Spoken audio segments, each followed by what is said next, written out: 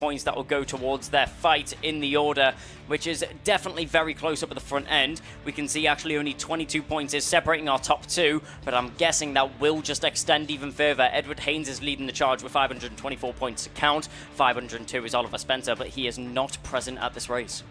Yeah, he's not here, so all eyes are on the other drivers that are on the bubble then. Cian Bernard, Emerson McAndrew and Theo Bradshaw, as I just said, 3, 4 and 5 just sitting behind. If you look at the standings on the Alpha Timing website, they actually update as the heats take place. So after 3 heats, that's how it stands right now. Yeah, and it's going to be a very interesting day of action. Talking about the action on track, let's have a little bit of a look at the hot lap. I think, Kev, you're going to talk us through this one. Yeah, let's ride on board then with number 44, Jay Pearson, senior rotax, coming around past the start-finish line on the Conrod Straight then, and you're in straight away to a right-hander at the end of the Conrod Straight. Clip the inside of that one. It's a right, left, right section. Then you're going to rise up through the valley, over the valley then, and down the other side. Another right, left, right, and then you are straight away into that Joey Dunlop corner, onto the paddock straight then, past the dummy grid on your left, into paddock bend, back onto the inside then, and now it's another right, left, left section in actual fact through the S's, onto the Rogerson Straight. Keep it flat through there if you can, because you want to launch yourself into the stratosphere that is Lunar Bend. Lunar Bend then, it's a right, right, right and right again. You want to keep this flat and just use as much track as you can, carry as much speed as you then make your way back onto the Conrod Straight and cross the start-finish line. Yeah, a great circuit and a great one.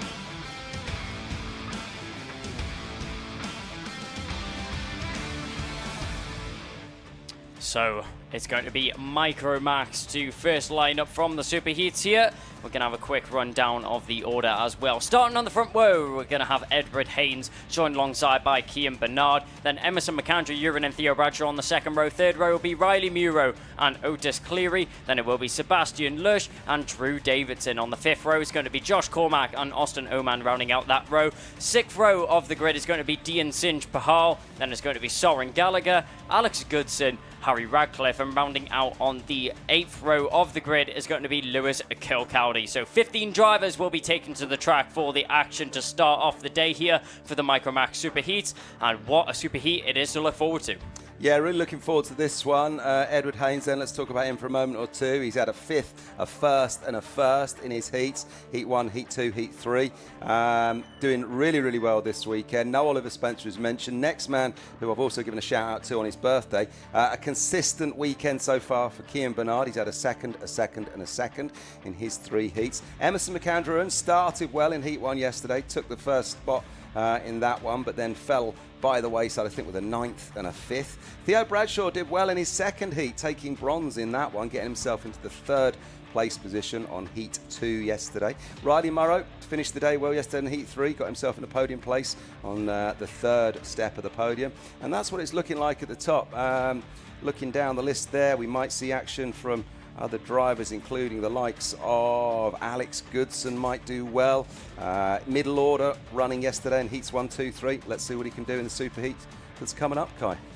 Yeah, it's going to be a good race indeed. We're just getting a few final checks there on the dummy grid by the stewards, just getting everybody in order and ready for the action to get underway. We're sitting here patiently, but we can't wait for the drivers to get out on the track. Some beautiful shots here. You can see the flags. That's the first corner there of Paddock Bend.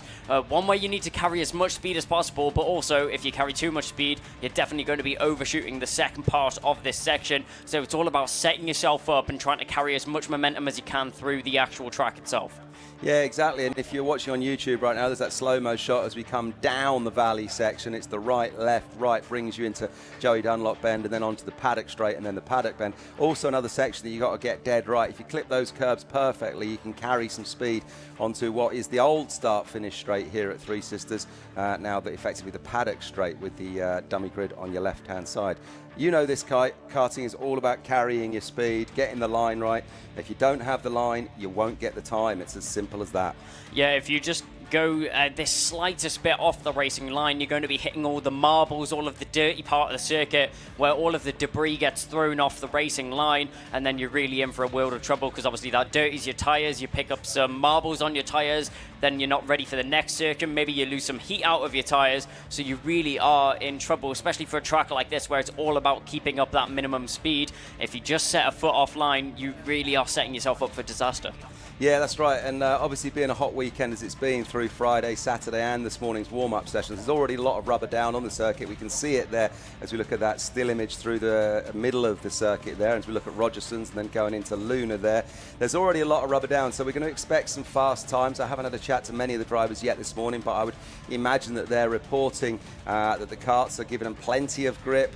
Whether on the Dunlop tyre or the Mojo tyre, but there'll be plenty of grip out there for them this morning. We should see some fast times, probably looking at the likes for some of the faster ones in the low 40s, the 42 seconds maybe on the seniors, see if they can push that in under 42 seconds a little bit later on when that senior rotax final gets underway. But it looks like, Kai, we've left the dummy grid here then, and we are getting set to go in this opening superheat of the morning, which is Micromax.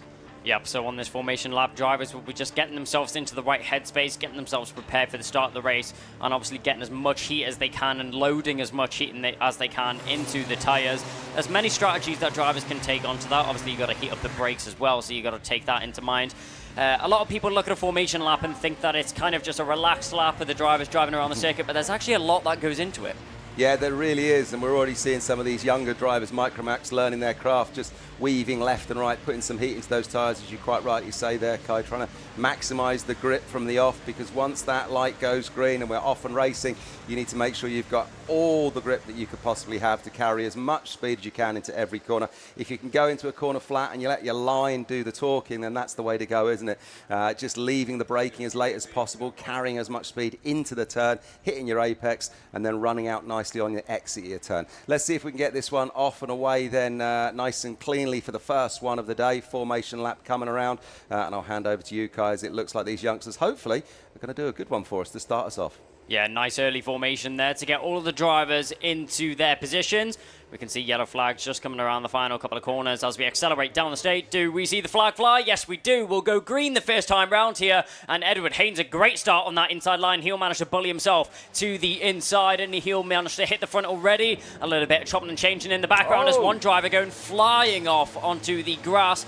Able to get going again. That looks like one of the SPR carts, if I do not mistake. We go round what would have been the old final corner and down the paddock straight now. Everybody now slotting into position. The top two breaking away. Edward Haynes has lost that lead. It looks like Emerson McAndrew-Urin has now hit the front of this battle, as we see the rest of the drivers now filing through the chicane. And in the background, one driver has had a mare of a start. Yeah, can't quite see exactly who that is at the moment, but we'll get that to you just as soon as we can. 133 Emerson McAndrew, and then leading right now from Edward Haynes. Cian Bernard was the loser in that one there. You can spot his brand new white crash helmet there, putting him back in now 2, 4, 6, 7th position, I think, from starting 4th, and the graphics come on screen, so here we go then, Kai. McAndrew from Haynes, from Leutsch, from Bradshaw. Yep, so everybody just getting themselves into order, and a lot of drivers now trying to find the limits there through that section and clipping the curb, throwing the carts off balance. You know that's where you do not want to be going. We're having a look at Lush right now as he's trying to fend off Bradshaw.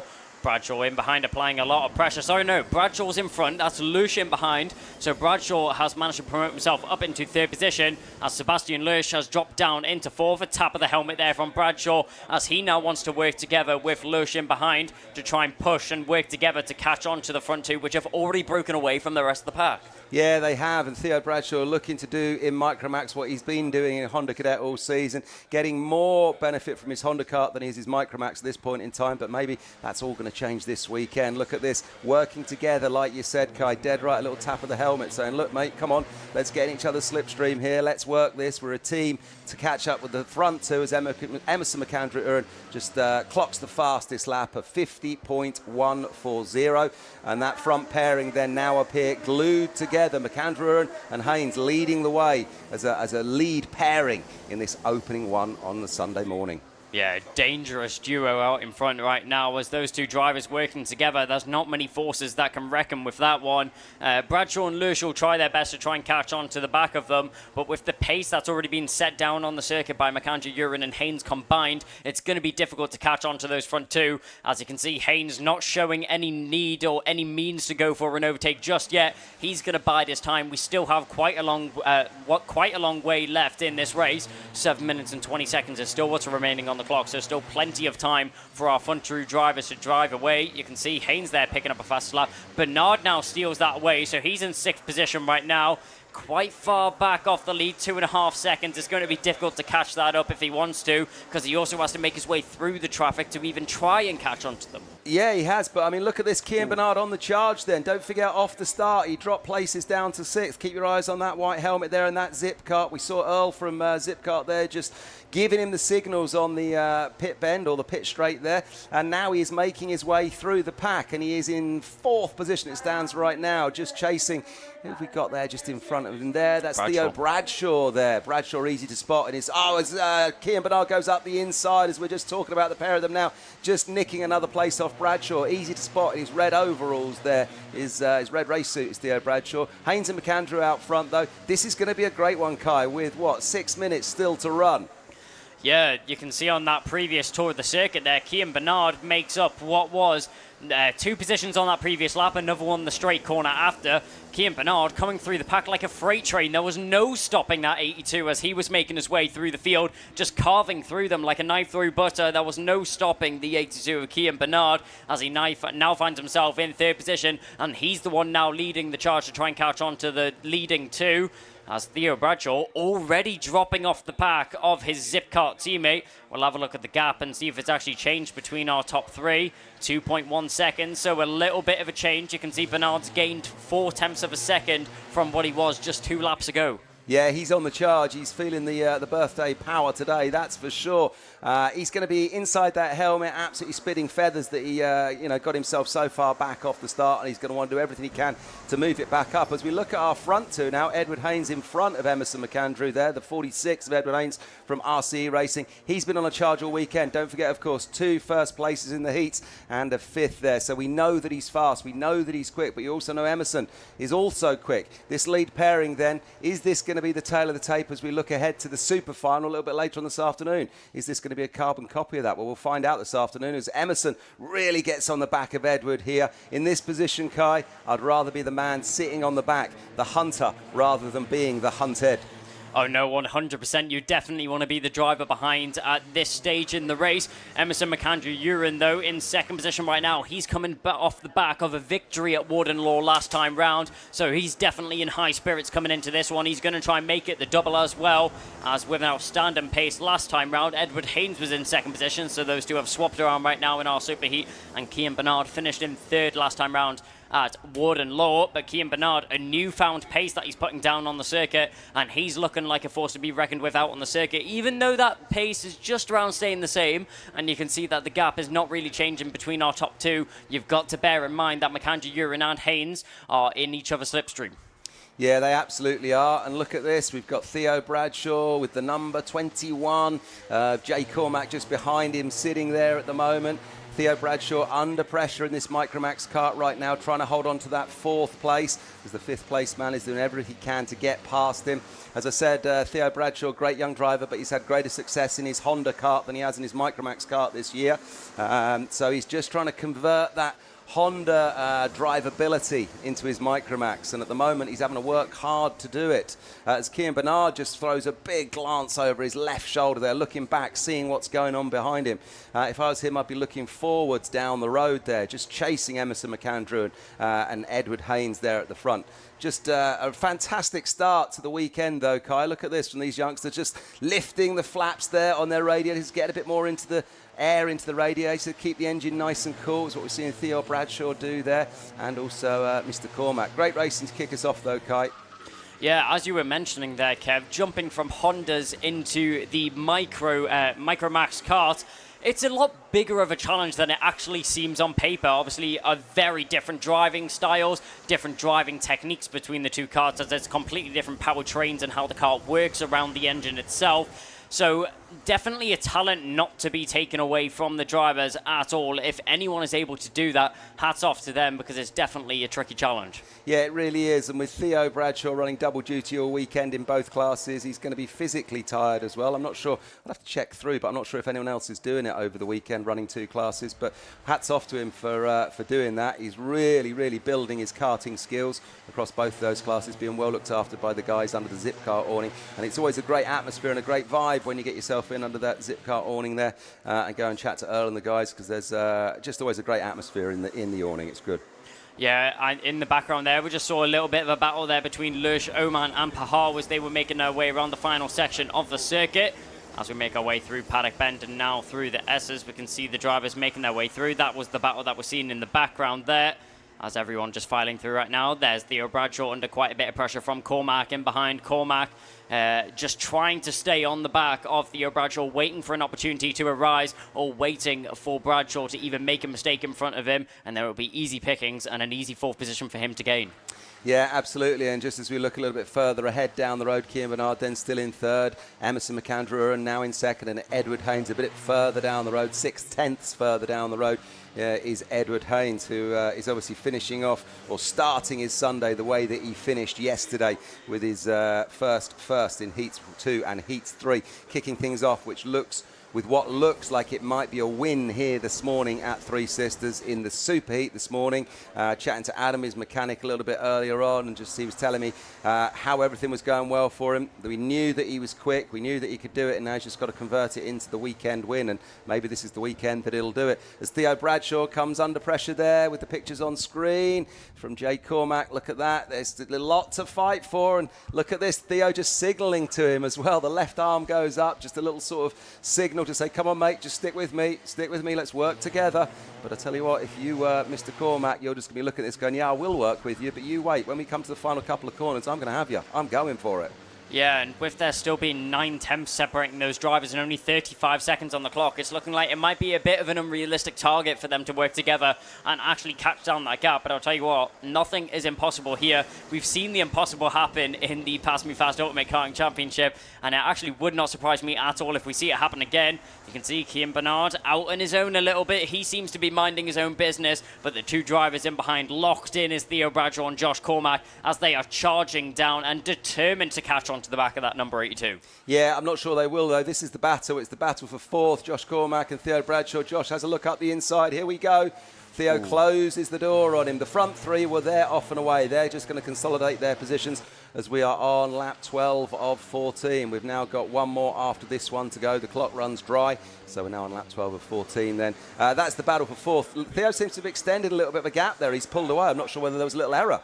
Yeah, we saw Cormac go for that move in the first place. So obviously, that means that he had to go into the corner a lot tighter than usual. That threw his car offline, and he just clipped the curb on the exit, unsettling the car and bouncing it off that racing line. And subsequently, he loses quite a bit of time to his competitor of Bradshaw in 4th position. So, as we mentioned earlier, just an inch offline, and it's a set for disaster. Yeah, exactly. I don't think he's going to make that up now as we are onto the final lap. Looking at the man full screen. Look at him go in that RCE kart. Fantastic driving from young Edward Haynes, with Emerson McAndrew just behind him there in his Synergy kart, looking great in the blue and yellow. Then it's Cian Bernard. Then we got Theo Bradshaw. Then Josh Cormac. I think that's going to be your top 5. There's clean air between all 5 of those drivers. And full credit to that man, Edward Haynes, as he's bringing it home, hopefully, for his superheat win, as he's just going through the right, left, right section there on screen. Really, really good driving from him. Obviously finding his form with the kart. He's got it tuned well. He's feeling good. Just come off the Rogersons, then going round into Luna. Here we go then on the big right sweep section of Luna. Keep it flat there, fella, and then just carry it through onto that Conrod straight. As then we're going to cross the start-finish line. He's going to take a win, Kai. Yeah, great victory there and an amazing start to the morning for Edward Haynes. McAndrew Urine tried his best to catch on to the back of the 46 and stick with him throughout the race, but the pace being put down on the circuit there by the 46 was just something that could not be contended against. 1.1 seconds is the ending gap that Haynes wins from McAndrew Urine in 2nd position. Cian Bernard, a great charge through the field from him after a start he would not have hoped for. He finds himself finishing in 3rd position, and it's not a bad position to start setting yourself up for the Super Finals earlier, since that is the race that everyone races for, to get themselves in the best position for the starting grid later on. Yeah, a really exciting start from our young drivers there in the Micromax, Kai. As we just see the first 3 being pulled into scrutineering. Keith, the UKC scrutineer, just signalling who he wants to go on in, and then just picking out another driver there as the number 15 kart gets put into scrutineering as well. So, yeah, a really exciting start from us there. Kind of no real surprises in terms of who's ended up as the front runners. Edward Haynes, Emerson McAndrew, and Kian Bernard, like we say, disappointing start, got in a little bit of a bump and hustle, found himself dropping back to 6th or 7th, so coming home in 3rd, he's got to be pleased with that. Consolidate the points, consolidate position, because you've got it all to do again a little bit later on this afternoon in that super final. And Theo Bradshaw, just as the kind of the man just in the background there in 4th this time, Theo Bradshaw. Yep, and as we just look at the drivers sitting in scrutineering right now, obviously the final driver that chose to go into scrutineering is just a random check to make sure that everything's all right on that kart. There's obviously no suspicion, no need for that pull-in, just a double check and a secure that kart is okay. So that is going to round it out there for the Micromax Superheat. Edward Haynes will take the victory from Emerson McAndrew Urin and Kian Bernard in 3rd position.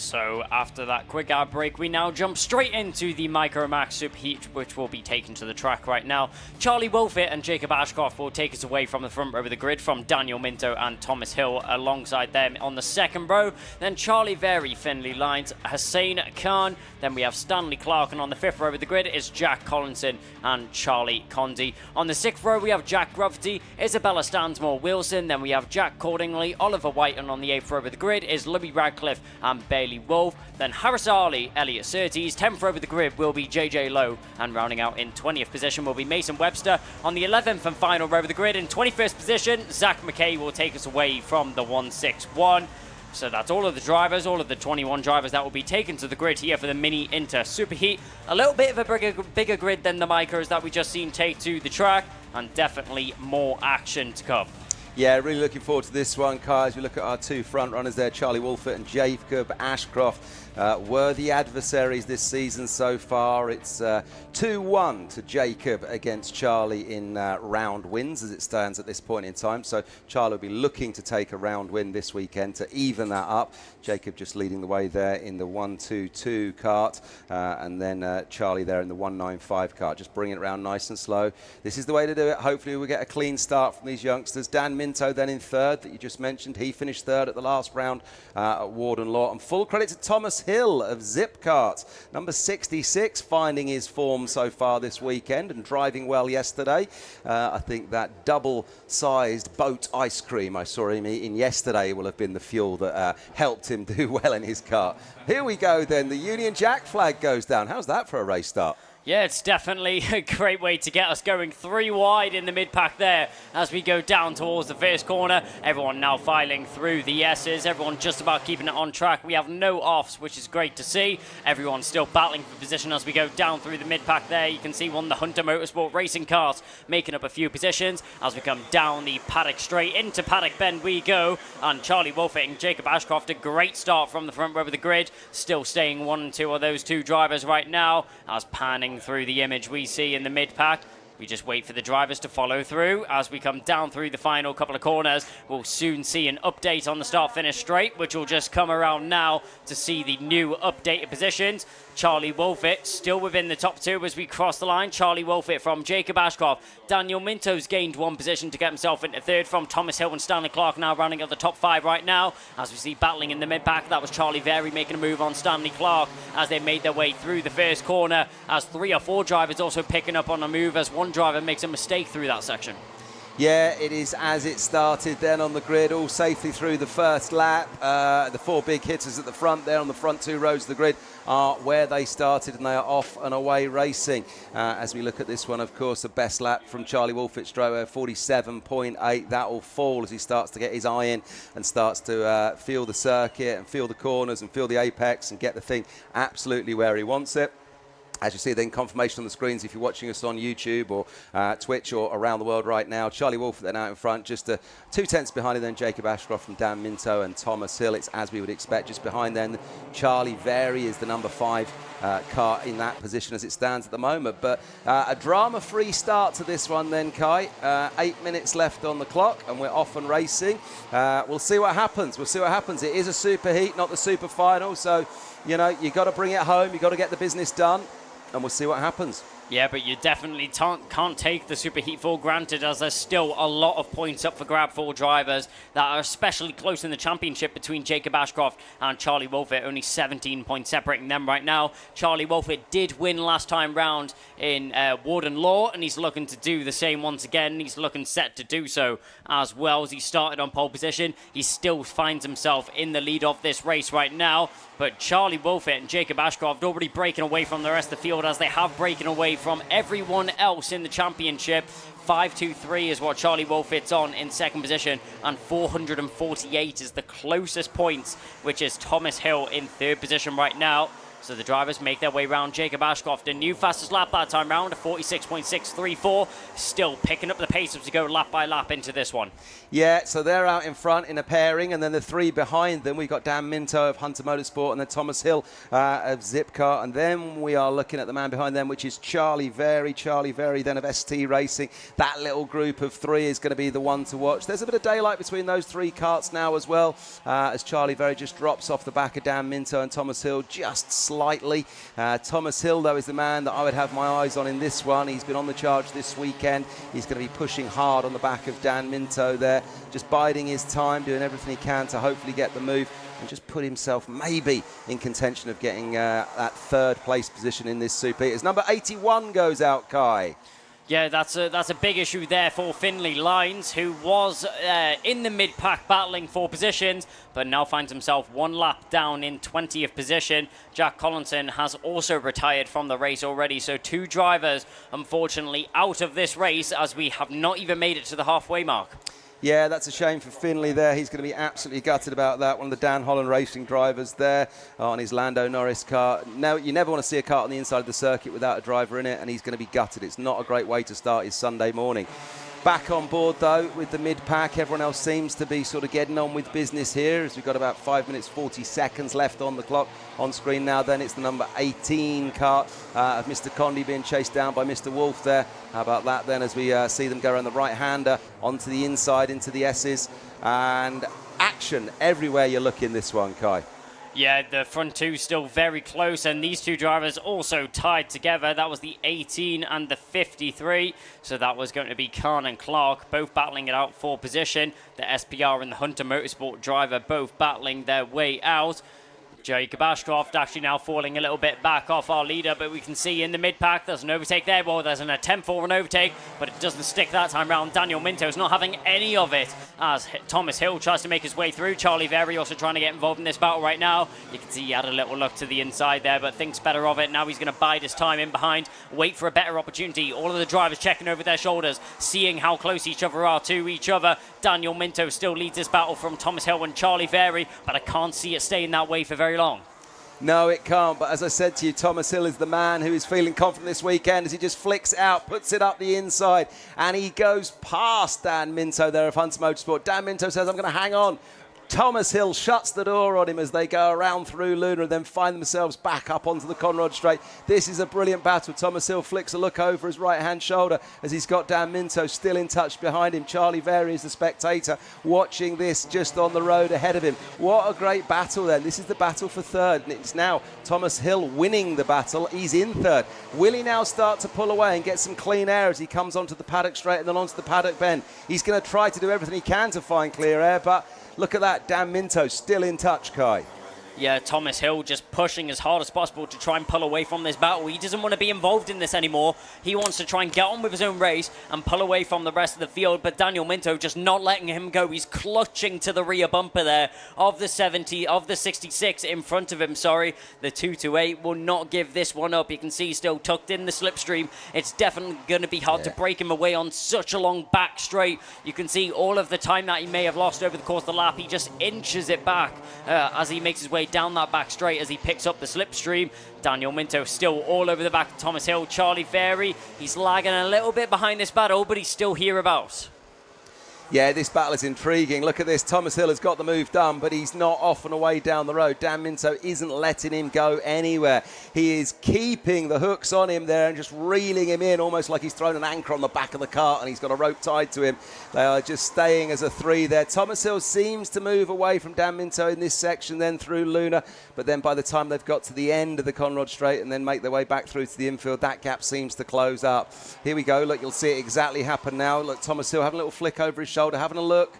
Dan Minto, though, closes the gap once again. They're still tight. Although, actually, have a look at this. Thomas Hill is actually extending a little bit of a gap, maybe. Yeah, Thomas Hill seems to be pulling away a little bit there from Daniel Minto in second position as we look down the home straight. Seems to have changed once again there as Daniel Minto definitely manages to claw back some time in the first section of the lap as they went through the S's, as he's now all over the back of the rear end of Thomas Hill once again. But on that last shot that we seen as they went down the home straight, it looked like Charlie Very was actually very close to the rear end of Daniel Minto.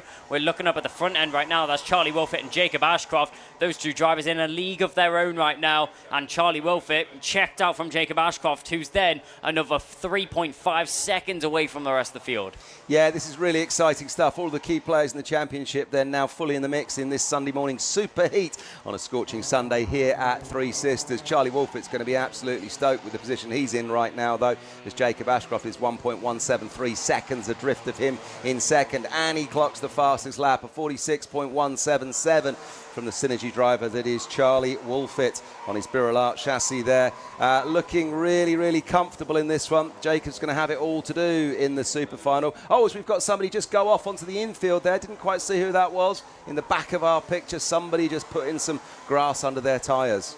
Yeah, just saw a spin in the background there. Didn't quite catch who it was who's had that incident on the circuit. But Charlie Wolfett really is in a league of his own this weekend. No one able to compete with him, even with Jacob Ashcroft being a very quick driver compared to the rest of the field. He's still another couple attempts each lap behind Charlie Wolfett, who's just managed to find something right. He's got into the right rhythm of the circuit this weekend, and that's exactly what you need to do on such a short span of a weekend. Daniel Minto tries the inside there on the final corner. He's not able to do so. You can see Minto getting restless. He wants to get himself back into third position. He feels like he deserves to be in that position, but Thomas Hill doing a great job at positioning the car in the right part of the circuit so that Daniel Minto doesn't have the opportunity to get down the inside or go around the outside at the same time.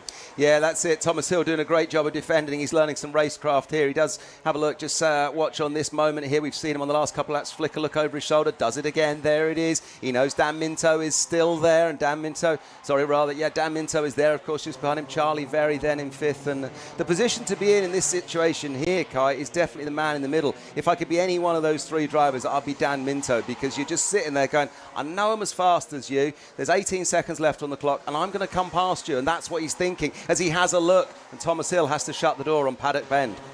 Yeah, you definitely want to be the driver in the chase, but Kev, I'm actually going to disagree with you here. I'd rather be Charlie Very in this situation. Since these two drivers have been going at it all race, you can see how desperate Daniel Minto is to get this third position. I would not be surprised if there's a little bit of contact between those two drivers, and anything that happens, Charlie Very is right there to capitalize on any mistakes or any misfortune between the two drivers. So he's definitely in the prime position right now. But Daniel Minto, he has a lot of work to do, and he definitely has to send a dive bomb if he wants to get this position secured. Yeah, you're absolutely dead right, and we could see that happening, but Thomas Hill is trying to extend a little bit of a lead, and will they have the calm thinking on board in their brains to think it's only a superheat, it's not a super final, let's just keep it on the road.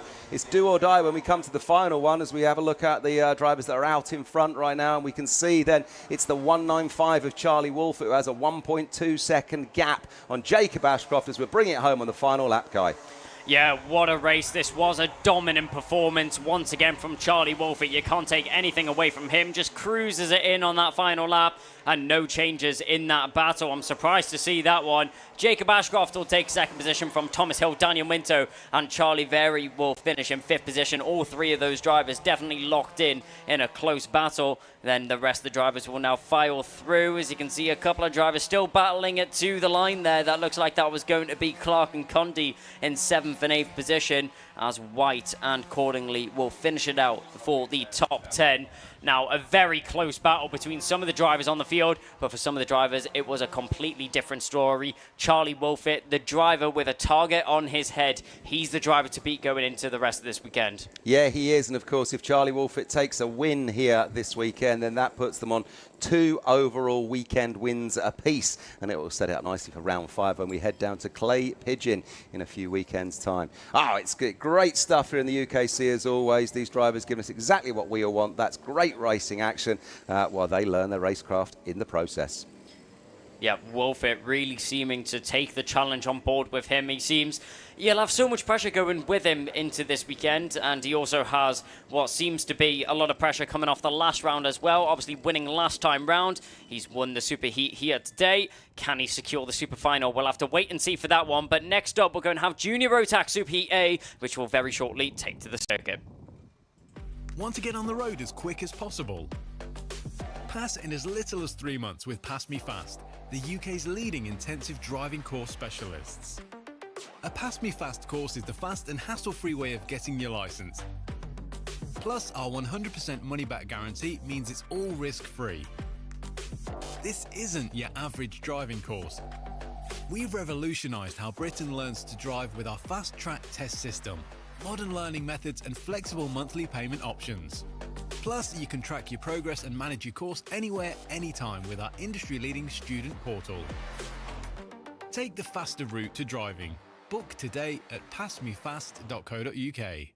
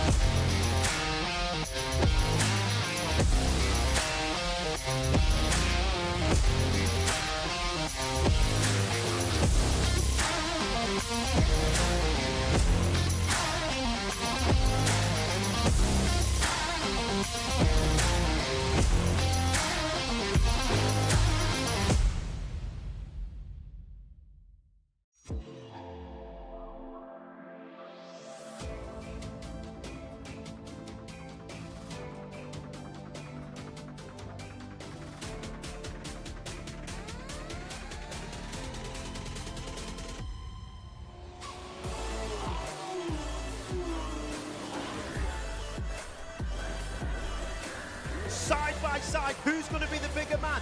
Oh, big off! Straight in the gravel trap, both cars out.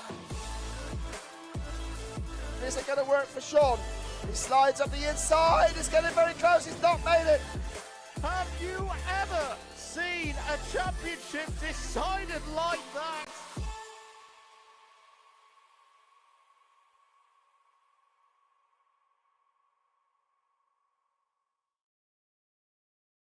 Want to get on the road as quick as possible? Pass in as little as 3 months with PassMeFast, the UK's leading intensive driving course specialists. A PassMeFast course is the fast and hassle-free way of getting your licence.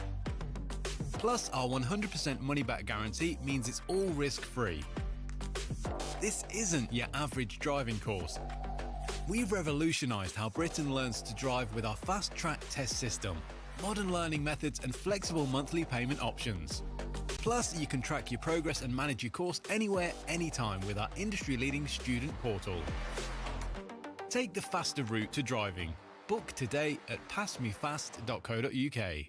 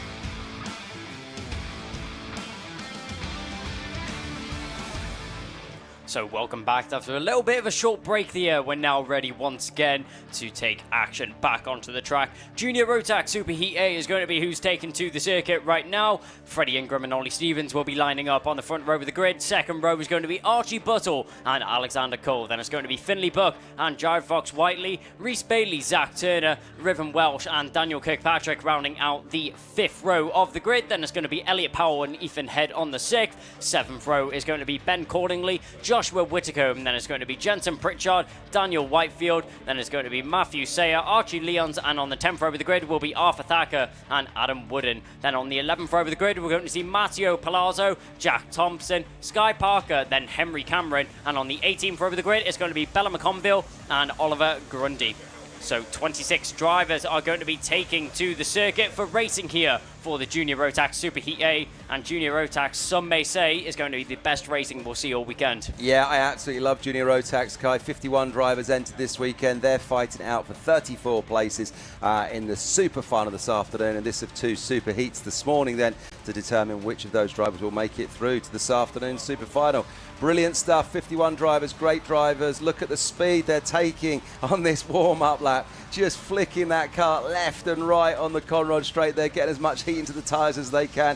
This is going to be an absolute belter, Kai. And lining up on the front row of the grid then, that man Freddie Ingram of KR Sport. He took the win at the opening round way back when, at round one, and we haven't seen him on the podium since. So can he do it this weekend?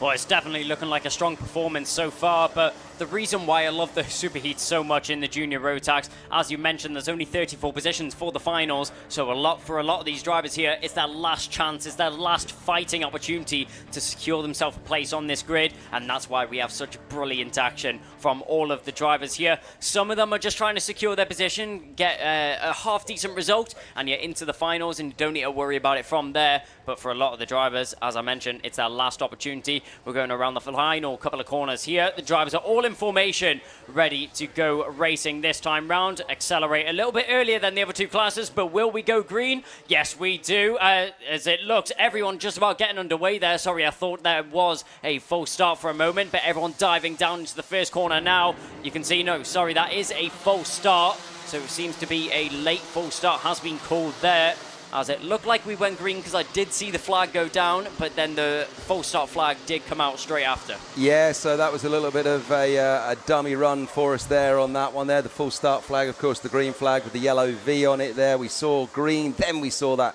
a moment later. But a little bit of a twitchy, nervous start from our Junior Rotax drivers.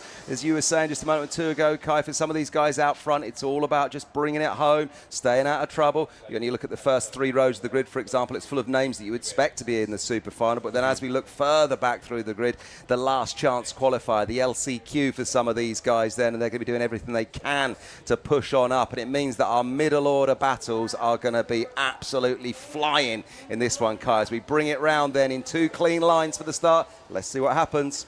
Yep, so drivers get their acceleration once again. This looks like a little bit of a better start. The flag does go, and it's definitely not a false start this time round. We go diving down the first straight into the first corner there. You can see trying to sneak down the inside. Ollie Stephen tries to get himself into the lead of the race, but it looks like Freddie Ingram just about holding on to it for now. As we now come down through the S's, this is where drivers have a great opportunity of gaining a few positions on the first lap of this race. As we now go down what would be the old straight down into Paddock Bend, Alexander Cole goes diving down the inside there of Finley Buck, as Buck managed to gain himself a position off the start, instantly denied once again there from Alexander Cole, so he stays in fourth position for the time being. As we go down through the final section, final couple of corners there, we look back out to the front of the grid. Can't quite see which one of the Cosmics that is out in the lead right now, but when they cross the line we will soon get an update. Freddie Ingram has managed to maintain and stick himself in first position for now, but a great start there from Archie Buttle, finds himself in second. Yeah, he does. So those two KR Sport carts doing what they do well on their Cosmic chassis, putting it into 1 and 2. And the interesting thing, of course, in this one, it is so pressured. It is really all about qualifying and bringing it home. And so far, all of the drivers safely through the first lap. Nobody off on the graphs just yet. The nerves will start to settle as we see a move come through in the midfield there. Can't quite make out the driver number, but red race overalls and a white helmet, putting it up the inside and nicking a place or two in the middle of the pack. Yeah, you can see drivers just backing off a little bit in that mid-pack there as a move was made, as the drivers made their way through. So down the back straight, down the home straight we go once again, down the back end of the circuit. Freddie Ingram still maintaining his lead right now, but he's not the fastest driver on the circuit. That's going the way of Jared Fox-Whiteley. Amazing pace from the youngster this weekend so far. In 5th position right now, Fox-Whiteley has really came out of his shell over the course of the weekend so far. He's been putting down some great results, some great pace as well. As if we have a look at where he's been finishing over the course of the weekend so far, some consistent results of 14th for 13th and an 8th. Not the best of results that he would have been hoping for so far, but 5th in the superheats. That's an amazing improvement. Yeah, really good improvement for him there. He'll be someone who's going to be looking to do the best he can in this superheat to give him the best possible chance into this afternoon's super final. As we take a look on a driver just putting a move up the inside there on our screens. The sunlight is the kart 72. Fox-Whiteley. Fox-Whiteley again. He's on the charge. That's the man we were just talking about. Good work, fella. Yeah, so Fox-Whiteley now finds himself in 4th position as he makes his way past Alex Cole. Alex Cole now under a lot of pressure once again as he has Zach Turner all over the back of his bumper, breathing down his gearbox right now as they make their way through the infield section. And they now escape back out. Alex Cole, the driver, with everything on his shoulders right now. We can either make it or break it. He needs to maintain these positions if he still wants a chance of fighting up at the front end. We go down the back straight once again. You can see Ollie Stevens still tucked in behind him as we go down the home straight once again. Stevens down the inside. Will he make the move stick? Yes, he will. Cole has a little bit of look at the switchback there, but Stevens does a very good job at covering it off. Yeah, great racing already in the early stages of this Junior Rotax 1 here in the scorching sunshine of Three Sisters. Brilliant, brilliant stuff. This is what we expect from Junior Rotax as we see another move just dipping out of our camera shot there for about 5th or 6th. Some of the drivers moving back. The number 22 then of that Fox-Whiteley car is going so well. Brilliant racing from that youngster, like you say, Kai, this weekend. Jared Fox-Whiteley, what a driver. What a weekend he's having. Yeah, Fox-Whiteley, 4th position right now. He really has been able to find some pace in this superheat here. Maybe that's something with the car or something he's found on circuit. But as we see down the inside there, as we're just praising Fox-Whiteley, the commentator's curse comes into action. And he actually loses a position to Ollie Stevens, who's on a great charge through the field right now. He's now all over the back of Finley Buck. Fox-Whiteley has a great opportunity here to now capitalise on the move that Ollie Stevens goes for. He can try and follow through as well and gain himself a position if he's managing to do so. The 3-1-3, surely this move is going to be done sometime soon, as Ollie Stevens with great overspeed over his competitor. It's just a question of when and how he will make the overtake stick. Yeah, look at that. You can see that kart there just glued to the bumper of the kart in front of it there. Ollie Stevens just thinking, right, wait for it. Here it comes. Is he putting it up the inside now? At the end of the corner of the inside, he does. And he does it cleanly as well. Great driving from Ollie Stevens there, making up another position. Brilliant stuff. But we've got Freddie Ingram and Archie Buttle still out in front. But everything we would expect from Junior Rotax in this one then delivering so far. Close racing. And those front two, they're not running away with it, Kai. No, they're not running away at all, and that's why I'm saying keep an eye on Ollie Stevens. He's been setting brilliant pace on the circuit so far. He currently has the fastest lap of the race under his bag as well. Even though he's been making his way through the field, he's still putting down blistering times on the circuit. So keep an eye on the Lando Norris chassis of the number 81 of Ollie Stevens as he now chases down the back of our front two. He takes out 0.3 of a second on that is going to be Archie Buttle in 2nd position. Ollie Stevens is now arriving onto the back of the two Cosmic karts as they charge their way down the back straight and now down through the S as we go onto the paddock straight once again. As we go down towards the paddock bend, you can visually see how close the gap is now between Ollie Stevens and Archie Buttle. Buttle was in a world of trouble as soon as that 81 gets on the back of him. Yeah, absolutely. That's a lot of pressure that Archie Buttle's having to deal with right now because Ollie Stevens is no slouch. He knows exactly what this game is all about, sitting 2nd in the championship overall as it stands at this point in time right now, and he was the winner in Heat 1, of course. So it's all to play for in this one, but there's your front three then on the screens. Freddie Ingram, Archie Buttle, Ollie Stevens, all just biding their time. Jared Fox-Whiteley there as well in the mix. And then we've got Archie Cole just behind him there. Yeah, that's Alex Cole currently in 2nd position right now behind Jared Fox-Whiteley. The number 22 in 5th position, still doing a great job to keep himself there, as it's definitely going to up his game and up his chances of making the finals with the position that he's in right now. 34 drivers make it through. Fox Whiteley's looking to be one of them. We have a look at Ollie Stevens right now, who's still all over the back of Archie Buttle as we go round the final couple of corners, which is the triple right-hander. It's completely flat out, though, so all one sweeping section. Ollie Stevens has the slipstream, and it's his textbook overtake that takes place once again. A little bit of a weave to the inside there. Archie Buttle just shows that he's not afraid to defend his position, but he doesn't have any opportunity to do so. Ollie Stevens gets himself into second, and he's not going to stop there at all. No, he's not. And I tell you what, Archie Buttle was powerless to do anything about there on that back Conrod straight. If you get somebody in your slipstream and you've got nobody in front of you, they're in the clear air. Just leave your braking late, flick it to the inside, and you're going to be off and away down the road. The only person who's doing really well here at the moment, or staying out of trouble, I would say, is Freddie Ingram, but that's not going to last long because Ollie Stevens is taking names right now. Look at this as he now pulls up onto the rear bumper of Freddie Ingram. He's going to have him in his sights. Will he do him on this lap or will he do him on the next one? We'll see what happens. Here we go, Freddie Ingram. He's got, wow, Archie. Ollie Stevens looks to the outside. It's not going to happen. Freddie Ingram now knows he's under pressure. You can see that Freddie Ingram will be looking behind him. Oh, and a big mistake there. He goes jumping over the curbs from no fault of his own, tries to go defensive, hits the curb on the inside, and that sends the kart absolutely flying. As a kamikaze, he goes across the rest of the circuit. And Freddie Ingram, with a desperate move to try and keep himself in the lead, he actually just really takes apart his race there as he falls down all the way into what will be 7th position right now.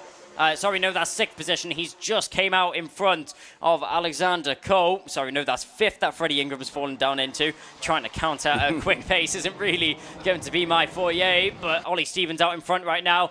With that mistake and that kind of situation taking place, that has now opened the floodgates, and that's now allowed Archie Buttle to arrive back onto the back of Ollie Stevens. And Ollie Stevens, once being the driver attacking through there, you can see a little bit of contact between Archie Buttle and Ollie Stevens. But as I was saying, Ollie Stevens, he was once the menace coming through the field. Now he's the one that has to defend it. The roles have completely reversed here. And Jared Fox Whiteley, what's happened here? He finds himself in 3rd position right now, and he's battling for the lead. Yeah, he is. And Freddie Ingram was just sort of under pressure, as I mentioned, and that's what happened to him. The pressure got to him and he went off. Ollie Stevens found himself in 1st, then Archie Buttle up to 2nd, and now Jared Fox Whiteley finds himself in a battle for the front 3 positions. Sitting in 3rd, and he's going to be thinking, hang on a minute, I could get a 2nd here. This is unprecedented. It's going to be fantastic racing for him if he manages that. Archie Buttle, though, lost his place there to Ollie Stevens. Ollie Stevens leading, of course, but Archie now going to be sitting there thinking, okay, well, it's all right, I can get this back. As I think Freddie Ingram, though, is back up to 4th, so he is going to be seething inside that helmet. He's going to be thinking it's not done and all over yet either. So we've got a long way to go in this one, Kai, but with actually only 40 seconds on the clock. And I'll tell you what, Kev, I would not want to be in the seat of Jared Fox Whiteley right now with a hot-headed and a seeing red Freddie Ingram. I would not want to be the driver in his way at all. Jared Fox Whiteley, if he knows what's best for him, he wants to get in front of Archie Buttle as soon as possible. He does not want to be the driver that Freddie Ingram arrives onto the back of, as Fox Whiteley already in a difficult position, and especially with a fast charge and Freddie Ingram in behind, that multiplies the difficulty by 10. Yeah, and what we're seeing here, Kai, as Freddie Ingram looks to go up the inside of Fox Whiteley, I think he's done it. He has. So now we have Ollie Stevens from Archie Buttle, from Freddie Ingram, and then Jared Fox Whiteley. But what we're seeing here, Kai, is exactly what we'd expect from Junior Rotax. A really close race with loads of action. Nobody is running away with this. And look at this. We're getting Jared Fox Whiteley being given the orders behind, who was that? Alex Cull behind him there, or Finley Buck just giving the orders to get off and away down the road and work as a team? Well, Finley Buck told them to work together and then instantly tried to go down the inside. So maybe a little bit of a betrayal between the drivers there. But talking about betrayal, I'm sure Fox Whiteley will not be happy at all. Freddie Ingram had a little bit of contact to the rear right there of Fox Whiteley as they went into the corner, which forced Fox Whiteley out wide, which is how Ingram got down the inside. So Fox Whiteley won't be happy about that situation, and I wonder if the stewards will have a look at that one. But we'll not worry about that for now, as we're on the final lap. We come around the final corner there, and across the line, will Ingram get there for 2nd? It's going to be close, but he doesn't. Archie Buttle just about takes it, as Ollie Stevens Hats off to him. The fast charging Ollie Stevens, the number 81, made his way all the way through the field and finds himself on top here in Junior Rotax Superheat A. Archie Butler in second, and a brilliant recovery drive there from Freddie Ingram to finish third. But I'll tell you what, I'm sure a lot of us will be surprised here sitting, and a lot of us with a smile on our face to see Jared Fox-Whiteley, one of the youngest drivers in the class, to be finishing in 4th position. What a drive from him. That'll give him a lot of confidence going into the finals. Yeah, it really will. And a super exciting race for us to sit and watch and try and commentate on. It was all happening so fast. I must apologise to Alexander Cull, getting my Alexander Culls and Archie Clarks in a mix there. An amalgam of both names came out at some point in the middle of all of that, Kai, but no harm done. Great racing then, and of course the exciting thing is for all of us standing on the sidelines and watching the sidelines is we've got Junior Rotax B still to come. More of this action from these junior drivers. Yeah, another group of Junior Rotaxes, and we're very much looking forward to it. That's only Group A that we have. We have Group B coming up next. They're going to be the next ones out onto the circuit, so make sure to stay tuned as we now very shortly go into Junior Rotax Superheat B. Want to get on the road as quick as possible? Pass in as little as 3 months with PassMeFast, the UK's leading intensive driving course specialists. A PassMeFast course is the fast and hassle-free way of getting your licence. Plus, our 100% money-back guarantee means it's all risk-free. This isn't your average driving course. We've revolutionised how Britain learns to drive with our fast-track test system, modern learning methods and flexible monthly payment options. Plus, you can track your progress and manage your course anywhere, anytime with our industry-leading student portal. Take the faster route to driving. Book today at passmefast.co.uk.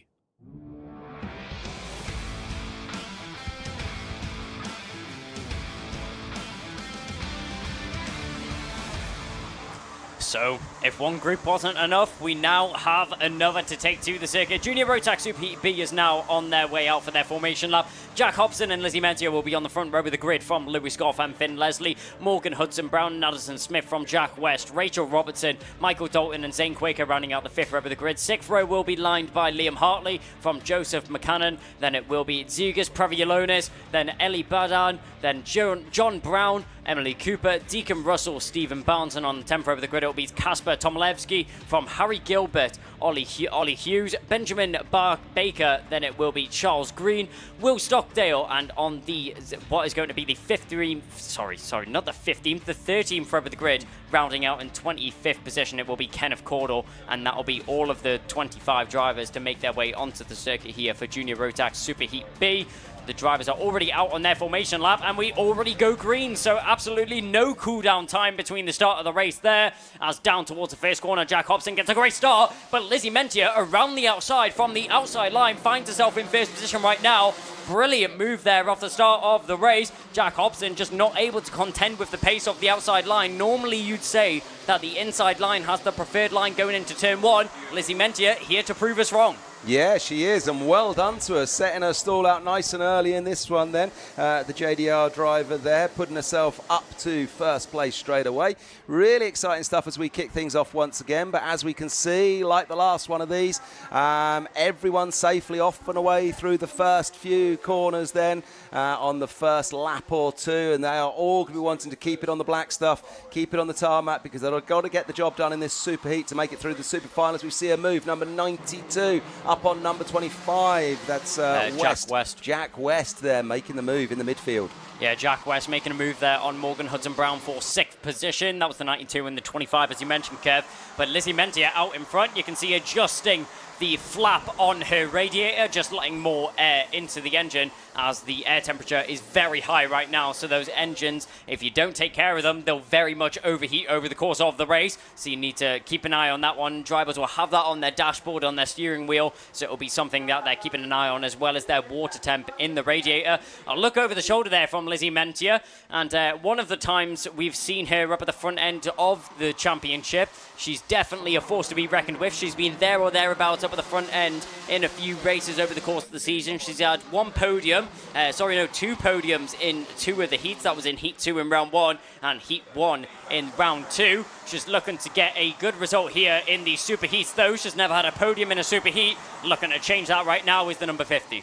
Yeah, and she's had an 8th, a 7th, and a 5th this weekend so far in her 3 heats. She's out in front with a little bit of clear air, 2 tenths between her and Jack Hobson, who's sitting behind her. But look at this, we've got a train of 1, 2, 3, 4, 5 drivers there, all looking to do the business and take a win. It's a front 6 then group that's moving up as we've got a move just going up on the inside. Can't quite see who it is there, Kai. You've got better eyes than me. Finn Leslie, that man from KMS then, just making up a place or two in the early stages of this one. Yep, Finn Leslie making a move there on Lewis Goff. It looked like Addison Smith was following through as well.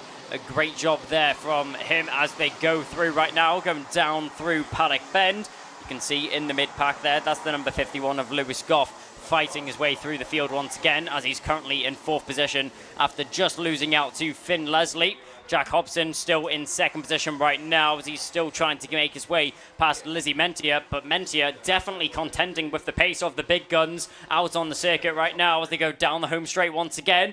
That is going to be the 4th lap completed. Mentia actually picking up the fastest lap on this circuit, but she's got to keep an eye out for Jack Hobson, as Hobson obviously has the slipstream, and that's definitely going to come into effect when we make our way down the home straight. Yeah, you're powerless to do anything about that slipstream effect on the home straight. If you're the driver out in front and somebody's just sucking in behind you there's not much you can do about it. This is going to be a real test for Lizzie Mentier. We've still got over 6.5 minutes to go in this one. She's got to keep her head. Just keep doing what she's doing, lap after lap after lap. You can't afford to let the sort of red mist come down or be too focused on what's going on behind you. Just keep doing your job and let everyone else get on with theirs. And it might just work out for you. Will she handle the pressure? Well, we're going to find out as this one plays out. But our front 3 then, there they are on our screens if you're watching on YouTube or Twitch right now. Lizzie Mentier from Jack Hobson, from Finn Leslie. My money's on Finn Leslie, I have to say, for pushing up a place or two here, Kai. Well, I'm not too sure with you, Kathy. It's very close, but I'll take your word for it. As going into 2nd position there is Finn Leslie. He makes his way past Jack Hobson. But as you mentioned as well, the worst thing you can do as a driver, especially at such an early stage in the race, is worry too much about the karts behind you. Once you get towards the final couple of laps, that's when you can start worrying about where the karts are behind you and when you should start positioning your car to defend from everyone in behind you. But Lizzie Mentia just needs to worry about her own race, perfect her own laps, push as hard as she can, and that's all she can do for the time being. She is under a lot of pressure right now, though, but talking about under a lot of pressure, Jack West has Lewis Goff and Addison Smith all over the back of his rear bumper. So the 92 is going to have to try and keep them at bay right now as he's trying to catch onto the back of Jack Hobson as well. Finn Leslie and Lizzie Mentia starting to break away a little bit there from the 114 in 3rd position. So those 2 drivers just starting to extend. Yeah, just starting to extend, and Jack Hobson isn't leading the championship without good reason. He knows what this game is all about. Currently sitting in 3rd on the timing screens right now. Finn Leslie then up to 2nd. Finn, of course, has been on the podium at every round of the UKC, but has yet to take an overall weekend win. Could this be the weekend that he does it? I had a chat to him yesterday, and he felt confident, thought he had the pace, just had to link it all up and get it all right. And he's just sort of, he's the waiting man, is what I think I got from the chat that I had to him yesterday. Feels like he can do it for sure. Lizzie Mentia, though, still handling the pressure out in front, but look at the pressure. Oh, no, wait a minute. No, she's not. No, she's not. Am I seeing Finn Leslie having overtakes Lizzie Mentia? Let's get a shot at the front. We'll see it in a moment. Yeah, and as we wait for that pan, yes, we have. So Finn Leslie, he now hits the front, the veteran of the UKC Championship. He now makes his way to the front of the grid. You can't count out Lizzie Mentia or Jack Hobson for the time being, though, as Mentia still tucked in all behind Finn Leslie. As it looks like those 2 drivers are going to work together. Mentia had a chance of an overtake and just decided to stick in behind Leslie and push as they went down the straight. But with Jack Hobson being very quick in behind, if I was Mentia, I'd want to find myself in the front of this battle. Yeah, I would, but she's going to have to work hard to do it. A 42.941 then is the fastest lap just set by that man, Finn Leslie of Kato Motorsport. Lizzie Mentier now finds herself fighting off Jack Hobson from behind. So these 3 are out in front, but look at this. There's a slight little gap back to Jack. You know what? Lizzie isn't letting Finn go. This is intriguing out in front, Kai. Yeah, this is brilliant racing up at the front end of the field. Finn Leslie, you can see, head down on the straight, trying to get the aerodynamical advantage over his opponent.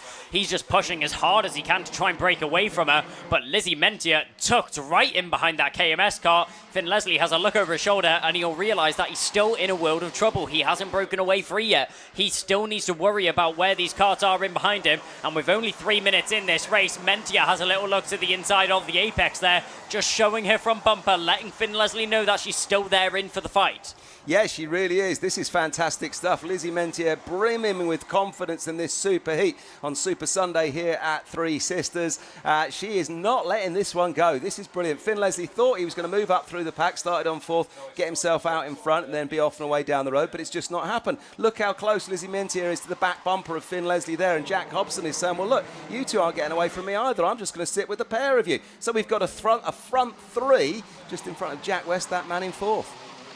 I'd say Lizzie Mentier definitely has the pace to hold on to the race if she manages to get herself out in front. We've seen that she has great defensive abilities over the course of the championship so far. She's displayed brilliant racecraft over all of the 3 rounds that we've had so far, including the 4th round that we're at right now. But Lizzie Mentier still tucked in behind Finn Leslie. He's not going to have the rest of this race easy. And with 2 minutes remaining on the clock, it looks like we're going to have maybe 4 more laps, including the extra lap.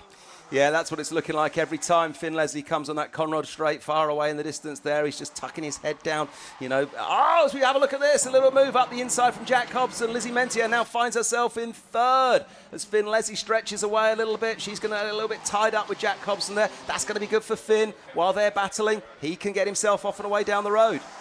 Yeah, this also opens the gates to Jack West, though, as well, as he's now arriving onto the back of this battle due to that overtake taking place. Both of those drivers losing quite a bit of time to the drivers in behind, and it's all falling apart for Lizzie Mentier here. What looked like was going to be such a strong battle for the lead after Jack Hobson has made this move, lost a lot of momentum throughout the rest of the circuit, and Jack West is now in the clutches of her, and he has a great opportunity to try and make the move on this home straight.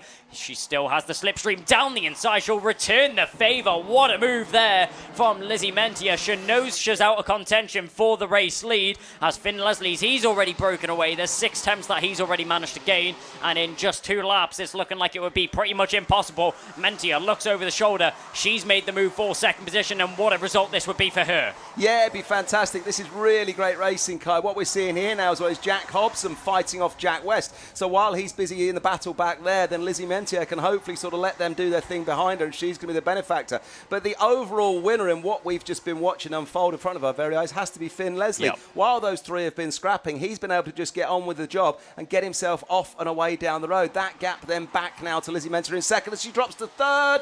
Now 0.83 seconds. It's all going on. The battle for second. She's going back up the inside. Is she? No, she's not. The door gets closed.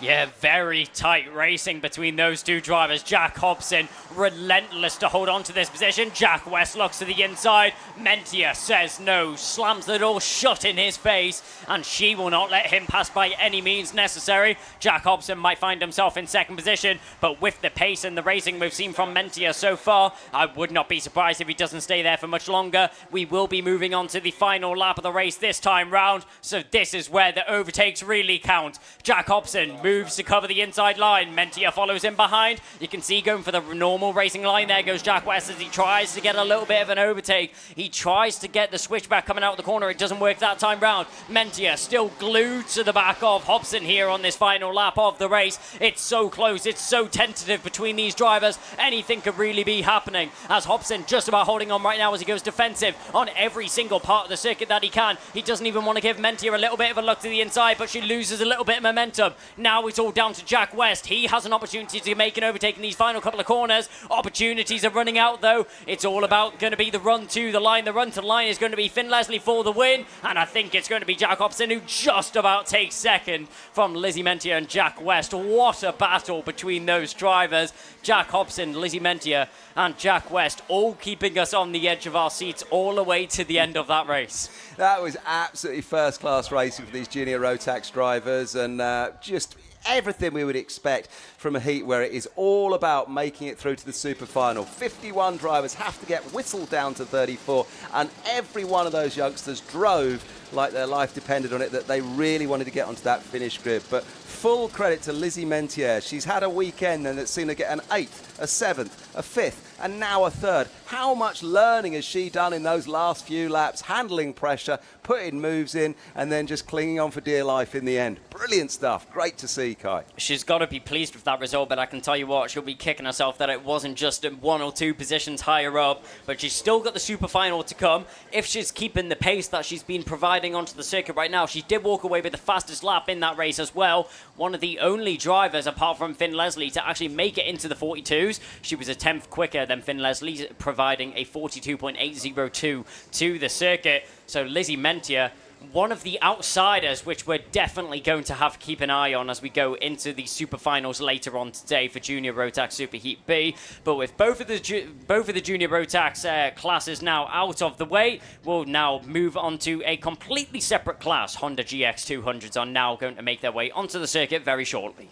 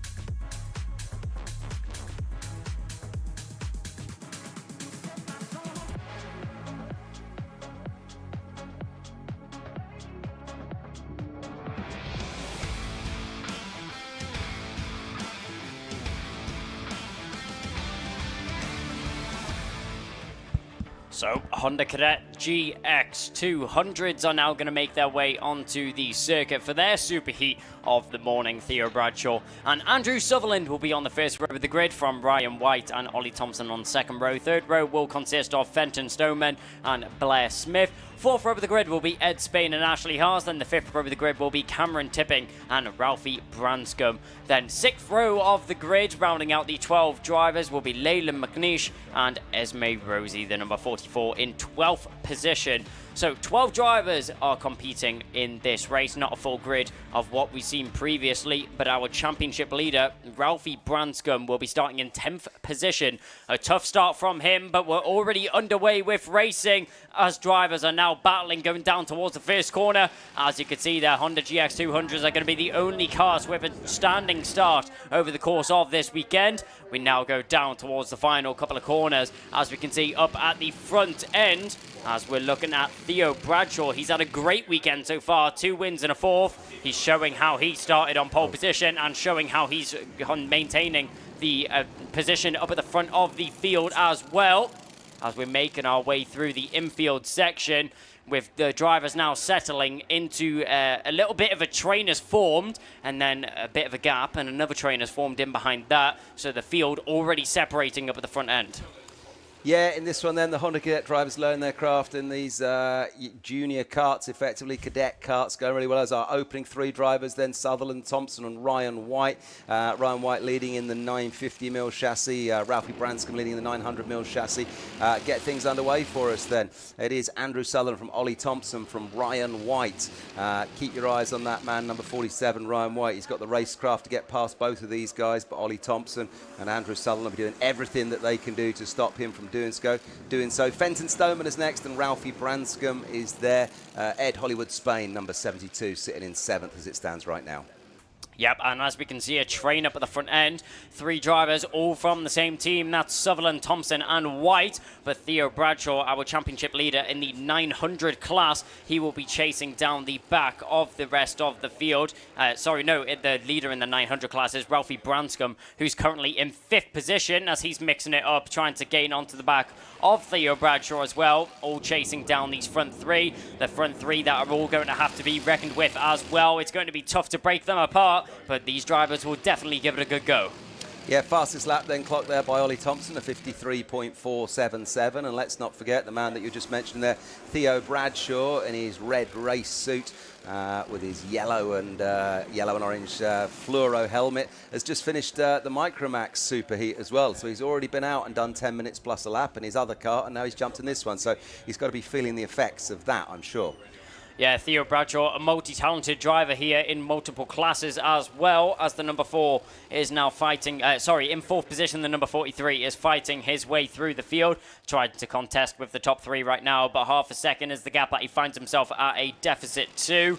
As they go down through the first corner and down the inside, Ralphie Branscombe's going to lose a position there to Ed Spain, as Edward Spain in 6th position now finds himself in 5th. Ralphie Branscombe is dropped down into 6th position as well, and Theo Bradshaw picks himself up the fastest lap of the race with 52nd flat, .081. 7 minutes still remaining in this race, so plenty of time for drivers to find themselves in the position that they're going to finish in. But Ralphie Branscombe, after losing out on 5th position, I'm sure he'll be fighting with everything he has to try and get that back.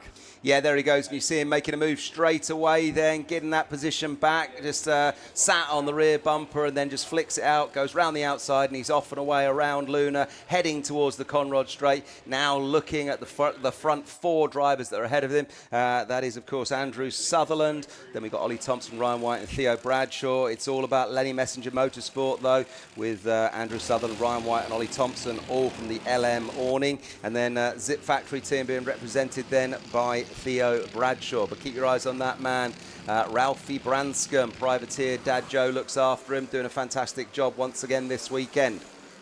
Yep, and Ryan White, fastest lap that time round. And as we saw the move from Branscombe on Spain, Spain also lost out to Stoneman, as Fenton Stoneman was able to follow through with Ralphie Branscombe on that previous overtake. As we look back up to the front end here, it looks like Andrew Sutherland's now been dropped down into 2nd position, as Ollie Thompson feels it's his turn to hit the front and his turn to now take a lead in this class as he tries to pull away from his 2 teammates. Will they all work together from now forward? It's Ollie Thompson's turn in 1st position, Sutherland's in 2nd, and Ryan White now stays in 3rd. But not for much longer if Theo Bradshaw is keeping up the pace that he's putting down on the circuit faster than all 3 of them combined. You can see Theo Bradshaw has now arrived onto the back of this battle, and he's here to cause an upset. Yeah, he really is. But those three youngsters out front, well, they'll be just sitting in that train for a little while longer. All friends under the awning on their Project 1 chassis from LM Motorsport. Andrew Sutherland, or Ollie Thompson leading, then Andrew Sutherland, then Ryan White. Look at Ralphie Branscombe here with some drivers all over the rear of his bumper right now. He's having to defend, and he's going to defend well, but we are looking then at Mr. Stoneman coming up behind. That is, of course... where are we? Fenton Stoneman, isn't it, there coming up on Ralphie Branscombe? Yeah, Andrew Sutherland there feeling the need to go defensive as Theo Bradshaw is on the back of this battle, and you can see that's right, Riley Branscombe, sorry. Ralphie Branscombe has been filed all the way to the back of this field as contact there between Andrew Sutherland and Theo Bradshaw. Bradshaw nearly put Sutherland round, but let Sutherland regain the cart and regain control and manages to stay just in front of the number 43 after a little bit of a tap on the rear end there. That just means that it's more time lost to the drivers in behind and more time lost to the drivers in front as well, as Ollie Thompson and Ryan White will say thank you very much for the gap that's been able to be placed down on the circuit between second and third position right now. Andrew Sutherland under a lot of pressure from Theo Bradshaw, as Bradshaw will be looking for that move as soon as possible. Going defensive. Bradshaw's going to have to go the long way round. Will he be able to sell the dummy to the inside? No, he won't. He'll look for the switchback if possible. Let's see if we can get that on the shot. He's going to go outside to the inside there. Theo Bradshaw finds himself, sells the dummy back to the outside. Is he going to try the move once again as they go round the final, what would have been the final bend, onto the old paddock straight? On the inside he goes, and after a long half a lap of battling, Theo Bradshaw finally finds himself in third position, and Andrew Sutherland is dropped down into fourth. Yeah, I'm not sure really what's gone on in this race, Kai. A moment or two I was saying about all the LM Motorsport, Lenny Messenger Motorsport drivers sitting in a little train, working together and just running out front as a three-way. And then suddenly it's all gone adrift. And now we find Ollie Thompson and Ryan White in a world of their own out in front. And behind them, Andrew Sutherland and Theo Bradshaw battling away. And now drivers joining them as Andrew Sutherland seems to be going backwards. He's now dropped down to fifth. As we see Stoneman and Spain make up the order there. I'm not quite sure what's happening to him. Maybe he's got a problem with his car. Yeah, it looked like he was lacking quite a bit of pace on the straight there, but that could have well been just the momentum that he lost from the previous section, carrying on to that straight, as he's now going to be in the clutches of Ralphie Branscombe in 7th position. So from 3rd position, well, what was the lead of the race earlier on, Andrew Sutherland goes from 1st down all the way to 6th position in just the space of what is a couple of laps. 2 minutes 30 remaining on the clock, so only a few laps remaining in this race for drivers to sort themselves out as we see around the final couple of corners. And Andrew Sutherland really on the back foot right now as Ralphie Branscombe's now being brought into this battle with great acceleration out of the final corner and down the straight. It really does look like there's a lack of pace on that car in a straight line in comparison to the rest of the field. Andrew Sutherland, something doesn't look right with him. There's almost nothing he can do every time he gets up on that Conroe straight there. It's just the driver coming up on the rear bumper thinking, hang on a minute, I'm going quicker than this guy, I'm going to make a move now, and they're getting it done. That will probably give Ralphie Branscombe a little bit of confidence to push on and try and get a bit further up the road where he was a lap or two ago, now finding himself back in 7th when we did see him about 4th or 5th, I'm sure, a lap or two ago. Then we got the 43 there of Theo Bradshaw coming in 3rd at the moment there, just looking what's going on behind him, as of course off and away down the road. The benefactors of all of this have been Ollie Thompson and Ryan White, who now find themselves certainly in some clear air. Both teammates, of course, from LM Motorsport. As we look at them on board now then, there they go. And that's the gap back to Theo Bradshaw. You can see it on that picture. In real terms, I think 3.35 seconds. Yep, 3.35 seconds is the gap that has been established between Ryan White and Theo Bradshaw. And Bradshaw does have a couple of attempts back to Stoneman in behind him, so he's not in a comfortable position right now. But both drivers being on the Zip chassis, will they work together or will they battle it out in these final 2 laps? There's no question about it. I'm not sure what's going to happen in this one, but Stoneman has been battling his way through the field so far. He's currently in 4th position, but will he be able to find himself in 3rd by the end of this race?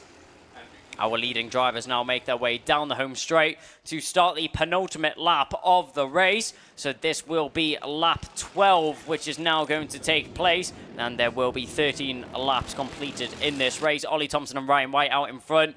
No battling yet going on between these two drivers, and I can tell you what, they can start battling whenever they want because they've got such a large margin to anyone else in the field.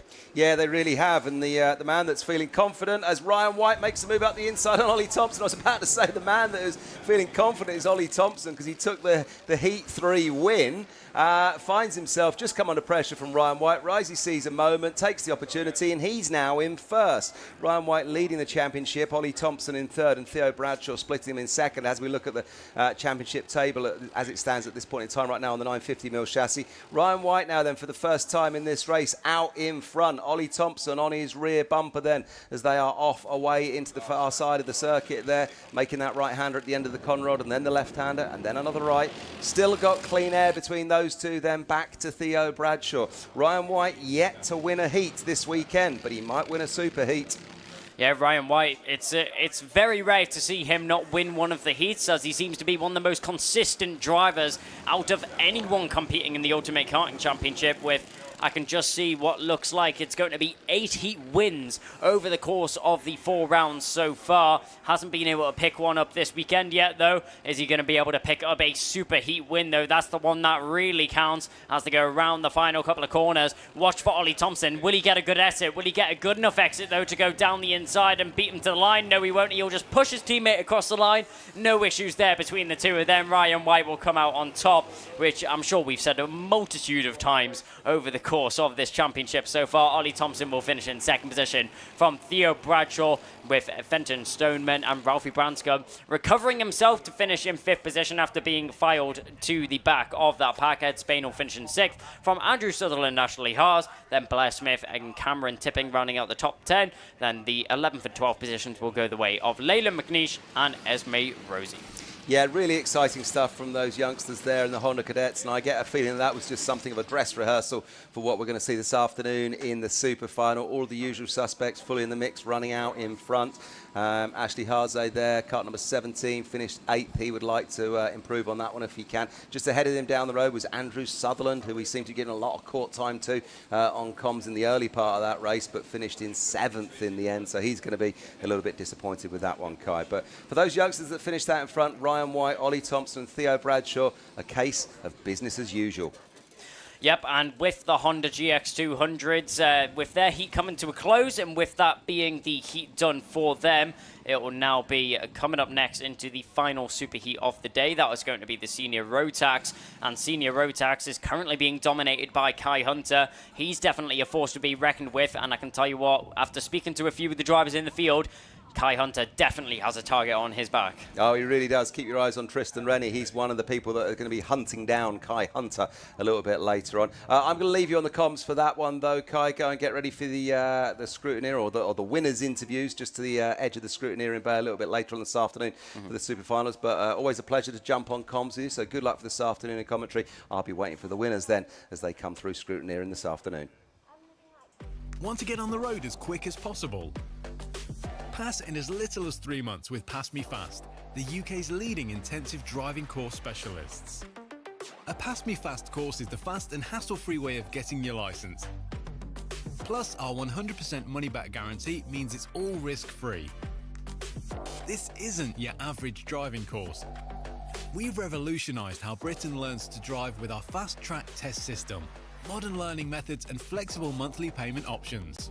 Plus, you can track your progress and manage your course anywhere, anytime with our industry-leading student portal. Take the faster route to driving. Book today at passmefast.co.uk.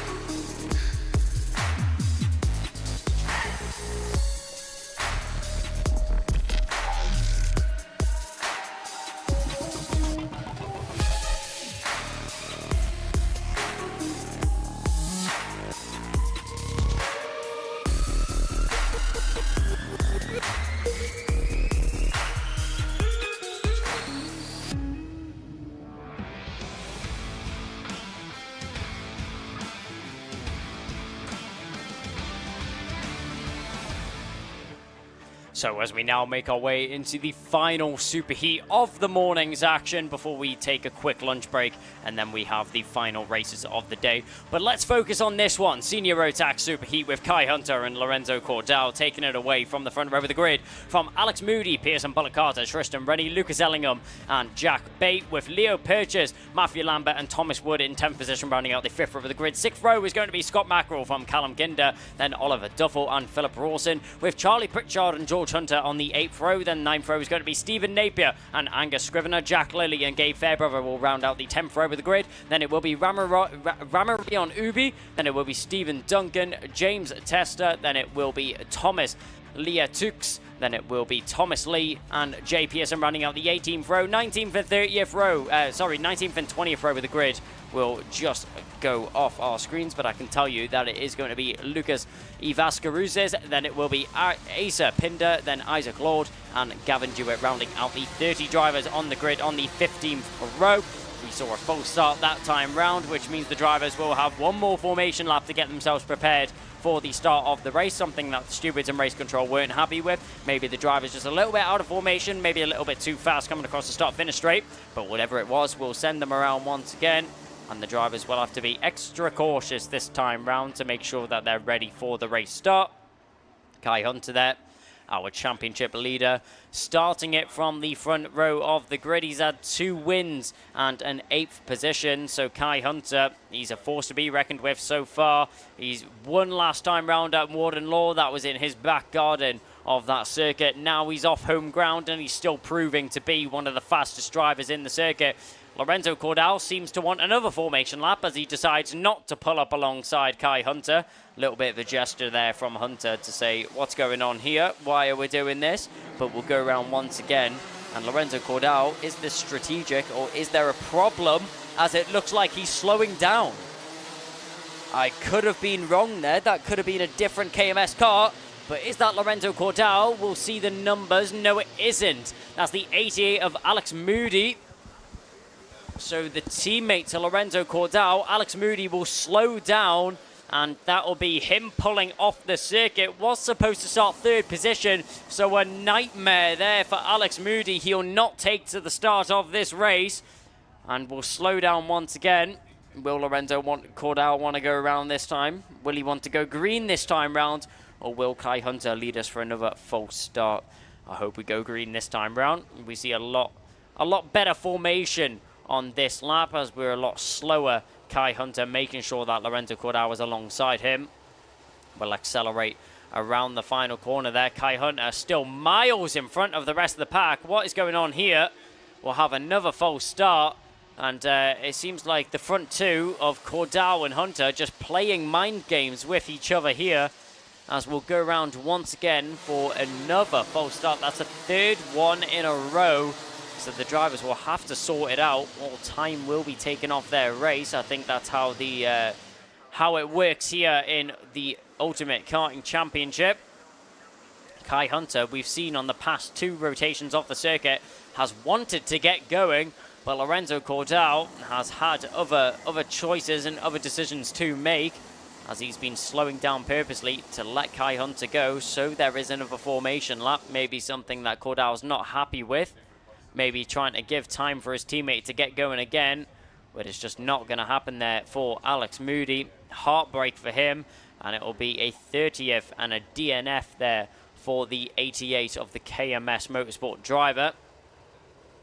So around the final corner we go. Will we go green this time round? Kai Hunter being eager on the acceleration. There's a red flag. Red flag will stop the drivers on the front row here. Now, I'm sure there'll be a little bit of a word given to our 2 starting drivers here, as Lorenzo Cordal and Kai Hunter will have a slap on the wrist here from the steward on the track. That will be our clerk of the course. We'll have a discussion with the marshals of how to elaborate this situation and how to clear up the situation itself. maybe having a bit of a discussion about what the issues were that were causing the false start in the first place. As Cordell and Kai Hunter still sitting on the front row of the grid right now. Now, I have seen this happen before. It would be very rare that it happened here, but I have seen it before that after 3 false formation laps, that the front 2 drivers have been sent to the back of the grid. It's very, very harsh of a punishment, but it has happened before in other championships. I have never seen it happen here in the Ultimate Karting Championship, and hopefully it doesn't happen here for a first time. It'll be heartbreak and a big issue there for Kai Hunter and Lorenzo Cordell. Hopefully it's just a little bit of a telling off there from the stewards, as it looks like that's Kato himself is on the circuit. That is the owner of the KMS team. I wonder why he's made his way onto the circuit. Maybe wanted to have a little bit of a chat with the stewards and clerk of the course. But Lorenzo Cordell just sitting there, and so is Kai Hunter. The rest of the drivers sitting there eagerly to wait on a decision of what's going to happen here. But with us stopping on the circuit, this is going to remove all of the heat from the tyres of our drivers. You'll go over and have a word there with Kai Hunter. Hunter will plead his case. I'm sure he'll be saying exactly what I will be thinking of, that Cordell has been purposely slowing down, trying to plead his case, showing that he's not guilty to the clerk of the course and to his not stewards. I'm sure that drivers will do that all the time. But Kai Hunter just having a word there with the clerk of the course, and so is Lorenzo Cordell with one of the marshals. As just explaining the acceleration line there. And Lorenzo Cordell will have a slap on the wrist as well from one of the marshals, as the clerk of the course will make his way over as well to speak to Lorenzo sitting on the grid. So the driver's still sitting there waiting. A little bit of a shake of the head there from Kai Hunter, so he's not happy with something about this situation. Kai Hunter looks like he's been wanting to go, and looks like he's been wanting to get ready for the last couple of rotations. But a bit of an issue there, which will very shortly be sorted out here by the marshals. They've done a good job at speaking to the drivers, and I'm sure the issue will be resolved as soon as possible. Everyone now just making their way around the circuit, as Lorenzo Cordell and Kai Hunter will still be leading the field away. You can see there was Lucas Ellingham in the background there speaking to one of the marshals, maybe trying to plead his case as well in comparison to the drivers, as he's still continuing to speak to one of the marshals there on the grid. As everybody just getting ready for the restart, as they've been sitting on the track so long here. All of the heat will have exited their tyres. They'll have one more formation lap, I'm sure, to sort themselves out and sort out their karts and tyres as well, to hopefully go racing next time round. As some drivers in the background there just having a little bit of a stretch, a little bit of a wander, and a speak to the grid marshals as well. As these drivers will have been sat in their cars for quite a period of time already right now. And definitely delaying the start of this race by quite a multitude of minutes. As everybody just having a speak and having a talk through what's going on. You can see in the background there, the photographer, I'm sure will get some great shots of the drivers all lined up here on the grid. It'll be a world of day for him. So we're still getting ready for everyone to get going. The clerk of the course is called over here by the stewards. Not the stewards, sorry, that is the grid marshals. And a couple of drivers now taking the decision to get out of their cart and have a wander over, whether it be their team on the sideline or whether it be the marshals up at the front of the grid. But I do wonder, with this being a red flag and with it being counted as a full restart, will that mean that Alex Moody is able to get back into the action, as he broke down on the formation lap? He broke down before the start of the race. The race has not started yet, and a red flag has been called. So Alex Moody, maybe this was a strategic... I hate to say this, but it is a theory of mine that maybe this was a strategic chance here by the KMS team to get Alex Moody out back on the circuit.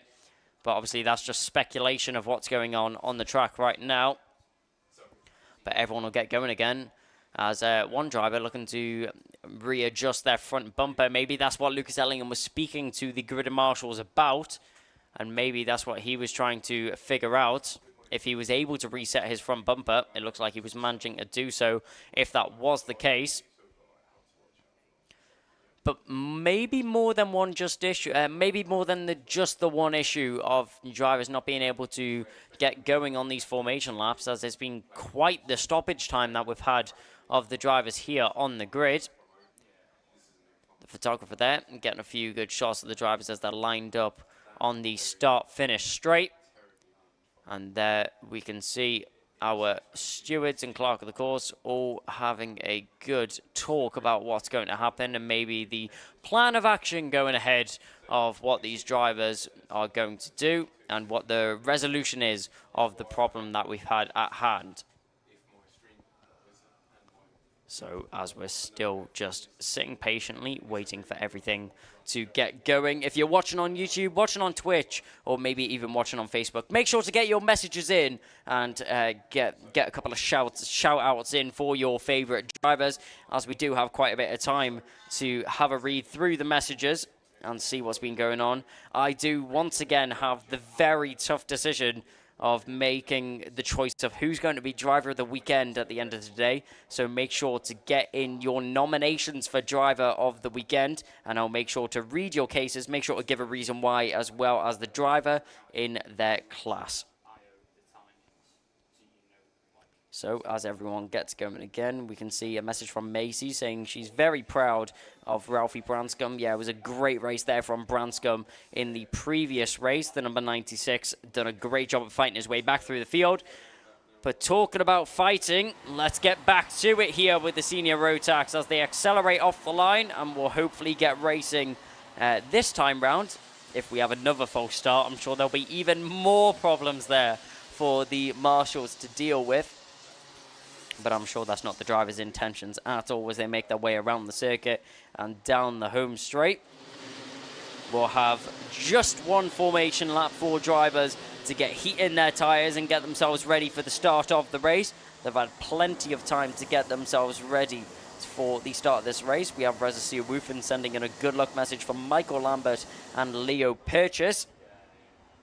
Weaving at the front of the grid, already forming up. You can see there's great intentions from the front two drivers for them to get going again this time round, as Kai Hunter and Lorenzo Cordell already alongside each other, as are the rest of the field as well. So around the final couple of corners we go, and fingers crossed, touch wood, that we go green this time round. We'll wait for the acceleration from the front row. Kai Hunter, just wait. Acceleration is a go, and we go green. We go racing. Cordell, you can see there, cutting across. Oh, and contact there as Hunter goes straight on. Cordell tries to squeeze Hunter to the inside there, and wheel-to-wheel contact sends Hunter flying over the first corner. And that does mean that Hunter is now put at a very big disadvantage. I'm sure that will be investigated by the stewards after this race, as Lorenzo Cordell definitely gained an advantage off that one. We go down through the infield section now, as everyone's still battling their way through the field.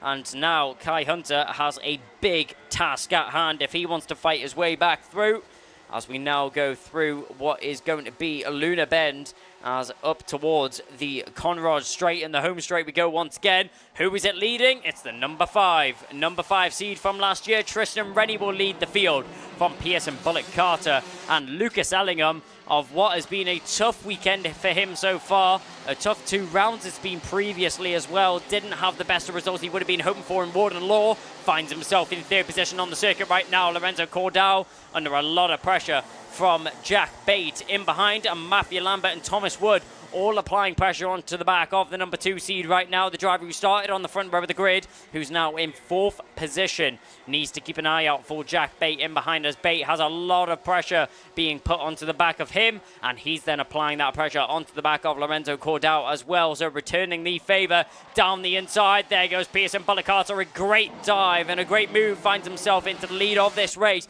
That now means that Lucas Ellingham is able to be brought into the equation, as Tristan Rennie has dropped down into 2nd position. Lucas Ellingham will now be fighting for the lead of this race. We'll keep an eye on the top 3 as the follow through, And you can see that that's Lorenzo Cordell losing out on 2 positions. That is Jack Bate and what is going to be Philip Rawson as well following his way through. So 2 drivers make their way through on Cordell, meaning Cordell has dropped down into 6th position now. It's been a nightmare of a start from our front 2 starters as well. Kai Hunter down in 13th position, and it looks like Lorenzo Cordell is sitting pretty in 6th. Oh, up and over goes Lucas Ellingham as he clips the rear wheel there of Tristan Rennie as he tries to go for an overtake, looks the wheel to the inside and spins around with Tristan Rennie as well. It looked like Rennie's rear bumper has been put out of alignment, so I'm sure there may be a technical flag put out there for Tristan Rennie as well, which means that will be an unfortunate retirement from the race for him. As now into 2nd position, that means that it's going to be Philip Rawson in front of Jack Bate. So Pearson Bullock Carter leads the way from Philip Rawson and Jack Bate in 3rd. That means that it's now re-promoted Lorenzo Cordell into 4th position. In the midfield we're looking at right now, Kai Hunter's fought his way back into 9th position as we see him carving his way through the field as he is relentless at trying to make these positions back that he's already lost, sorry. So down the old straight we go, down the paddock straight and into paddock bend we go. Through the infield section, Pearson Bullock Carter still leading the way from Philip Rawson and Jack Bate in 3rd. Everyone still making their way through, just about keeping it in order. You can see in the background there, Lucas Ellingham, after having that contact with Tristan Rennie. Ellingham and Rennie both trying to recover as many positions as possible after they unfortunately made contact on the first corner. After a little bit of a rash move there from Ellingham sent Rennie spinning round as he went over the rear bumper of the car. As we look at going through our picture there, that was Philip Rawson, Jack Bate, Lorenzo Cordell, and then the huge pack led by Scott Mackerel. Gabe Fairbrother there just going through our picture and down the inside. There's a move in the background.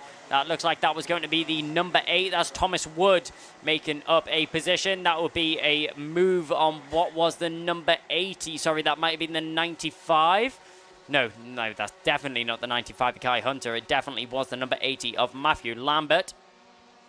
Yep, so Lambert on that previous lap losing out to Kai Hunter and what was Thomas Wood in front of him. Thomas Wood now losing out on another 2 positions as Lambert and Leo Purchase pierce their way through the field and make up another 2 positions in doing so. Lucas Ellingham looking to try and follow through as well as he's now breathing down the neck of Thomas Wood. Ellingham finds himself in 9th position. Finds himself in 11th position as Thomas Wood has been dropped down into 10th. Thomas Wood now back up into 9th as he's made the move on Matthew Lambert's stick once again. So all of the drivers now following through.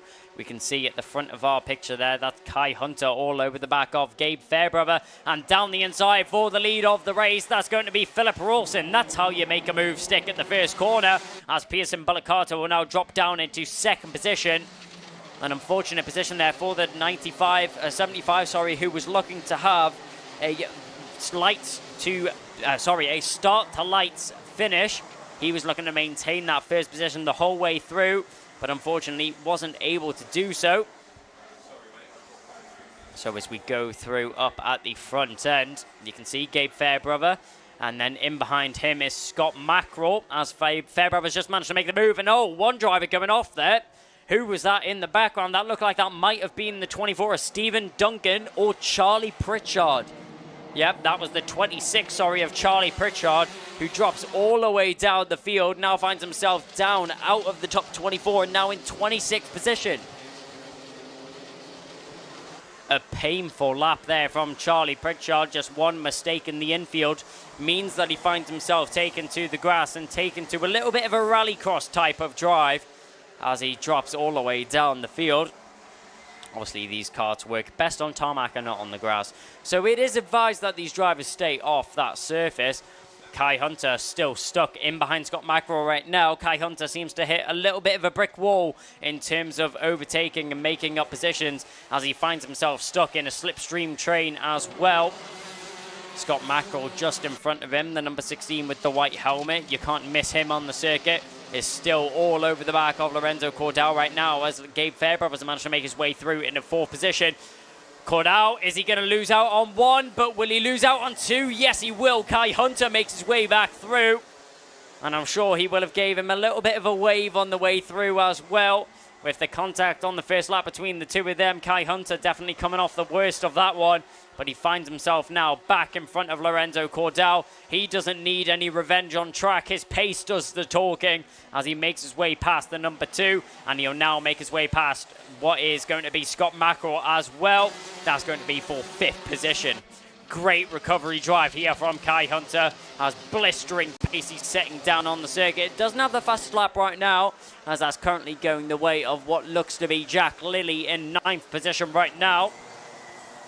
But 2 minutes and 28 seconds remaining on the clock. There's still plenty of time for Kai Hunter to make up a couple more positions if he's feeling up to the challenge. In 5th position he is right now. He needs to gain a couple of attempts to catch onto the back of Gabe Fairbrother if he wants to get 4th, and then a couple of attempts even more to catch onto the back of Jack Bate. Kai Hunter, I said he didn't have the fastest lap. In the end, goes and proves me wrong, as on that previous tour of the circuit, Kai Hunter sets the fastest lap, setting a 41.956. Great time there being set by Kai Hunter. The driver with a target on his back all weekend is currently the driver who has the target on everyone else. He's had a recovery drive of his dreams right now. We saw on the first lap he dropped all the way down to as low as 15th position. He's already made back 10 of those, started on pole as he finds himself in 5th right now. It wouldn't be the worst of outcomes here for Kai Hunter, as obviously he'd still have a great challenge going into the final of the super finals later on today, as we saw a warning flag going out there to the 57 of Isaac Lord as they made their way down the home straight and now down through the S's. In the background there, that's Lucas Allingham, who's also trying to recover his kart after having contact with a driver earlier on in this race. That driver that he had contact with, I can't quite put my finger on the name. It was Tristan Rennie, sorry. The number 5 is currently in 17th position.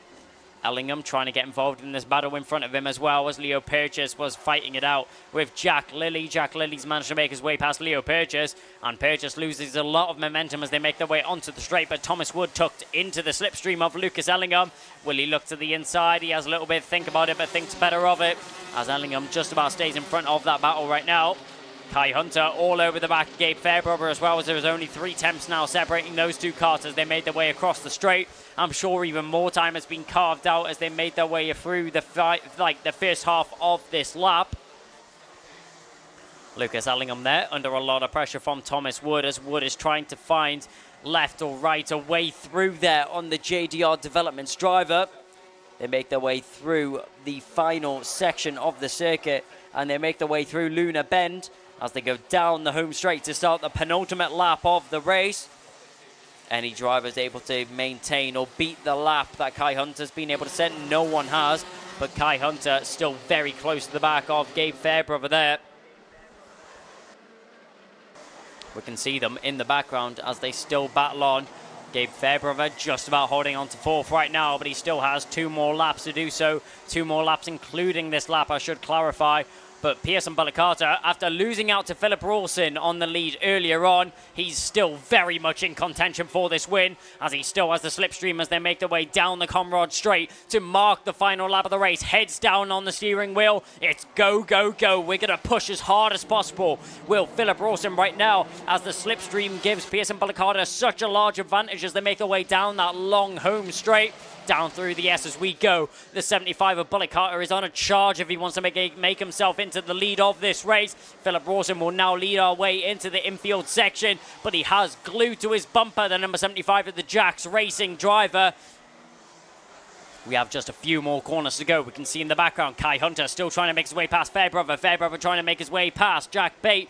Bate looking to be safe, and so is Philip Rawson as we come out of the final corner and down the home straight. A celebration there from Philip Rawson, which is very much deserved. A great race there from the 29 to capitalise on all of the chaos going on around him. He'll walk away with the win there in the superheat for the senior rotax, which puts him on great morale going into the final later on today. Philip Rawson will take the win, will the number 29 from Pearson Balakata, who did not give up till the very final moments of that race. He'll finish in second position from Jack Bate, Gabe Fairbrother, and the fast-charging Kai Hunter, who had an unfortunate start with contact with Lorenzo Cordell from the start of the race, dropped down into 15th, recovers himself into 5th position. What a race there from Kai Hunter. You can't take it away from him at all. Scott Mackerel and Lorenzo Cordell will finish down in 7th position. Rounding out the top 10 will be Jack Lele, Leo Purchase, and Lucas Ellingham, who finishes down in 10th after having contact with Tristan Rennie for 3rd position. You can see just in front of our camera there is Lucas Ellingham. I'm sure he'll be kicking himself after what seemed to be a bit of a mistake, and a clap there from Tristan Rennie. Just egging on a little bit of conflict between those two drivers. Hopefully nothing takes place there in Parc Ferme, but you can see Rennie is not happy at all with the contact that happened between those two drivers. Lucas Ellingham, I'm sure he'll feel he wasn't at fault, but definitely one driver was at fault. In my opinions, that was the 99 of Ellingham as he rode over the back of Rennie. It was a bit of a last-minute decision for the move, didn't quite make his intentions clear, and the drivers will make contact. And unfortunately, both of them losing out on multiple positions when it could have been a great result for both drivers. But a great result there for Philip Rawson, who will round out the final superheat to finish the morning. Number 29 will take it out on top for senior rotax superheat. That's going to be the end of the superheats here this morning. We're going to take a quick break here of a 30-minute lunch break, and then it will be Micromax Super Finals, which is due at around 1:15. Want to get on the road as quick as possible? Pass in as little as 3 months with PassMeFast, the UK's leading intensive driving course specialists. A PassMeFast course is the fast and hassle-free way of getting your licence. Plus, our 100% money-back guarantee means it's all risk-free. This isn't your average driving course.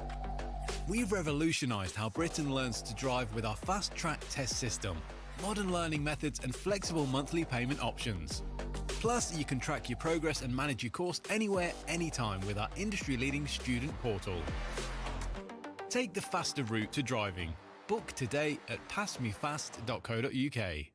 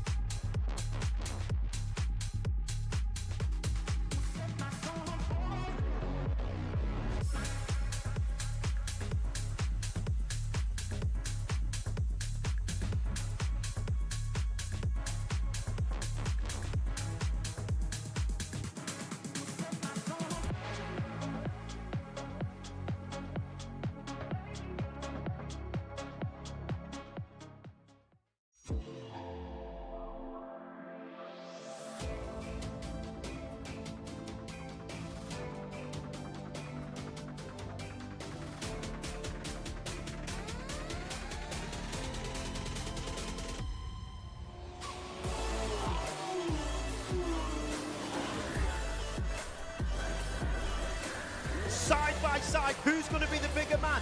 Oh, big off! Straight in the gravel trap. Both cars out.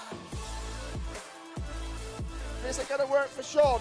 He slides up the inside. It's getting very close. He's not made it. Have you ever seen a championship decided like that?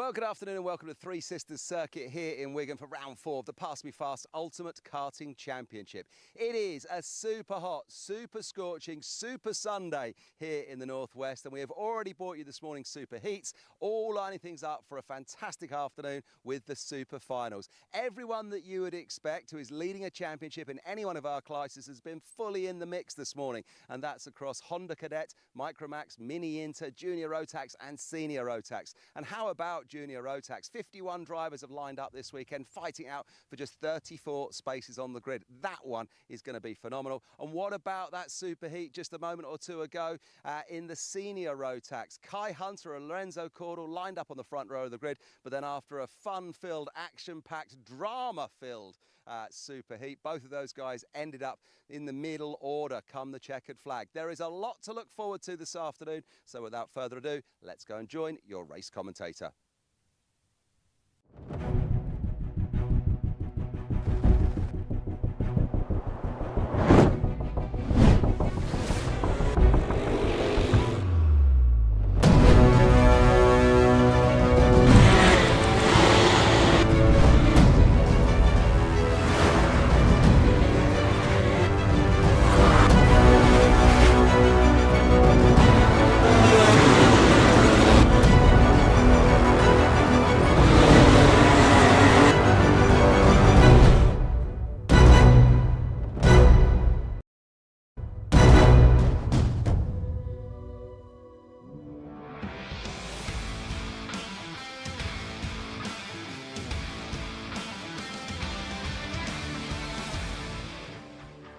And after a quick lunch break, we now return to the action. This is what we've all been waiting for and all been building up to today. We're now at the finals and kicking us off with an action-packed, fast-paced start. It's going to be the Micromax.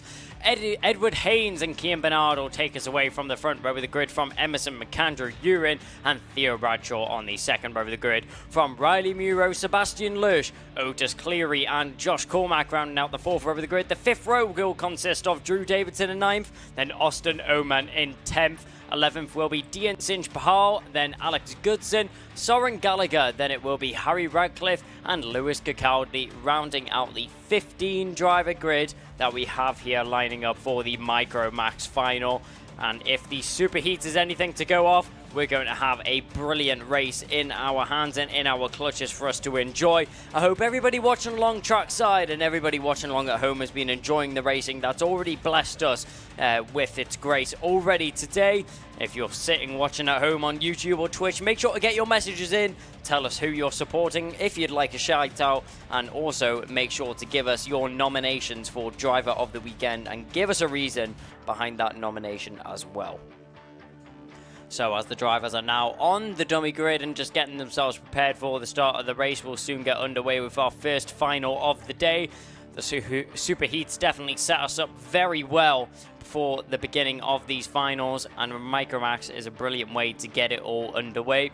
We have a good luck to nephew Alex Goodson from Lindsay Goodson in the chat. We also have a good luck to Cameron tipping the number 87 from James Fab. Cameron tipping will be taking place in this race as well.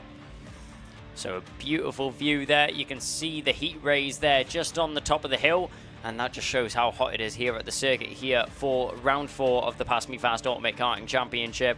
And it's been a great one with action on the circuit. I was actually taking a walk on the circuit earlier, just in the lunch break, a little bit of a walk on the circuit, and my shoes were literally gripping to the ground just due to the level of rubber that is on the circuit right now, and also the heat of that rubber making it super sticky on the surface, obviously making for better traction and better racing for the drivers that will be circulating in this afternoon's racing. So as the drivers are still just sitting on the grid waiting for the thumbs up there from the grid marshals and get ourselves ready for the start, you can see there that's our infield section that we have leading up to the final couple of corners. That looks like it's going to be the bend before Luna Bend. That's the section between the Rogerson Straight and Luna Bend. Luna Bend being the corner closest to the circuit entrance. And there we can see one of the most difficult sections on the circuit. That's the S's down the edge of the straight that we have straight after what is going to be the paddock bend. Sorry, it comes off the Conrad straight and we go into the S's. The Conrad straight used to be the old start-finish straight. No, sorry, is now the start-finish straight. Used to be the old back straight, but that's been switched up in the last couple of years. So down the S's there, we see a multitude of drivers make a couple of mistakes, just throwing the carts offline and therefore losing a lot of momentum and speed going through the track. And if that is music to my ears, that is the drivers making their way onto the circuit and getting themselves ready for action to commence once again. So for the finals, it's going to be a little bit longer of racing than we would have seen in the superheats. I think it's going to be an extra 2 minutes of racing. So it's going to move from a 10-minute superheat to a 12-minute final here for the Micromax. So they'll circulate the track twice, and then we will get under racing very, very shortly. So formation lap is now underway. I do have confirmation that is a 12-minute final. So 2 extra minutes has been added on since the superheats. So 2 minutes more of action-packed fuel racing and 2 more minutes for drivers to get themselves the highest up the grid, the highest position that they can possibly manage to achieve. So we're looking at the Conrad straight there. That's the start-finish straight. And that's the old start-finish straight, which leads into Paddock Bend, which drivers are making their way through right now. You can see them weaving down the straight, just trying to get as much temperature as they can into the front tires there. And a lot of people enjoying the sun and enjoying the heat, sitting on the bank in there, ready for the action to get underway and enjoying the views and scenery that we have at hand. A very scenic circuit that we have here with Three Sisters, and it's beautiful, the bee at the heart of the action in it. So out the final corner we go.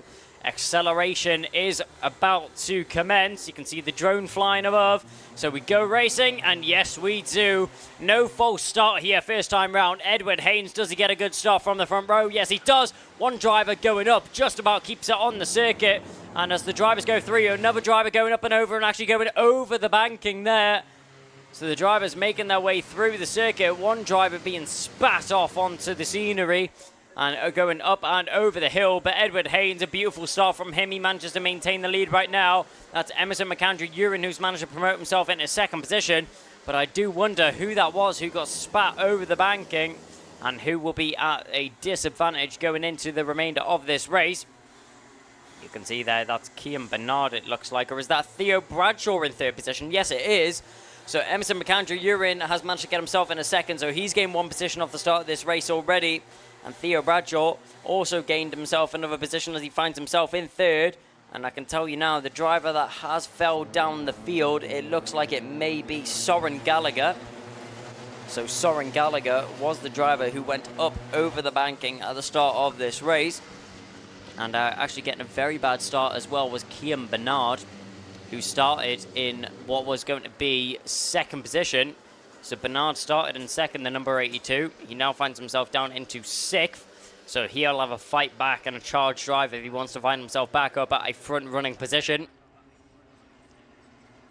But as we now follow our drivers through the infield section, now through the final bend of what is Luna Bend. Now we have the triple right-hander before the drivers make their way down the Conrad straight and down through the S's. So everyone makes their way through now, you can see. We're looking at Emerson McAndrew-Urin, who has a bit of pressure there from Theo Bradshaw behind him. Keep an eye on Riley Muro as well, the number 22, who's trying to get involved in this action, trying to gain himself a couple of positions off the start of this race. In behind Muro, we have Kian Bernard, the driver who lost off the start, started second, dropped down to 6th. He now finds himself in 5th. As down the inside, there's a move there. Riley Muro, thank you very much, he says, as he makes his way past Theo Bradshaw. Emerson McAndrew-Urin still leading this battle right now, still leading this pack as they charge through the infield section once again. Emerson McAndrew-Urin under a lot of pressure here from Riley Muro, as Riley Muro is on a great charge. He seems to have much more pace than the driver in front of him, and he seems to feel like he should be the one that's currently leading the way in second position, trying to lead the charge and the battle towards Edward Haynes. He'll dive down the inside, going towards the first corner. It's going to be touch and go, and there is a little bit of rub in between the two of them, but both just about stay on the circuit. Running wide, there is Emerson McAndrew-Urin. He's going to get an awful exit off the corner, but does a very good job to recover to the inside line to have managed to fend off the rest of the drivers, managing to try and make their way through. Theo Bradshaw there had a little look on the inside of Riley Muro. Muro wasn't having any of that as he slams the door shut in his face and manages to maintain himself in third position for the time being. But Emerson McAndrew-Urin, he's going to have to be a little bit more cautious than that if he wants to maintain that second position that he currently has. And Edward Haynes, well, you can't speak anything bad about him. He's checked out from the rest of the field so far with over a 1 second gap to Emerson McAndrew-Urin in second position. McAndrew-Urin under a lot of pressure right now. Riley Muro goes down the inside. Following through is going to be Kian Bernard as well. So Bernard follows his way through past Emerson McAndrew-Urin as he now drops down into fourth position. As now down the inside, Bernard makes one. Oh, and up and over and caught on the rejoin there. Riley Muro and Emerson McAndrew-Urin tag each other as they rejoin the circuit. Emerson McAndrew-Urin went for what looked like a very desperate dive down the inside. Nearly caught did catch the car airborne, went flying over the curb, rejoined the circuit and hit the rear end there of Riley Muro.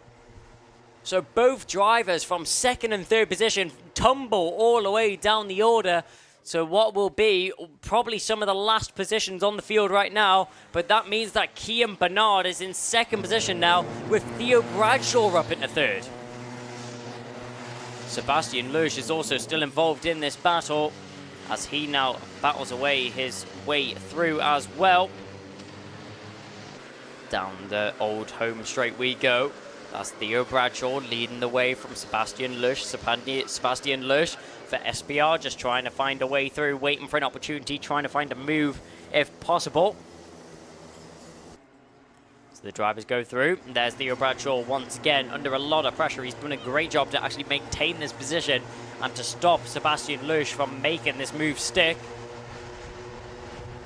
So down the home straight we go. We can see going down towards the first corner. Theo Bradshaw still leading the way in third position right now.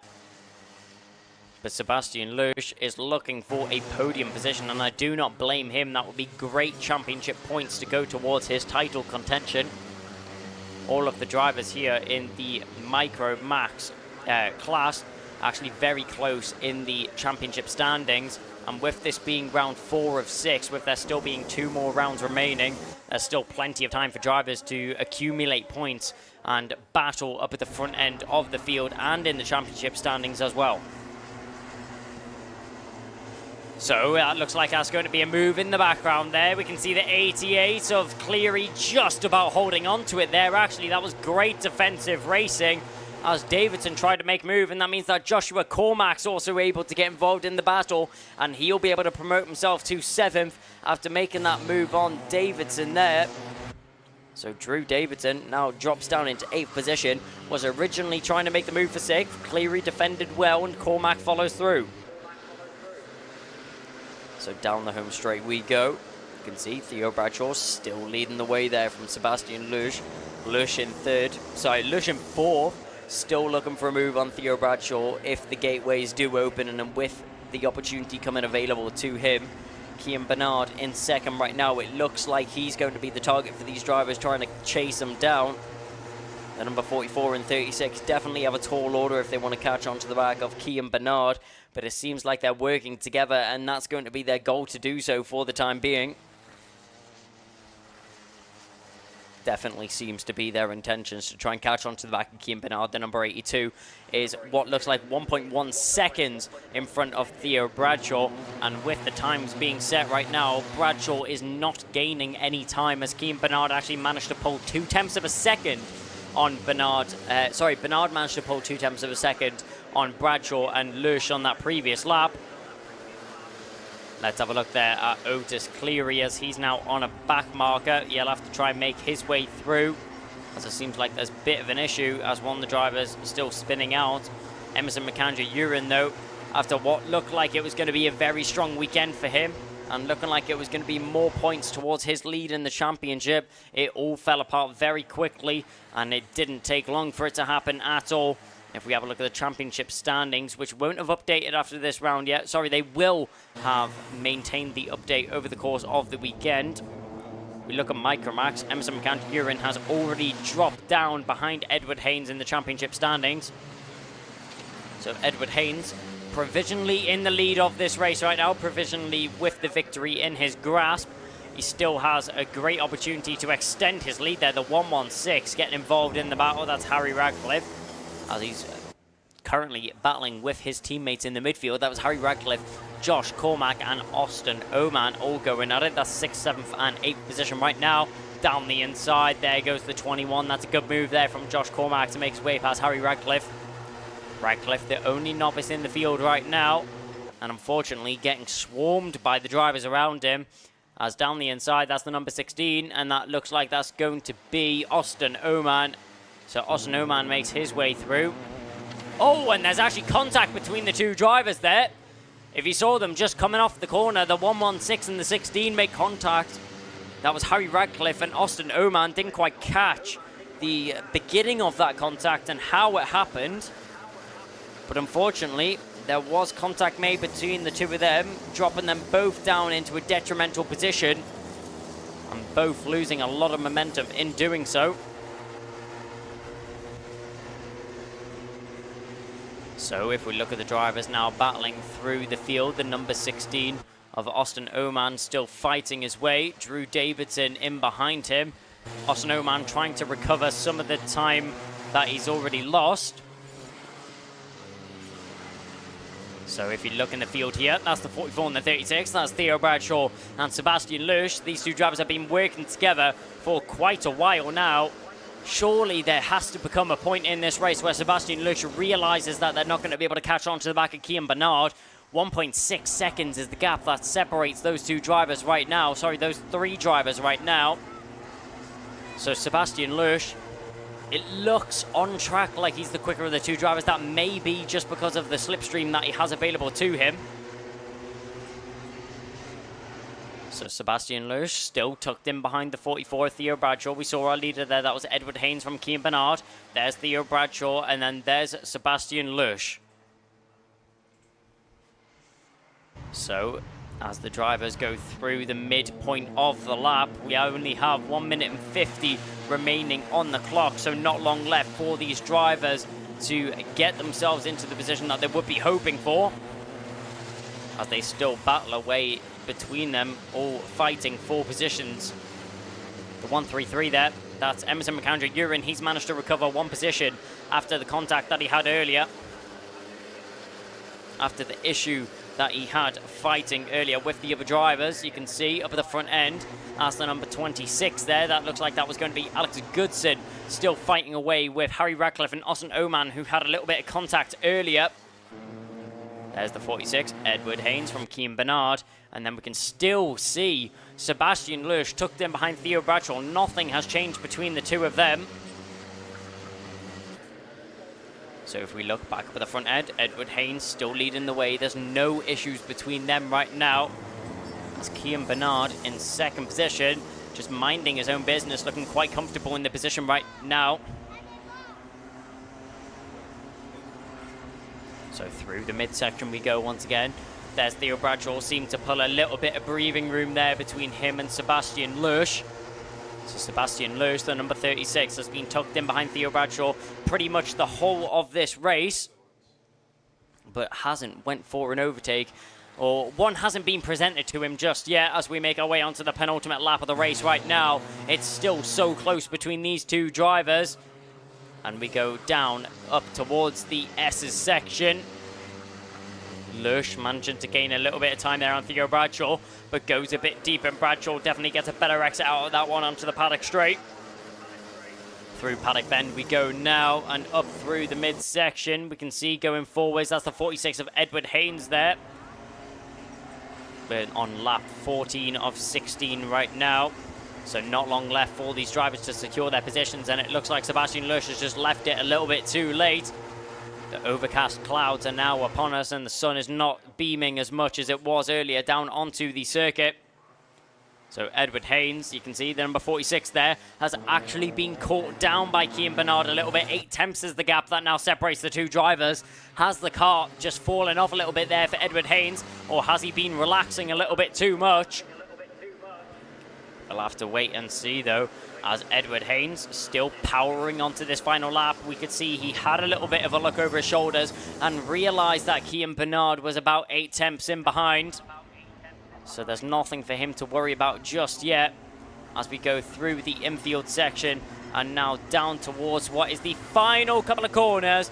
Edward Haynes, your championship leader from lights to finish. He becomes victorious here in the Micromax Super Final. A very well-deserved celebration there from the 46.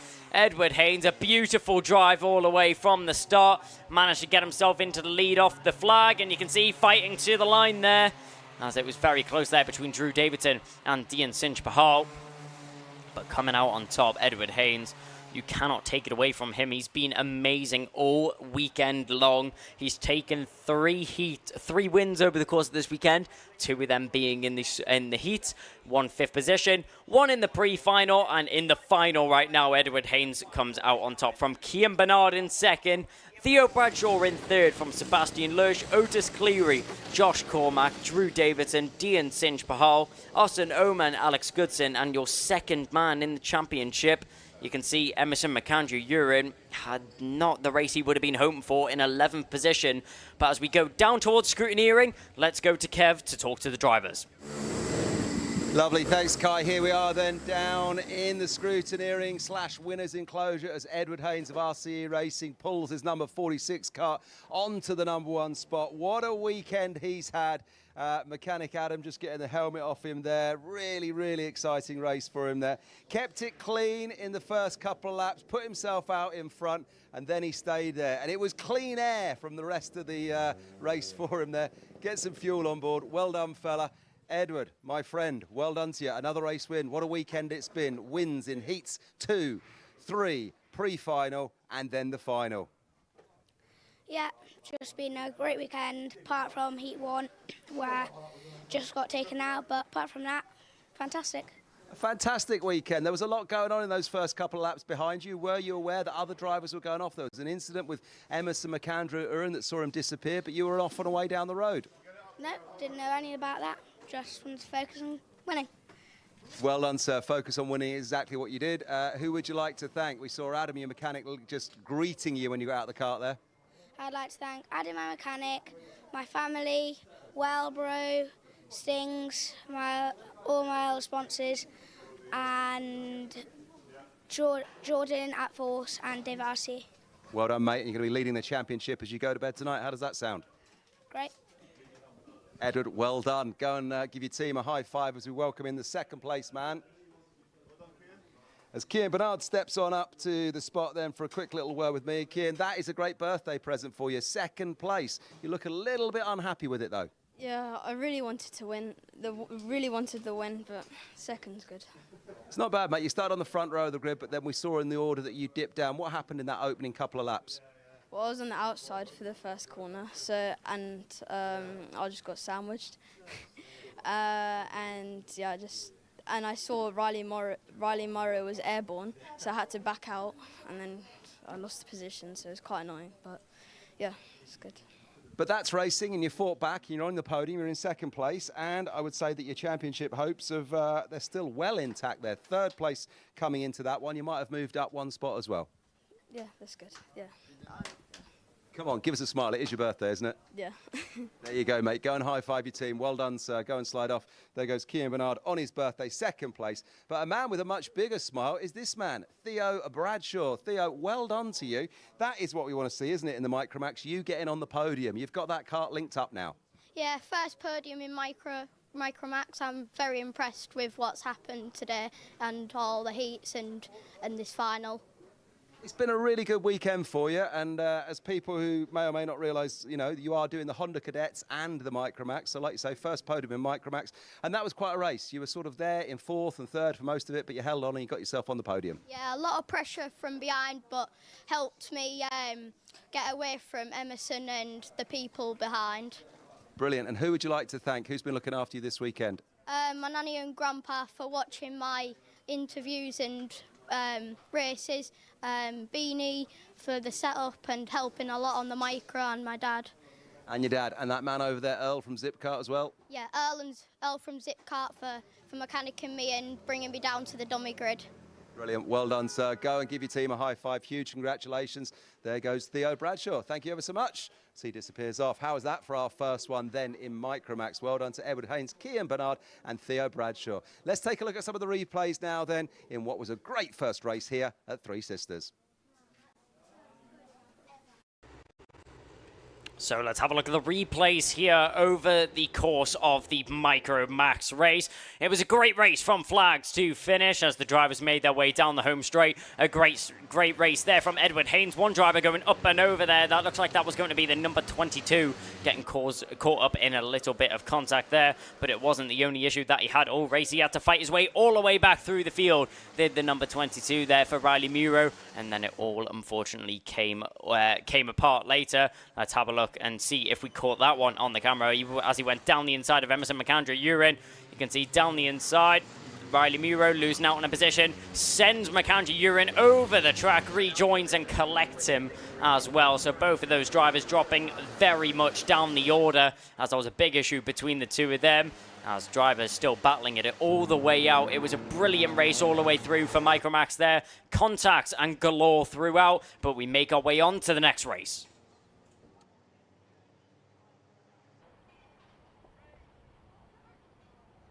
Want to get on the road as quick as possible? Pass in as little as 3 months with PassMeFast, the UK's leading intensive driving course specialists. A PassMeFast course is the fast and hassle-free way of getting your license. Plus, our 100% money-back guarantee means it's all risk-free. This isn't your average driving course. We've revolutionised how Britain learns to drive with our fast-track test system, modern learning methods and flexible monthly payment options. Plus, you can track your progress and manage your course anywhere, anytime with our industry-leading student portal. Take the faster route to driving. Book today at passmefast.co.uk.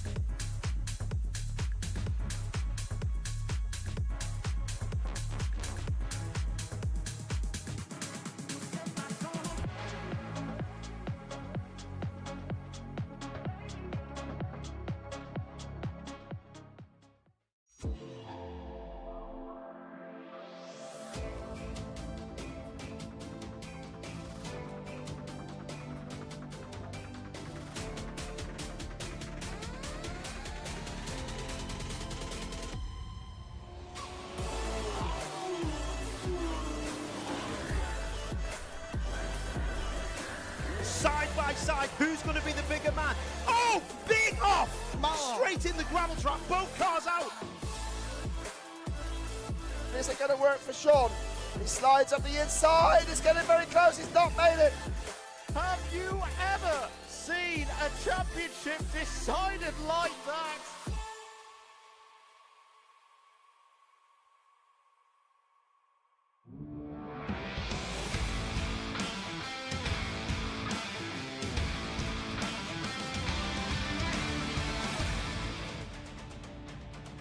So now, with that first race out of the way, we now make our way onto the Mini Inter Super Final.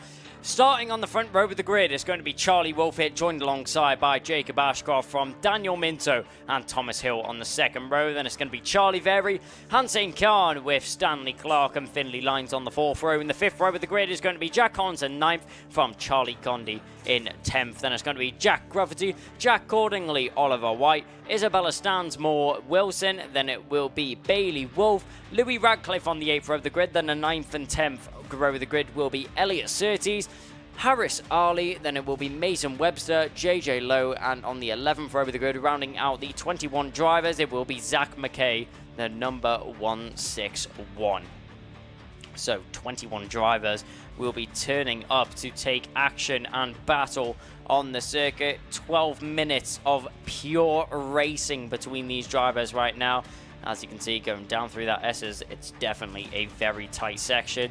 You just go offline for a split second through one of those corners and you're setting yourself up for disaster, as your momentum will come to a complete stop when you're making your way through the section. So any sort of tiny mistake is amplified by 100, especially when you're making your way through the S's section.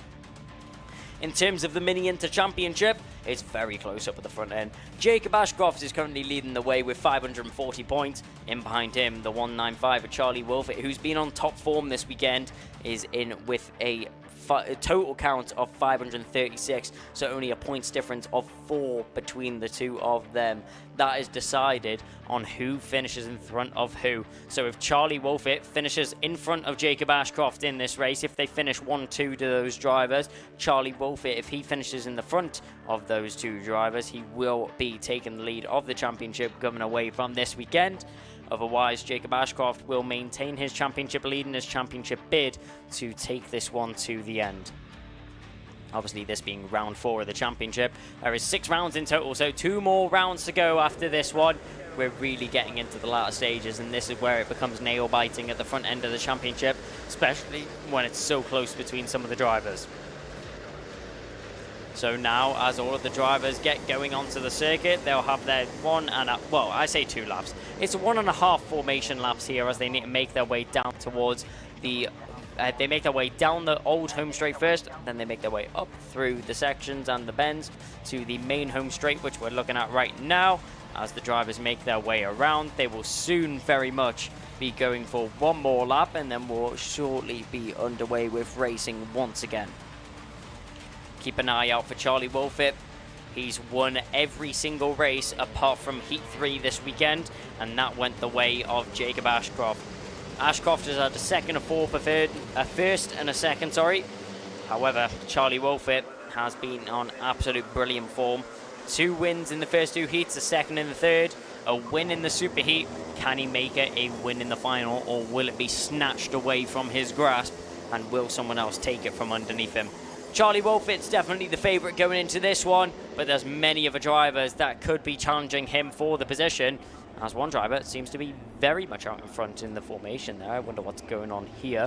If we have a look up, can we try and catch what the number of that driver is? It looks like it might be Jacob Ashcroft or Charlie Wolfett. It's one of the two of them, because those 2 drivers will be taken away from the front row of the grid. It's one of the 2 synergy cards.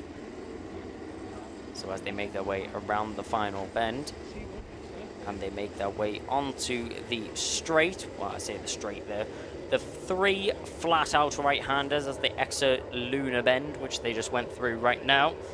You can see that. Tapping the side of his car, Jacob Ashcroft needs all the luck in the world, if he has it, to try and beat what is going to be a very difficult Charlie Wolfett on the circuit. We accelerate out the final corner, we go green and we go racing. So who is it that takes the charge towards the first corner? It's going to be Charlie Wolfett. Jacob Ashcroft's going to have to tuck into third position there as he makes his way down towards the first corner. A lot of drivers there squabbling in the background. You can see one of the Sodi cars making a couple of positions as they made their way through the second corner there. Now they dive down through the S's and we go down the old home straight down towards Paddock Bend now. Jacob Ashcroft had a little look up the inside there, but wasn't able to make anything stick. As you could see, Charlie Wolfett just trying to break away from the rest of the field. Daniel Minto done a great job there off the start to secure himself into second position for the time being.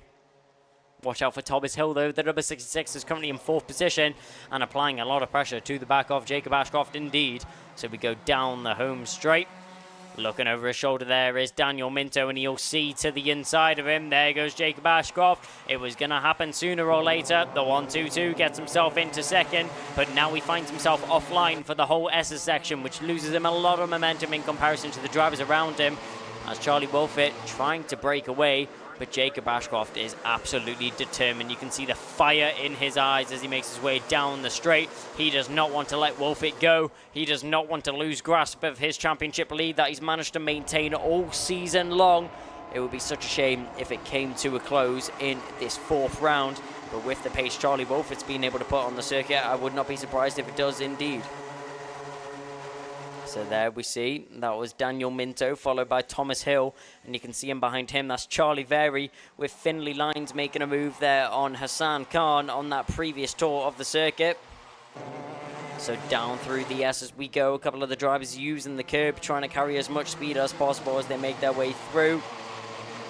That's the fastest lap there. Charlie Wolfett proving that he has the pace to stay out in front and no one's going to be able to compete with him.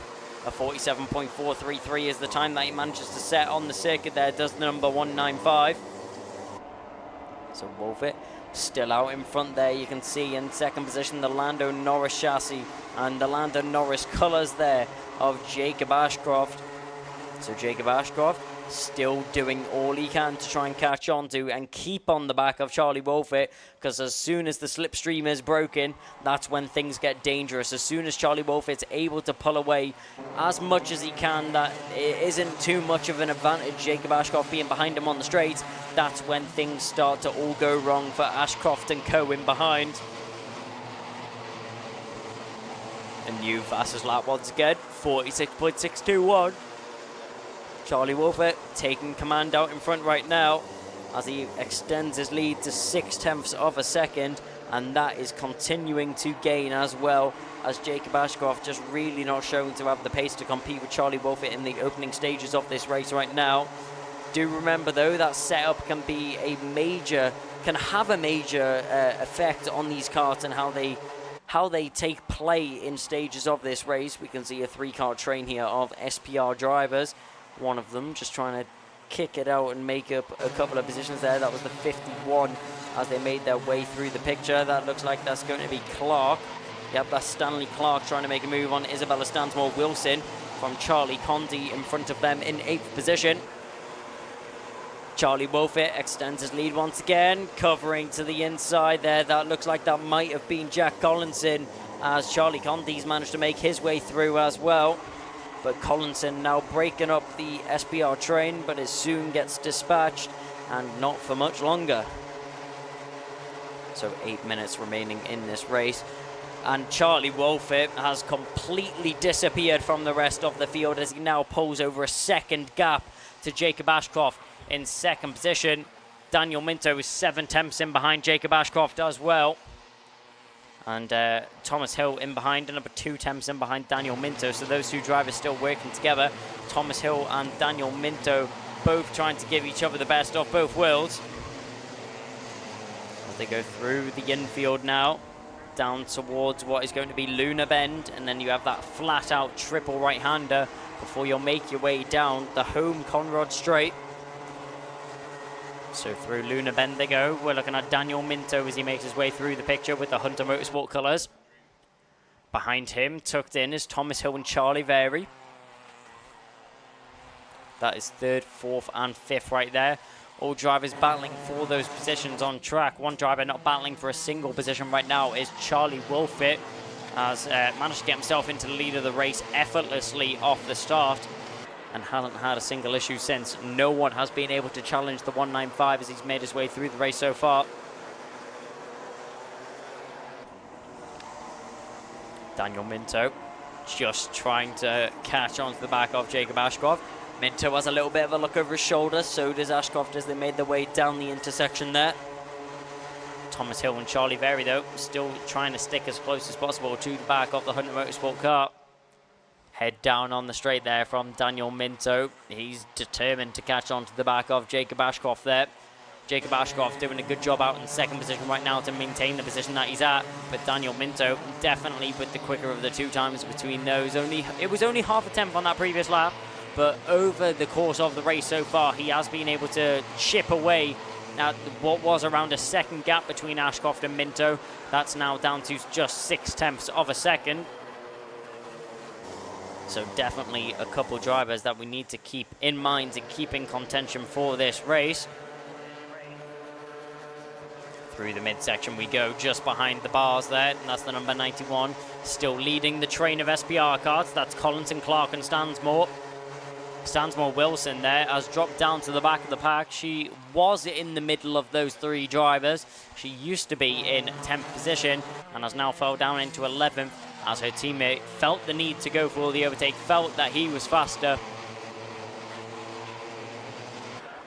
and made the move stick with no issues there. Through the midsection there, once again, you can see Thomas Hill and Charlie Very starting to break away from the back of Daniel Minto's car, but those two drivers still glued to the back of each other, still squabbling for that fourth position.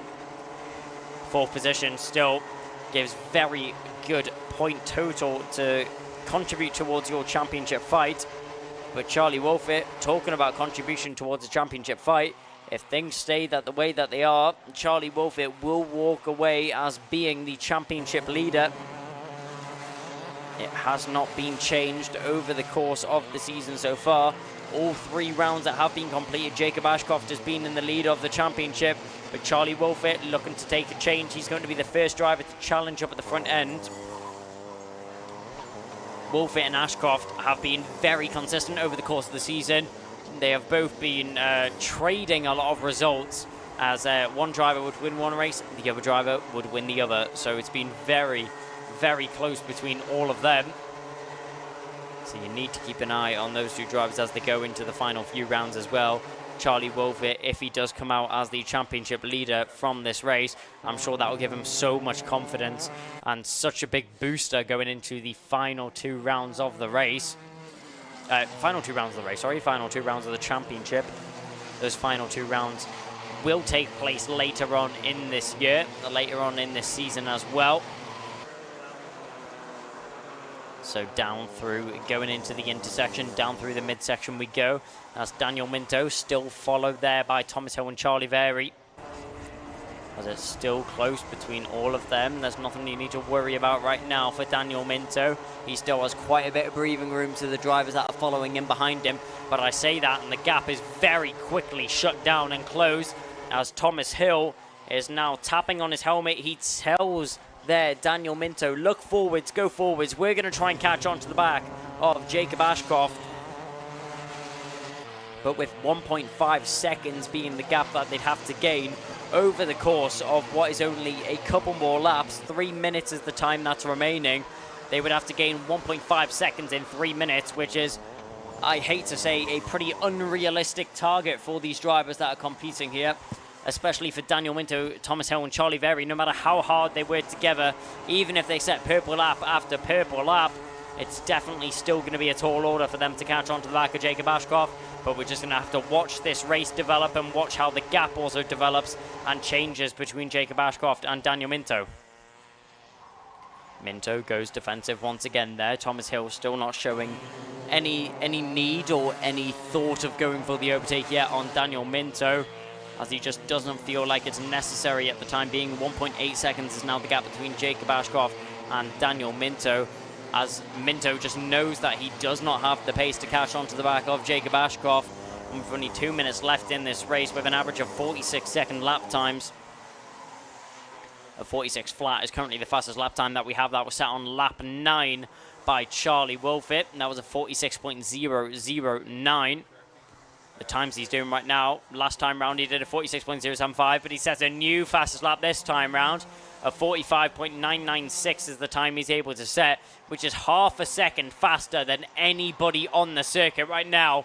Charlie Wolfett is absolutely dominant out in front. There is no stopping this driver at all.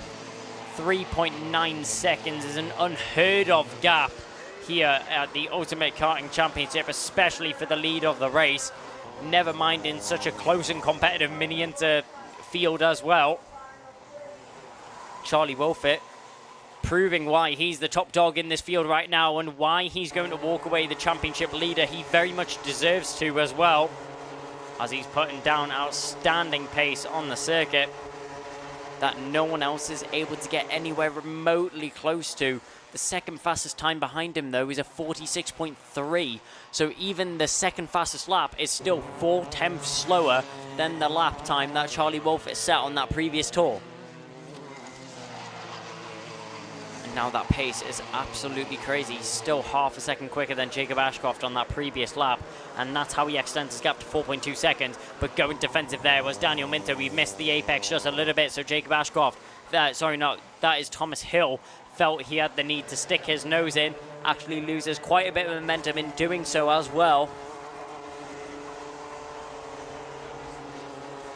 So definitely a less than ideal situation for him.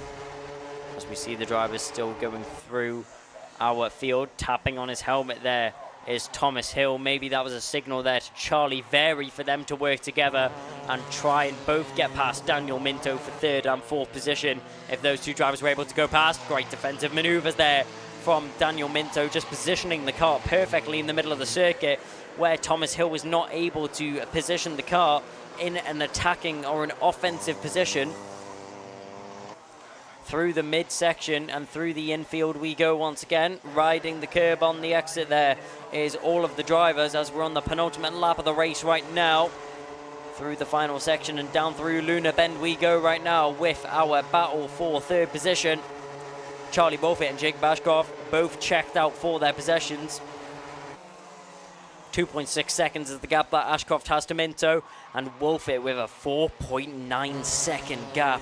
That's outrageous stuff there from Wolfett, but we're keeping our eyes peeled to this battle right now as Daniel Minto still currently sitting in third position. Thomas Hill with a hand up in the air. He's not happy with what's going on right now as red flags are out on the circuit, which does mean that this will be our finishing order.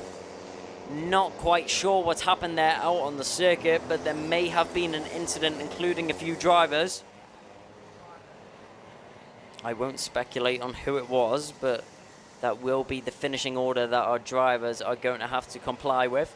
So Charlie Wolfett will walk away with the victory here in Mini Inter Superheat. 4.9 seconds was the gap that he walked away with in that one. Jacob Ashcroft will finish second. Daniel Minto in third from Thomas Hill, Charlie Very, Finley Lines, Hansing Khan from Condi in eighth. Then Clark and Grafferty rounding out the top 10 of our drivers. Now, with a performance like that from Charlie Wolfett, he's definitely up there in contention for driver of the weekend. He's won every single race bar one, and he's going to be keeping up that momentum going into the final couple of rounds of the championship as well. So Charlie Wolfett will be your new championship leader walking away from this weekend if the result stays the way that it is. Red flags are out. There is an ambulance on the circuit, so that will just be precautionary action there from the circuit marshals to make sure that any medical attention that is required by the driver will be provided in a speedy and a quick necessary action. So we'll take a little bit of a break here in the proceedings as well, as that will mark the end of the Mini Inter Superheat. Next heat up after that is going to be the Junior Rotax Super Final, which was due to start at around 2:33, but I have a feeling that that race will be delayed by a few minutes further, as one driver off on the circuit, but seems to be conscious, which is always great to see that the driver is still aware of what's going on around. So we're going to take a quick ad break here whilst the situation is being dealt with, and we'll hopefully come back to you with some good news after that. Want to get on the road as quick as possible? Pass in as little as 3 months with PassMeFast, the UK's leading intensive driving course specialists. A PassMeFast course is the fast and hassle-free way of getting your licence. Plus, our 100% money-back guarantee means it's all risk-free. This isn't your average driving course. We've revolutionised how Britain learns to drive with our fast-track test system, modern learning methods and flexible monthly payment options. Plus, you can track your progress and manage your course anywhere, anytime with our industry-leading student portal. Take the faster route to driving. Book today at passmefast.co.uk.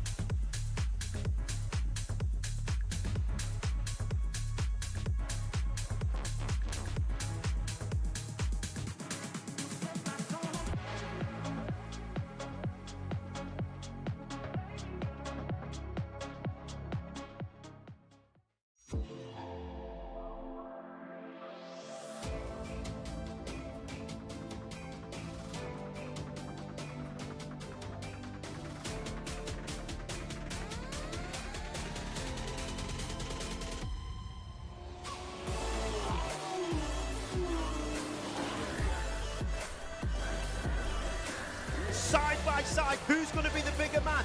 Oh, big off! Straight in the gravel trap. Both cars out.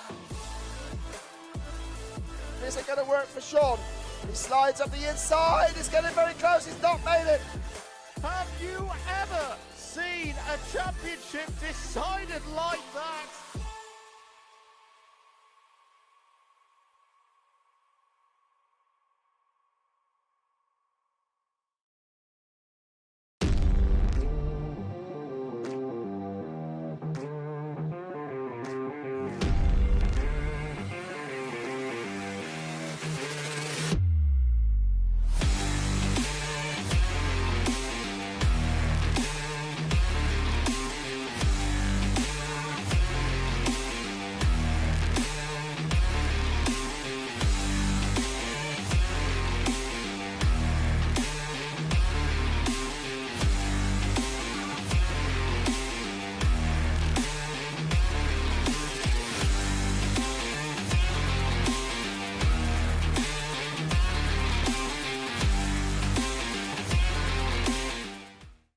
Want to get on the road as quick as possible? Pass in as little as 3 months with PassMeFast, the UK's leading intensive driving course specialists. A PassMeFast course is the fast and hassle-free way of getting your licence. Plus, our 100% money-back guarantee means it's all risk-free. This isn't your average driving course. We've revolutionised how Britain learns to drive with our fast-track test system, modern learning methods and flexible monthly payment options. Plus, you can track your progress and manage your course anywhere, anytime with our industry-leading student portal. Take the faster route to driving. Book today at passmefast.co.uk.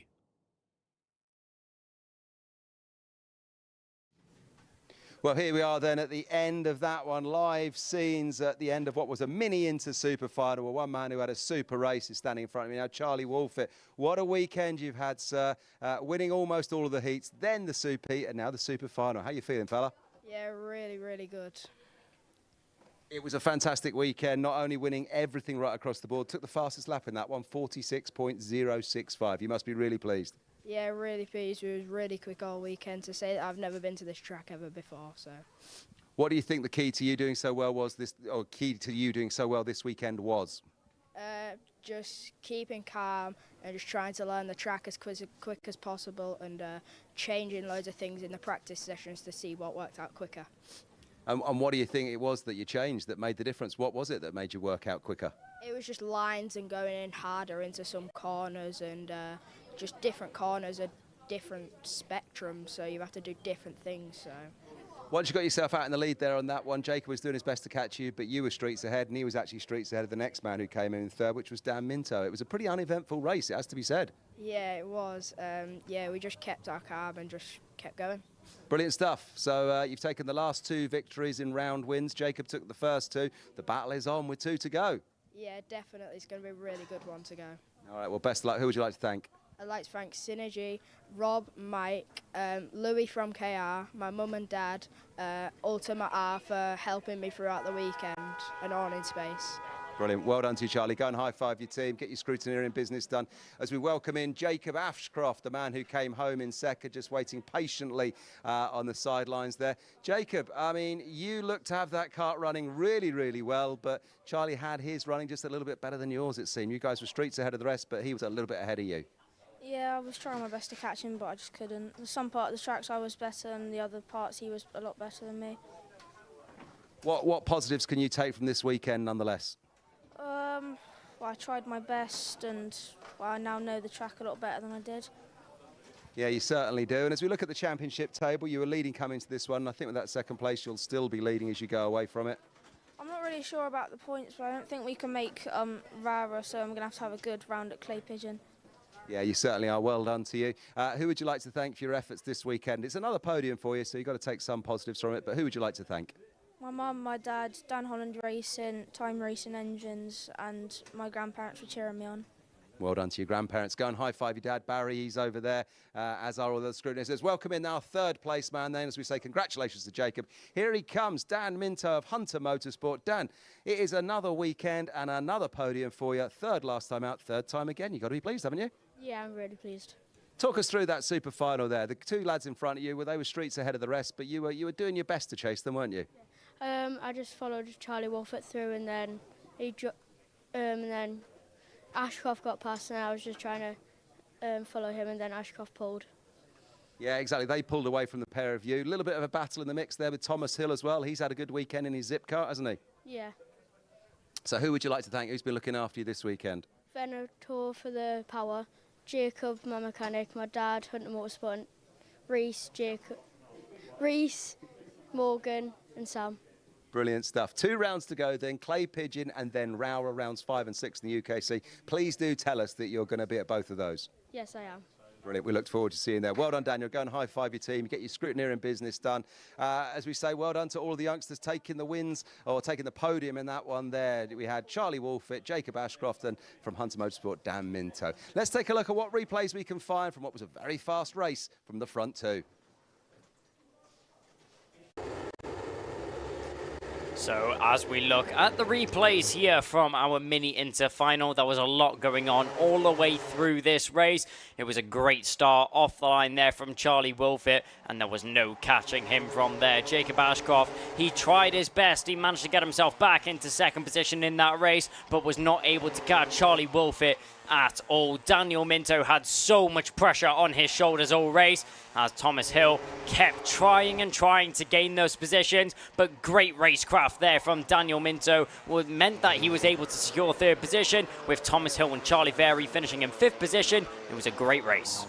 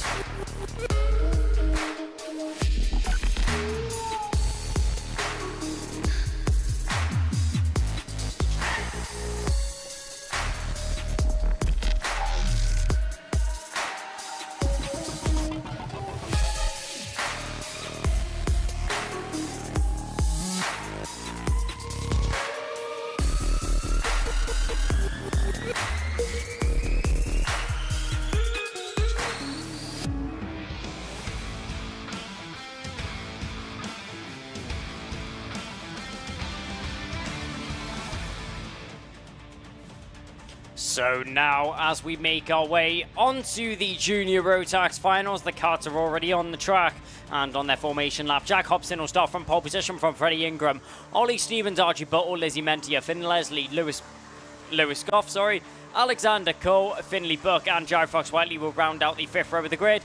Sixth row of the grid will consist of Jack West, Addison Smith, Morgan Hudson Brown, then Reese Bailey, Zach Turner, Zane Quaker, Elliot Powell, Riven Welsh, then Michael Dalton, Joseph McCannon, then it will be Eli Badhan, then Joshua Whitacombe, Rachel Robertson, then Emily Cooper, Liam Hartley, Ziegas Privilones, then in 27th it will be Ben Cordingley, Matthew Sayer, Daniel Whitfield, and in 30th position it will be Deacon Russell. 4 more drivers will join them, which is John Brown, Arthur Thacker, Jensen Pritchard, and Daniel Kilpatrick.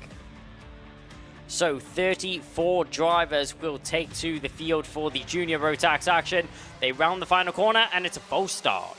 So it gives us a little bit more time to breathe up here in the commentary box and for the drivers on the track to get themselves ready for the start of the race once again. So as everyone now makes their way around, we can see that the drivers just weaving there, trying to get as much temperature into their tyres as possible. So everyone now filing through. You can see going down through Paddock Bend we go. That was Lizzie Mentia up near the front end. She'll be starting on the 3rd row in 6th position. What a weekend it's been there for the number 50. You can't take it away from Lizzie Mentia at all. She has been on it this weekend and has been proving that she has the pace to be racing up at the front end with the big guns. It's definitely going to be a close one for her. So as the drivers now get themselves ready, get themselves prepared for the start of the race, we form up very early this time, and early better than never, as everyone is now prepared for the start of the race. Hopefully we don't have another false start. We already seen drama with that in the senior rotax earlier in their superheat, so it's good to see that all the drivers are ready and raring to go. We accelerate out the final corner. Do we go? Yes, we go. We go racing here for the super final here at Three Sisters. Down the inside. It does not work there for Jack Hobson. The inside line was not favourable as Freddie Ingram was able to get himself into the lead of the race. One driver got spat off, spinning in the background there as they made their way down the S's. Didn't quite catch who it was as we make our way down the old home straight into Paddock Bend. Down the inside. That's a very daring move there from Archie Buddle, but he manages to make a stick there on Lizzie Mentia as they made their way through the first bend of Paddock Bend. So down through the midsection, a little bit of argy-bargy between some drivers, as you can see there. Lewis Goff still battling his way through as he gets squeezed wide, and that looked like that may have been Finley Buck fighting his way through as well. Down the inside, there's a move. That looks like that may have been Ollie Stevens. The fast charger from earlier has found himself in 2nd position now. Down the home straight we go. It was Freddie Ingram leading the way from Jack Hobson and Ollie Stevens. As you can see, off in the background there. And following in suit, that's the number 30 and 8 and the 888. The number 30 there, let's have a look at who that was. It was a little bit further down the field. So that was a big issue there for Matthew Sayer, and following him in was Riven Welsh. So both those drivers having a little bit of an issue there on that previous tour of the circuit as they both went spinning round.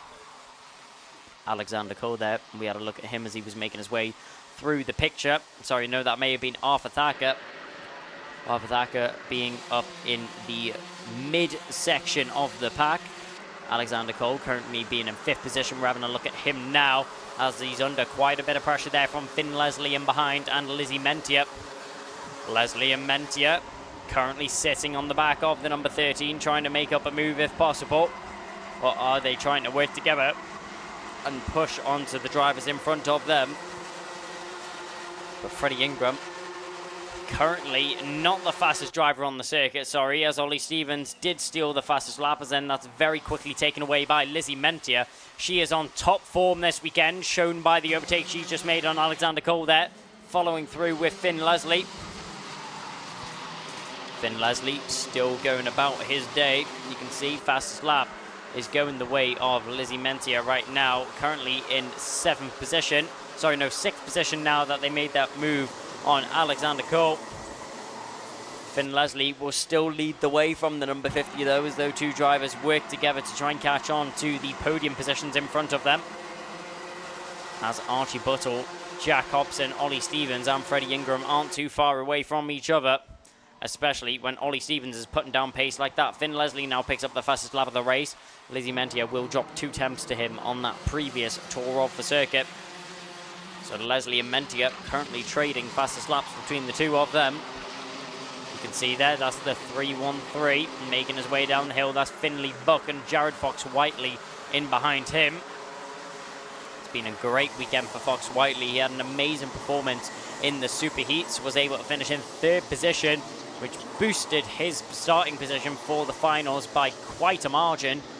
He ended up starting in 10th position, currently finds himself in 10th position. And as we look back up at the front end, Freddie Ingram under a lot of pressure from Ollie Stevens right now. Stevens has been on an absolute belter all weekend. The pace we've seen him putting down on the circuit is amazing, and he proves that by hitting the front there. As Freddie Ingram will have to drop down into 2nd. He tries to attack now, but Ollie Stevens has to go defensive. Ingram manages to find a way through, though. Good move there from Ingram. Just squeezes his way through on the inside as Ollie Stevens was not able to respond at all. Mentia tries to go the long way round as Leslie forces her out wide. Mentia then losing quite a bit of time there to Alex Cole in behind. So 5th, 6th and 7th all going at it. Cole going for the move. Mentia tries to hang it around the outside. It's going to be a long trek down the back straight for her as both sitting in slipstream. Talking about slipstream, there's 4 cars all battling for the lead of the race right now. Freddie Ingram, Ollie Stevens, Jack Hobson and Archie Butler all going at it, and it's very feisty between our front 2 especially. Freddie Ingram and Ollie Stevens don't seem to be the best of terms on track. Down into the paddock bend we go. That was an attempt of an overtake there on the inside. The cosmic car for Archie Buttle was not able to make the move there on Jack Hobson. Actually loses them quite a bit of time to the 2 drivers in front. Ollie Stevens and Freddie Ingram now break a little bit of breathing room from those 2 drivers in behind them. So as we go down the home straight once again. Looking to the inside, moves across, manages to fend him off just about. But down the inside, the move is done and dusted now. Archie Buttle finds himself in 3rd position. Jack Hobson, our championship leader, is now down into 4th. As Freddie Ingram still finds himself out in front. Ollie Stevens has not given up just yet, though. The number 81, is every time he sees a gap on the inside or the outside, every time he sees an opportunity to go for the overtake, he will pounce at it, if possible. So down through what looks like Lumo Bend. We can see the drivers now coming back up the hill and down the home straight. Will Ollie Stevens try it again? Yes, he will. Will it get fended off by Ingram this time? No, it won't. Ingram actually lets Stevens go past this time. Maybe he's had a change of heart. Maybe he thinks that it might actually be better with Ollie Stevens out in front. Then Freddie Ingram can learn where he's losing a bit of time, and he can learn where those 2 drivers can pull away even quicker than from each other. So, out in front right now, Ollie Stevens leads from Freddie Ingram, Archie Buttle and Jack Hobson in behind. 7 minutes and 40 seconds is remaining on this race. Sorry, Jack Hobson is no longer in 4th position, as that position now belongs to Finn Leslie. Finn Leslie's got himself in a 4th position, as Jack Hobson is now demoted down into 5th. Unfortunately, it's just been a downward spiral for Jack Hobson in this race. As down the inside, Finn Leslie is not wasting any time at all as he makes his way down the inside of Archie Buttle, and Leslie will pick up 3rd. So down the old home straight we go. Jared Fox-Whiteley picks up the fastest lap of the race. It's been a great weekend for him. A weekend to remember indeed. A 42.945 is what I'm seeing on my timing screen for the time set there by Jared Fox-Whiteley. So down through the infield section, up through Luna Bend they go. Jack Hobson still all over the back of Archie Buttle. But you can see our new driver into the battle. A new contender has appeared. But down the inside, Hobson decides it's his turn to go for a move on Archie Buttle as he gets himself now into 4th position. But Finn Leslie, being the new driver on the block, he's here to fight up at the front end. Our veteran in the class, our veteran in the Ultimate Karting Championship. Finn Leslie's been in this championship for a multitude of years, and he's showing his experience in his racecraft as well, as currently sitting in 3rd position. Nothing that the other drivers can do about it to stop him, as he looks like he's a freight train coming through these drivers. So 6 minutes is now remaining in this race. Over half has now been completed. 8 minutes is done. And wait, whoa. It was a very rough move there by Finn Leslie. Tried to go down the inside. It nearly got fended off by Freddie Ingram. Ingram got sent into Ollie Stevens. Ollie Stevens then got sent off the track and Finn Leslie followed through.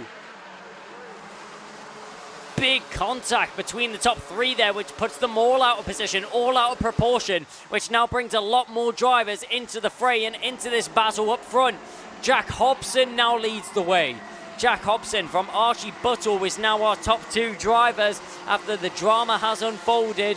You can see driving away there, that looks like that's the number 92. That's Jack West, who finds himself in third position, and Lizzie Mentius in fourth. Down the inside, there goes Archie Buttle. That's for the lead of the race. What would have been for fourth position just a couple of laps ago is now going to be for the lead of the race. A point forward there from Jack Hobson. That was the signal to Archie Buttle. Come on, let's go forwards. Let's not worry about these drivers behind. Let's not battle. I don't want to lose any more time on this track.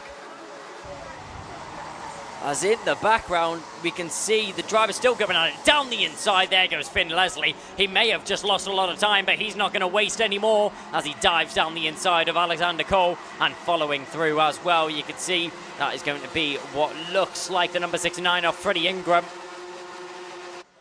Heartbreak for the top three there as defensive goes Buttle once again. This is not what Hobson wanted. Hobson wanted to work together. He wanted to push forward just like Mentia and West here. But now they have company. They have the pressure of Finn Leslie in behind. And we know that Leslie is ruthless when it comes to making the overtake stick. He's not going to wait for anyone around him. As soon as he sees the gap open up, he's going to go for the move. Definitely a great trait to have as a driver in a field such like this, in such a close field. Not afraid to go for any gap that's available to him is Finn Leslie. And you've got to give it to him for that one. As the drivers go through the field, Finn Leslie currently in fifth position, who was in third. He's looking to regain the positions that he lost though. But Finn Leslie and Jack West working very well together right now. If I was in Mentia's position, I would want to get past Jack West as fast as possible. I do not want to be the driver that has to face Finn Leslie, who seems to be on an absolute mission right now. Will it be into Paddock Bend? No, it won't. Mentia's going to have a little bit more time to waste.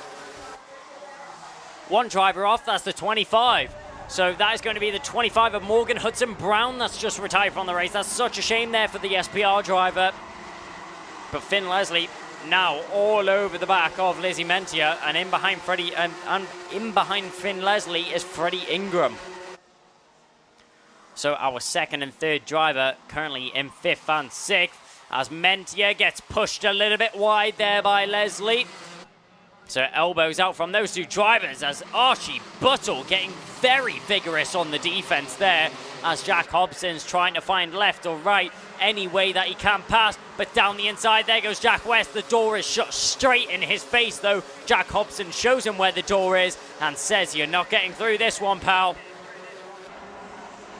Down through the final couple of sections we go. Amazing racing up at the front end. It's so tight between everyone here. Finn Leslie's now arrived on the battle once again. He's in fourth position right now. It won't stay like that for long. I'm sure he'll be diving down the inside as soon as he sees the opportunity. He goes for the racing line. Will he try and go for the switchback? As now it looks like Hobson's going to be squeezed out wide and trying to go for the lead is Jack West. It's not going to work out. What now seems to be is going to be an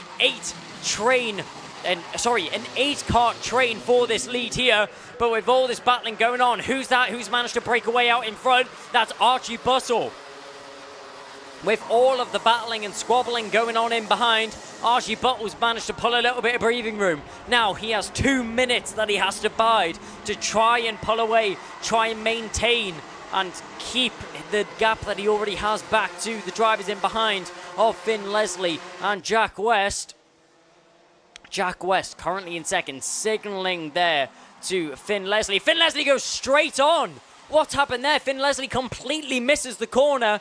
Has there been a brake failure, or is that just a larger issue there for Finn Leslie? So Leslie takes off the circuit, and does he rejoin? I can't see him anywhere on the camera there.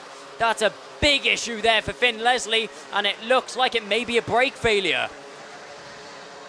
He pulls straight off into the pit lane with his head on his steering wheel. Heartbreak for Finn Leslie after a collision there on the track. he has to pull off the circuit due to some sort of issue, meaning that Archie Buttle has a bit more time, but he doesn't at all. Freddie Ingram's there on the inside, gets himself into the lead of this race. Now the two Cosmic drivers are going to battle it out in front with 40 seconds now remaining on the clock. These two drivers are going to go at it head and toe. Looks over his shoulder there. Archie Buttle can see that he has a little bit of breathing room back to what is Lizzie Mentia, now in third position. What a weekend it's been for her. You cannot take it away from the number 50. She's looking to take a podium finish, and if it does, I'll tell you what, she's definitely up there as a contender for driver of the weekend. As around the final couple of corners and down the home straight we go. Freddie Ingram still leads the way. Defensive goes Mentia, but pointing forwards there looks like it's Jack West who wants to go forwards. Ingram going very defensive as Buttle now comes under more pressure from Mentia in behind. What a treat we are having right here with the junior rotax. Not a single lap of this race had not had some action or some great battling going on. Freddie Ingram still leading the way from Archie Buttle. Mentia breathing down the neck of the two Cosmic teammates who now make their way down towards the final couple of corners. Down through Luna Bend we go. This is the penultimate lap of the race. Next time round is the last lap. This is when the elbows will come out. This is when there is nothing left to give. The drivers will give it their all on this final lap of the race as there's nothing left to throw up. Freddie Ingram still in the lead. A big mistake there from Archie Buttle leaves him very vulnerable. Swipes across the front end there of Lizzie Mentia, and I'm sure Mentia will not be happy with that one at all as her front end is taken away from her. Now she's put into the clutches of Jared Fox-Whiteley, and Jack West was able to slip through as well. But out in front, Freddie Ingram, with that contact taking place, he's able to pull a little bit of breathing room over the drivers in behind. It's a Cosmic 1, 2, 3 right now. We go down towards Luna Bend, and Freddie Ingram, after being taken out from the lead of the race, he points to the crowd, he points his hands out, and he will be victorious here for round 4 of the PassMeFast Ultimate Karting Championship. Freddie Ingram take a bow. The number 69 fought his way back through the field with what looked like it was going to be a hopeless race. He manages to take the victory from Archie Buttle and Jack West, a provisional Cosmic 1, 2, 3. But I'm sure Archie Buttle's rash defensive move on Lizzie Mentia will be looked at by the stewards. If anything comes of it, that's a different question. Jared Fox-Whiteley, what a weekend it has been for him as well. Finishing in 5th position in that race. The number 22 has definitely shown that he's a contender for the final half of the season. So as we see the drivers come into the pit lane, the provisional result, Freddie Ingram, with the return drive of his life, manages to take the victory from Archie Buttle and Jack West. But let's go down to Kev, who will have a word with our top 3. Wow, wow, wow. How do we unpick that one? Junior Rotax delivers. And look at the KR Sport teammates there of Freddie Ingram and Archie Buttle just peeling off their race overalls. And then just behind them, that man, Jack West, bringing it home in 3rd as well. What a weekend for the team. Well done to all 3 of those drivers. They've got to get the carts onto the weighing scales, then we'll get them over here. But a 1, 2, 3, a clean sweep. Maybe the first time that we've seen that in the UKC. And Freddie Ingram, well, we haven't seen him on the top step of the podium since the first round, way back when at Wilton Mill. Just so many incidents in that one there. I'm not quite sure how our race commentator managed to keep up with it. Freddie Ingram was up, he was down, and then he was back up again.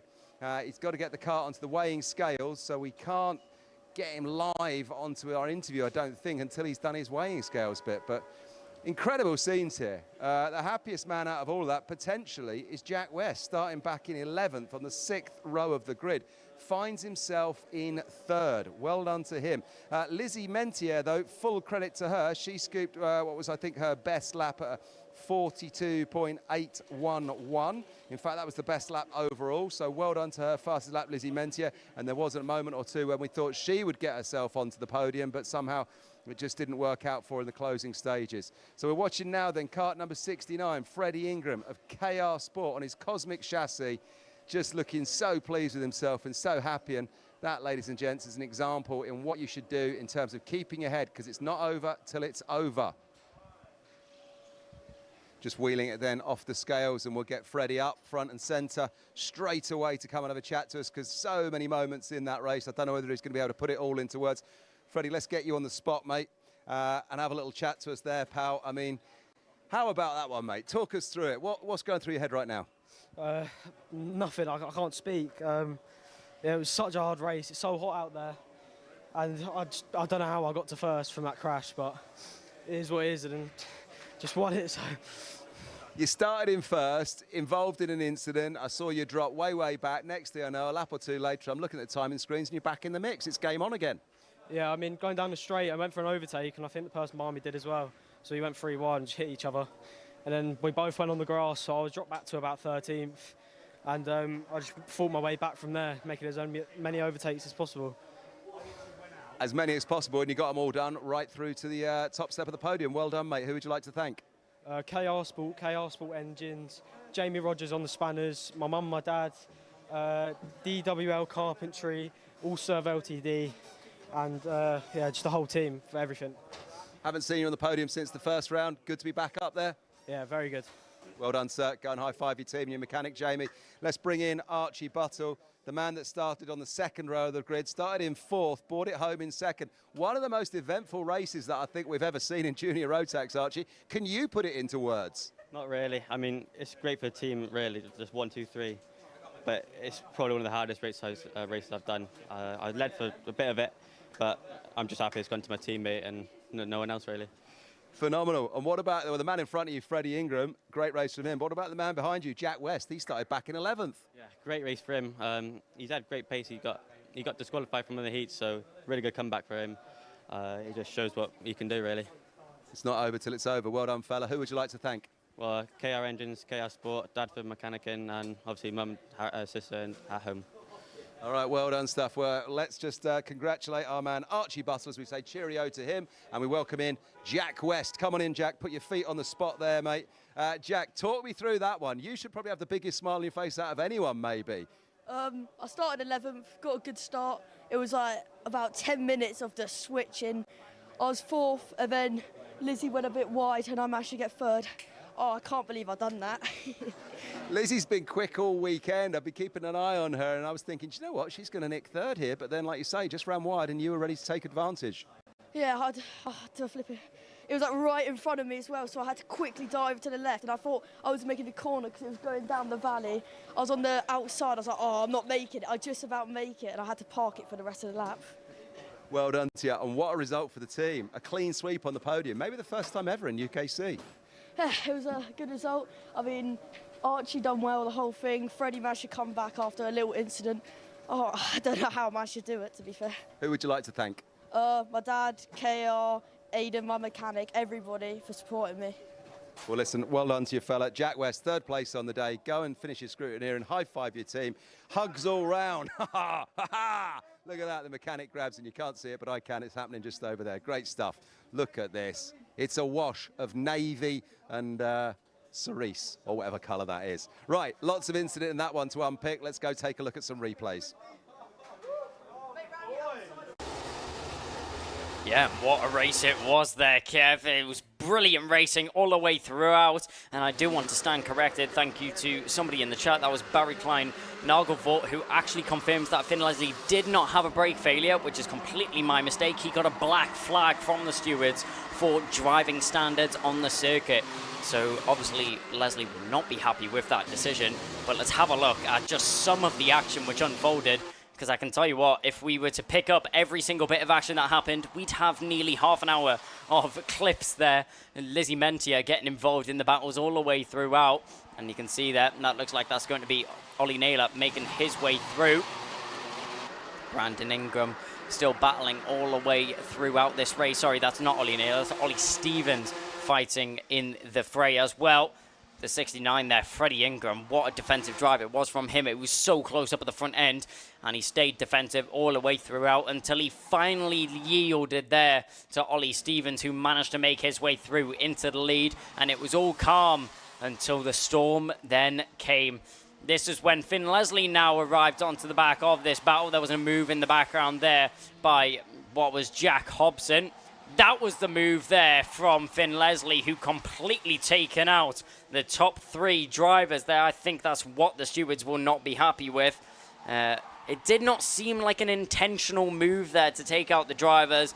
Just a rash decision to go down the inside, and then a bit of contact there between Leslie and Mentia, which took out Mentia from that position and sent her off on a different direction.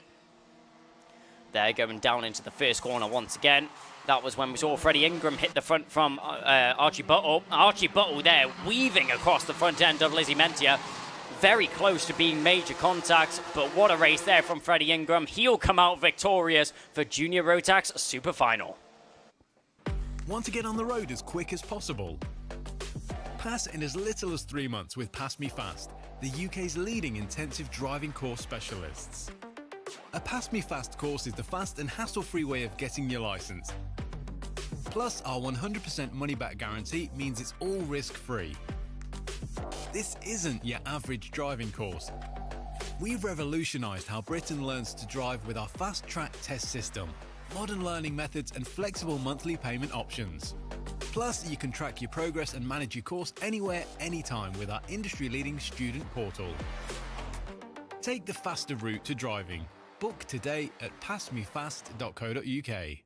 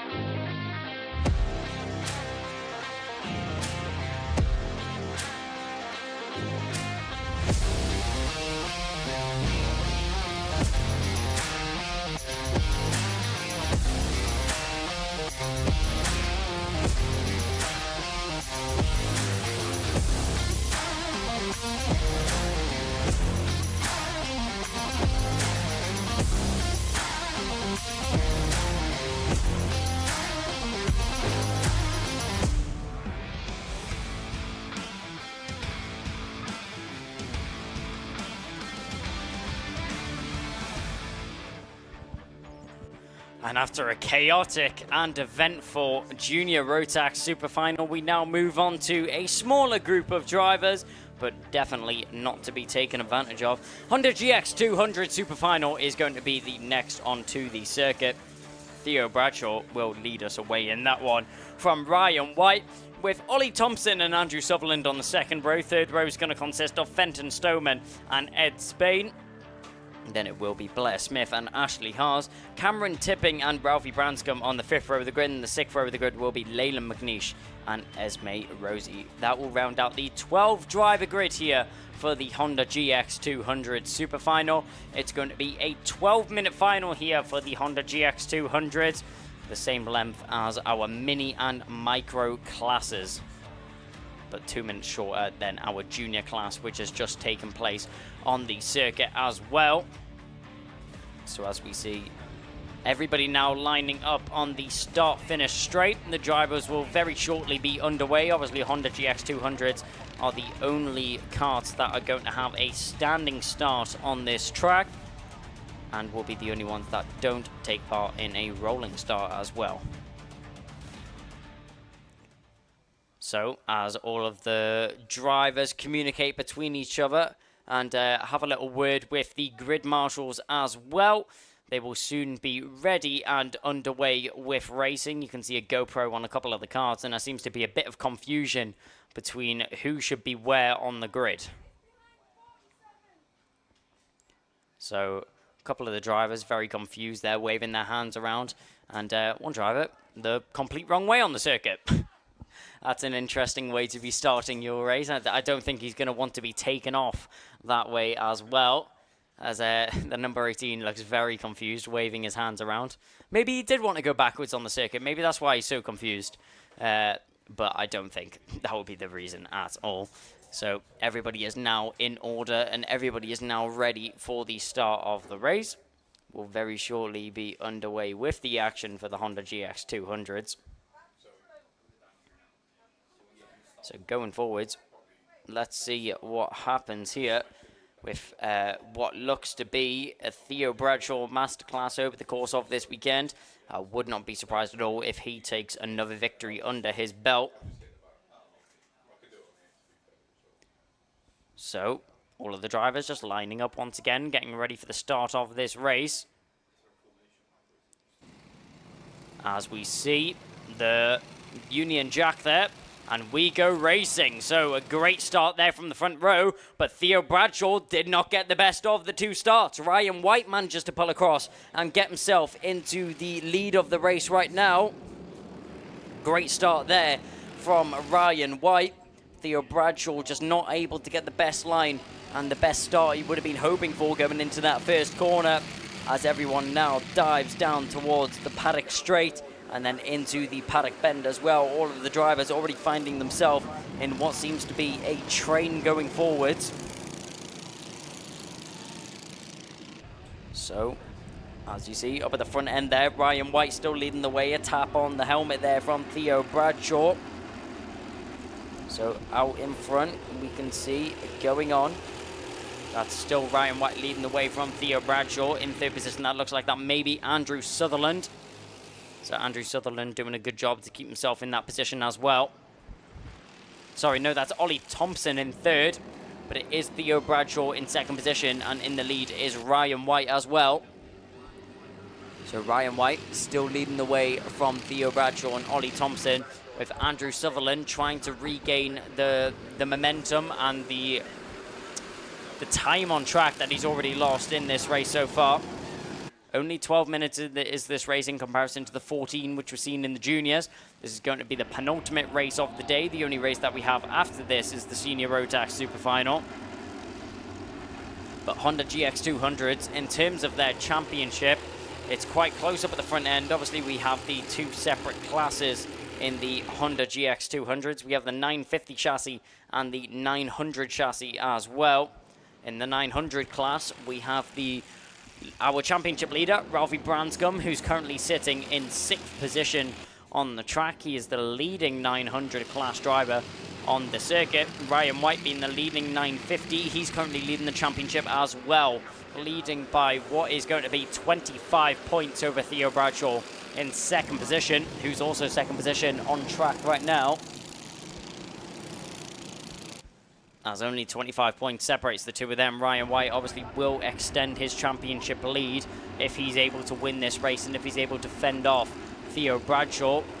If Theo Bradshaw manages to win this race, that will be points going his way, and that will then close down the gap that he has to Ralphie Branscombe in the lead right now. Sorry, not Ralphie Branscombe, that's Ryan White. As Ryan White still leading the way from Theo Bradshaw, Ollie Thompson in behind. Obviously teammates to the number 47 of Ryan White, so maybe a little bit of a team game comes here.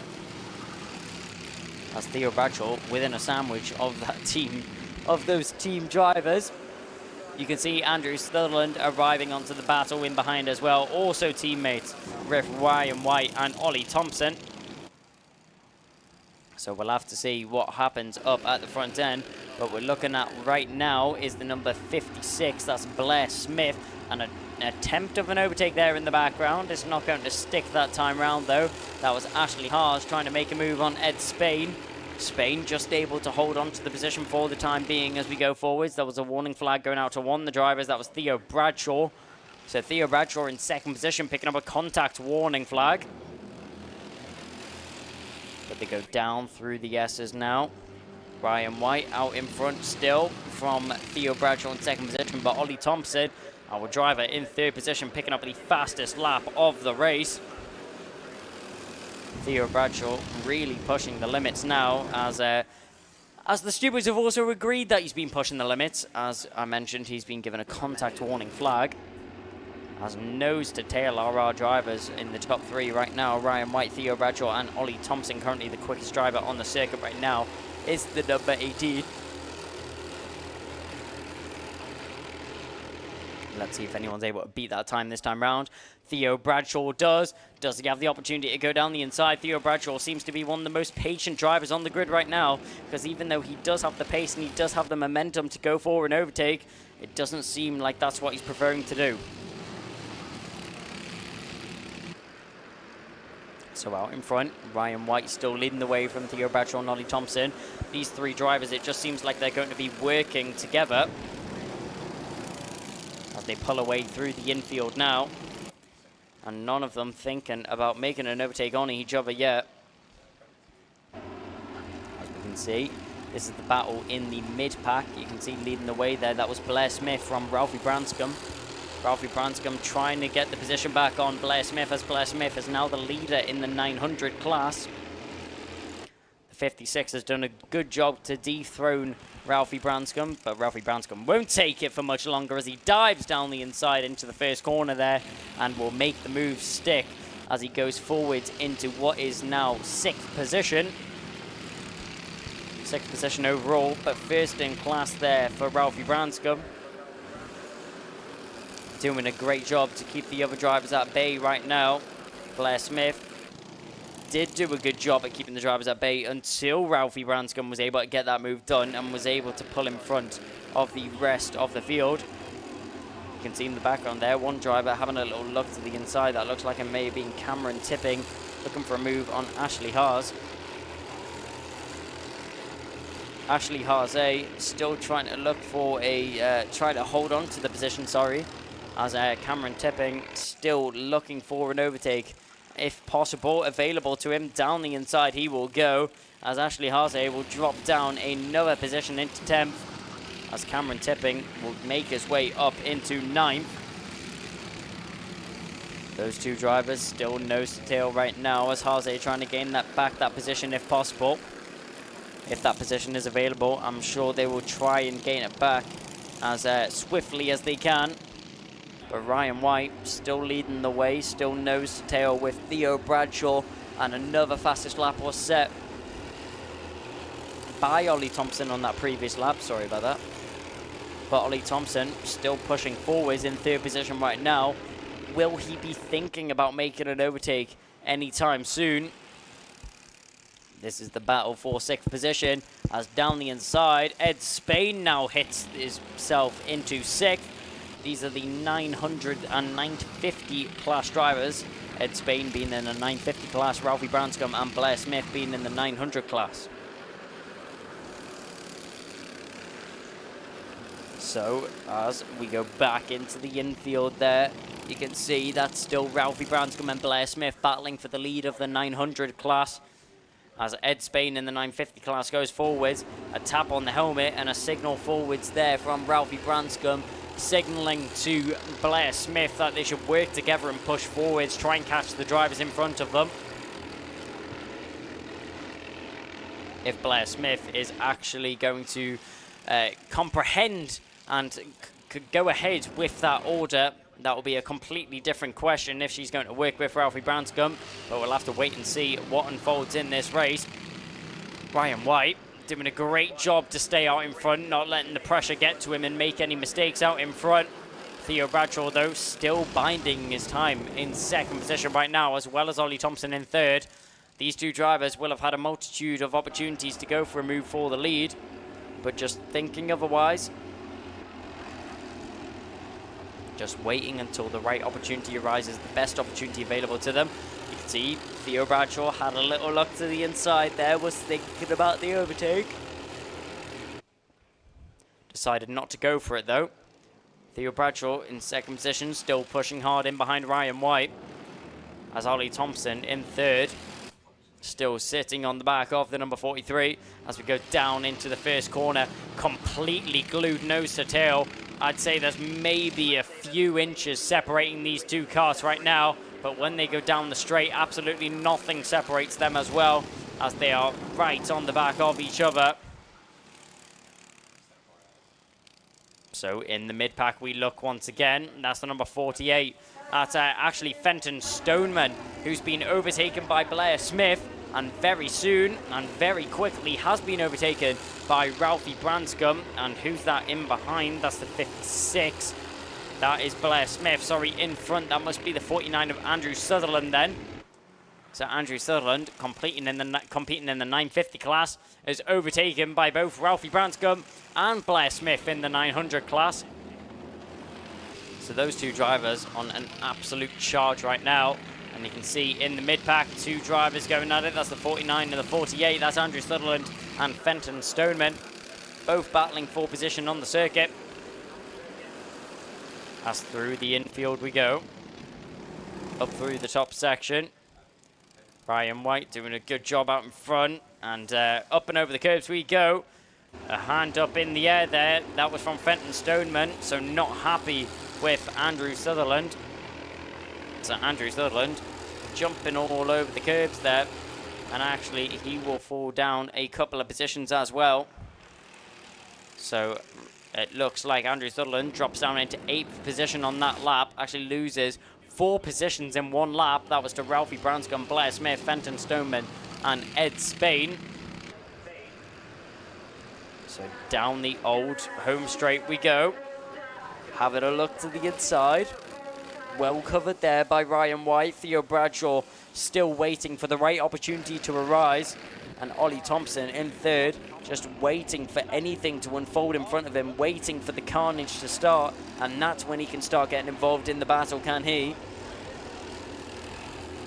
Only 1 minute and 10 seconds remaining on this clock, which means that there's less than 2 laps when the drivers cross the line here. This will mark what will it be the 3rd final lap of the race? Yes, it will. So we go around the final couple of bends there. Sorry, no, that was down through the S's section. And now through the S's down towards the paddock home straight. Through the paddock bend we go. Ryan White from Theo Bradshaw, Ollie Thompson, nothing changing up in the top 3. As we saw an overtake on that previous lap, that was Blair Smith making her way past Ralphie Branscombe. So Blair Smith doing a good job at making his way past Ralphie Branscombe. So through the final couple of corners we go. Up through the triple right complex, completely flat to the floor. This will now be the penultimate lap of the race. Will Theo Bradshaw, will Ollie Thompson think about going for an overtake on these final 2 laps? Surely this is do or die now. Ryan White, you can see, going a little bit defensive there through the S's section. Doesn't want to let any of these drivers to have a look on the inside. Theo Bradshaw thinking about it.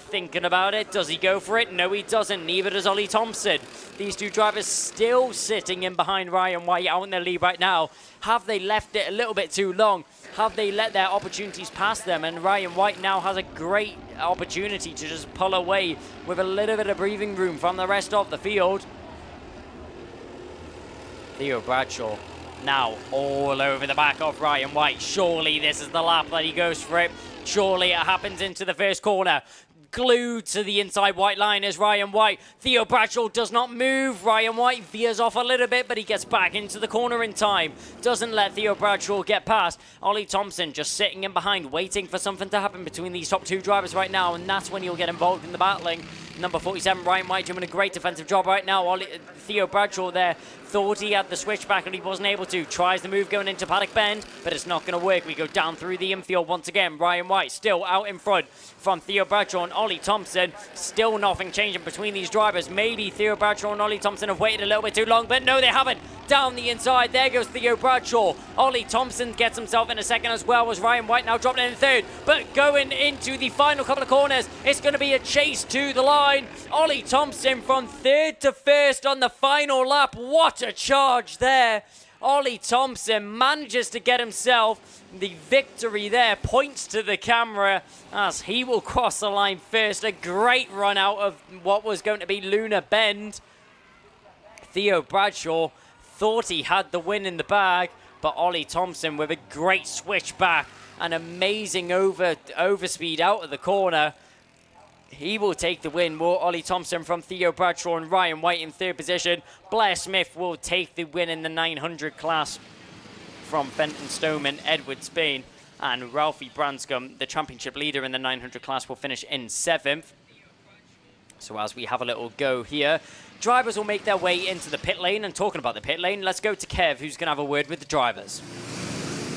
Wow, wow, wow. How do we unpick the last few seconds of that one as Ollie Thompson of Lenny Messenger Motorsport, running in third for most of it, puts himself in first place. Ollie, cool your jets, mate. Put your feet just on the spot there and pop the helmet off so we can see your face and hear. He's absolutely buzzing. He's so fast. He's got straight out of the cart and he's straight into the podium position.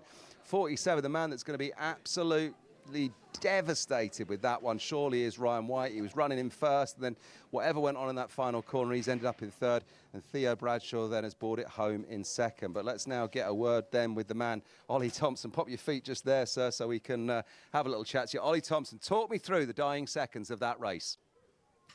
It was really intense. Like, I pushed Theo through on Ryan, and then Theo made a mistake and ran wide, and I managed to just get alongside him and took the win, and Ryan pushed me home for the win.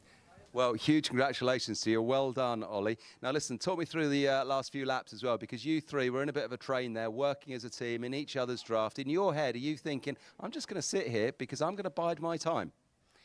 Yeah, I was just hoping like I could just get it on the last moment, and I did, so I'm very happy. You really should be happy. 5th last time out, 1st this time. Who would you like to thank?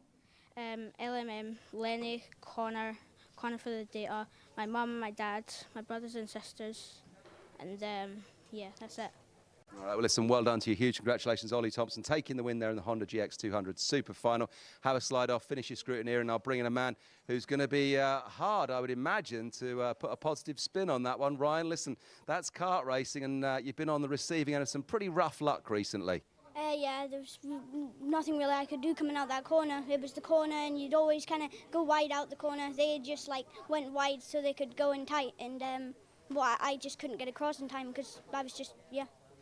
Listen, well done to you, mate. You're a fantastic driver. It's not a nice position to be in. You were leading lap after lap after lap, running in the front of that train. Talk me through what's going through your mind when you know you're leading a train of 2 drivers behind you who are a bit good. Well, it was more, I was just hoping they'd wait until the last lap to battle, just because I'm usually quite decent at defending, but I just couldn't defend there, so yeah. What sort of advice does Lenny Messenger of LM Motorsport give you for those kind of situations? What's he saying to you before a race? He'd probably say, if Ollie, my teammate's not gonna, if he can't push me, then I just need to try and go and lead the race and see how it pans out. Well, listen, well done to you. You're still fully in the mix in the championship. You've always been there on the podiums, and you've done it once again. 3rd place this time, 3rd place last time. We're going to see more of you, I'm sure, this season. Who would you like to thank? I'd like to thank LMM, Lenny and Connor, and my dad. Well, listen, well done, Ryan. Thanks for being a great competitor, and you're a great racer to watch. Go and enjoy the moment with your team. As we bring in Theo Bradshaw, the helmet is on, Theo, in tears under there. Talk me through, mate, what's going on? You got a podium in Micromax, and you've just podiumed in Honda Cadet. Yeah, I was coming over the line. Ryan pushed Ollie Thompson over, which screwed me up. So then I unfortunately got 2nd. Well, listen, mate, don't be disappointed with 2nd. You're fully in the mix. You've had a great weekend. 2nd is, you know, a step of the podium that other racers haven't got themselves on. And you're on 2 podiums today, Micromax and Honda. It's an emotional sport and it's a difficult sport, karting. But I mean, you've got to be pleased. You've got to try and put a smile on it. Yeah, I'm pleased with the Micromax getting my first podium, but I feel like I could have done better in the Honda. Listen, well done, Theo. There's a load of other drivers behind you who would love to be in your race boots right now on that podium. So be proud, stick your chest out and say well done to yourself because you've had a great weekend. Who would you like to thank? Nanny and Grandpa for watching my races again, and a lot of the people who help me with the setup, and Kian for helping me with stuff and the corners. Brilliant, Kian Bernard there, whose birthday it is, and I'm sure he's just waiting in the wings to go and give you a high five, as will Ollie and as will Ryan. You're a great competitor. It was great to watch the three of you. Well done, sir. Congratulations. Thank you. There he goes, finishing with a smile on his mates. Let's get some pictures of these scenes here. This is what it's all about. Look, an arm round in from his teammates. Ollie Thompson there from LM Motorsport, straight over to congratulate him. Theo, my man, 2 podiums and he's still in tears, but that's karting. And well done, Grandma and Grandad, for watching. I'm sure you're really proud. Right, let's try and relive some of those great moments for another race here at Three Sisters with the replays.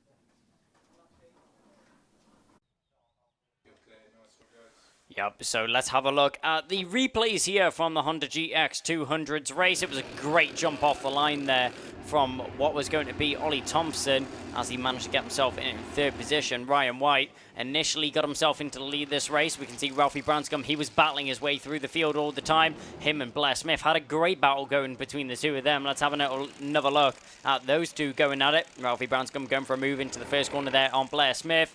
As you can see, Ralphie Branscombe kept getting shuffled back in the pack, but he definitely came back fighting once again. That was Haase losing out on a position. As down the inside, that was Ed Spain. Following through was Ralphie Branscombe as he managed to make the move that was going to be the move there from Ralphie Branscombe on Blair Smith. Blair Smith did end up finishing in front of him in 4th position. Down the front end there, very close between the two of those drivers. 49 and the 48 both going at it. That's Andrew Sutherland and Fenton Stoneman coming out in front of those two. He finished in 5th position, but if we look to the front end, this is where it all started to kick off. Theo Bradshaw started it. Ollie Thompson walked away victorious though with his first victory here.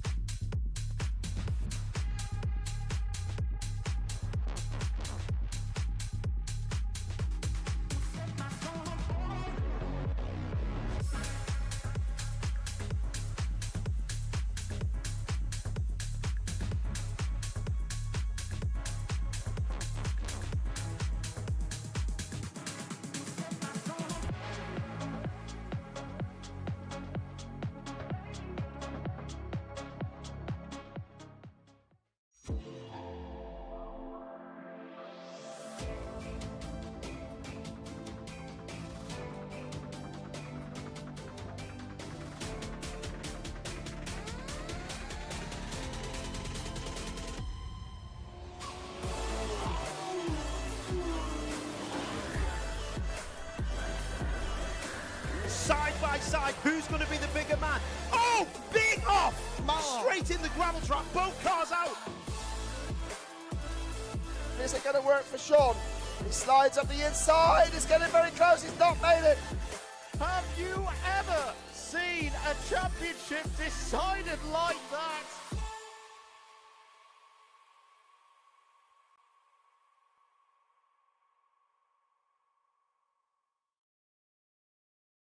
Want to get on the road as quick as possible? Pass in as little as 3 months with PassMeFast, the UK's leading intensive driving course specialists. A PassMeFast course is the fast and hassle-free way of getting your license. Plus, our 100% money-back guarantee means it's all risk-free. This isn't your average driving course. We've revolutionised how Britain learns to drive with our fast-track test system, modern learning methods and flexible monthly payment options. Plus, you can track your progress and manage your course anywhere, anytime with our industry-leading student portal. Take the faster route to driving. Book today at passmefast.co.uk.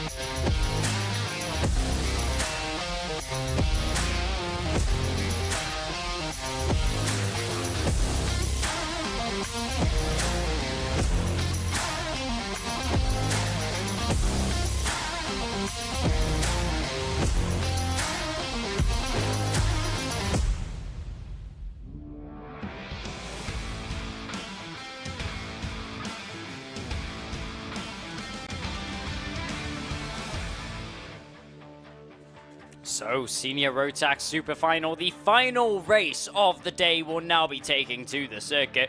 Kai Hunter and Pearson Bullock Carter will be...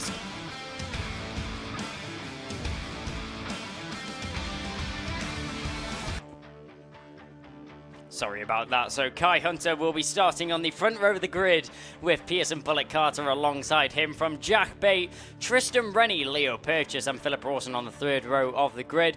Lorenzo Cordal from Scott Mackerel, and then Lucas Ellingham and Thomas Wood on the fifth row of the grid. Then Matthew Lambert, Alex Moody, Gabe Fairbrother, George Hunter, Callum Kinder, Oliver Duffel. Then Jack Lilly, Angus Scrivener, Stephen Napier and Charlie Pritchard on the 10th row of the grid. 11th row of the grid will consist of Stephen Duncan, Ramarion Ubi, Thomas Leah Tukas, then it will be James Tester, Tommy Lee, Lucas Ivas Kavuchis, then it will be Isaac Lord, Jay Pearson, and on the 15th row of the grid it will be Asa Pinder and Nathan Guzzi. So with those being 30 of the drivers taking part here in the Senior Rotax Final, all of the drivers will make their way onto the circuit. And for the final time today, we will go racing. Kai Hunter in second position. He would have been hoping for pole, but it was a heartbreak there in the first heat as, sorry, not in the first heat, in the superheat as he had contact with the number 2 of Lorenzo Cordal off the start of the race, which meant that his race was a complete recovery drive. He dropped all the way down into 16th position, recovered up to 5th, so a great job there from him to recover anything from that race. He'll still start from the front row of the grid, so definitely still in contention. Kai Hunter being the championship leader, probably the most dominant race, probably one of the most dominant drivers throughout the field, and is proving so once again this weekend. apart from the superheat where he didn't get a podium and the third heat where he didn't get a podium, Kai Hunter has taken 2 victories so far this weekend. But all the drivers are looking here to deny him an opportunity of doing so. Pearson Bullock Carter, we've seen him fighting up at the front end. That was in the superheat. So as we now go down into the home straight, all of the drivers are slowed down. Have we learned our lesson from the superheat? Yes, we have, and we go racing straight away. Kai Hunter with a brilliant break there from the front of the grid, and he manages to get in front of Pearson Bullock Carter. I wonder if that will be investigated as a jump start. We'll have to wait and see though, but Kai Hunter currently leading the way from Pearson Bullock Carter as those 2 drivers managed to storm away from the rest of the field as everyone's now filing their way through as they went down through the S's. Down into the first bend we go. Through Paddock Bend and down into the infield. Everyone just trying to squabble for positions, gain up as many places as they can on the first lap. Remember, the first lap is always the best opportunity for gaining as many positions as you can in a short space of time. So down into Luna Bend and up across the first home straight we go. Kai Hunter leads the way from Pearson Bullock Carter.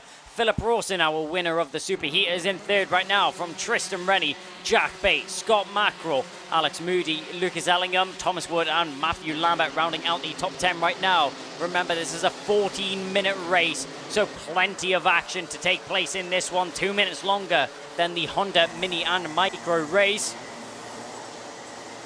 So if the junior race is anything to go by of what we've seen in 14 minutes, the seniors definitely have something to live up to.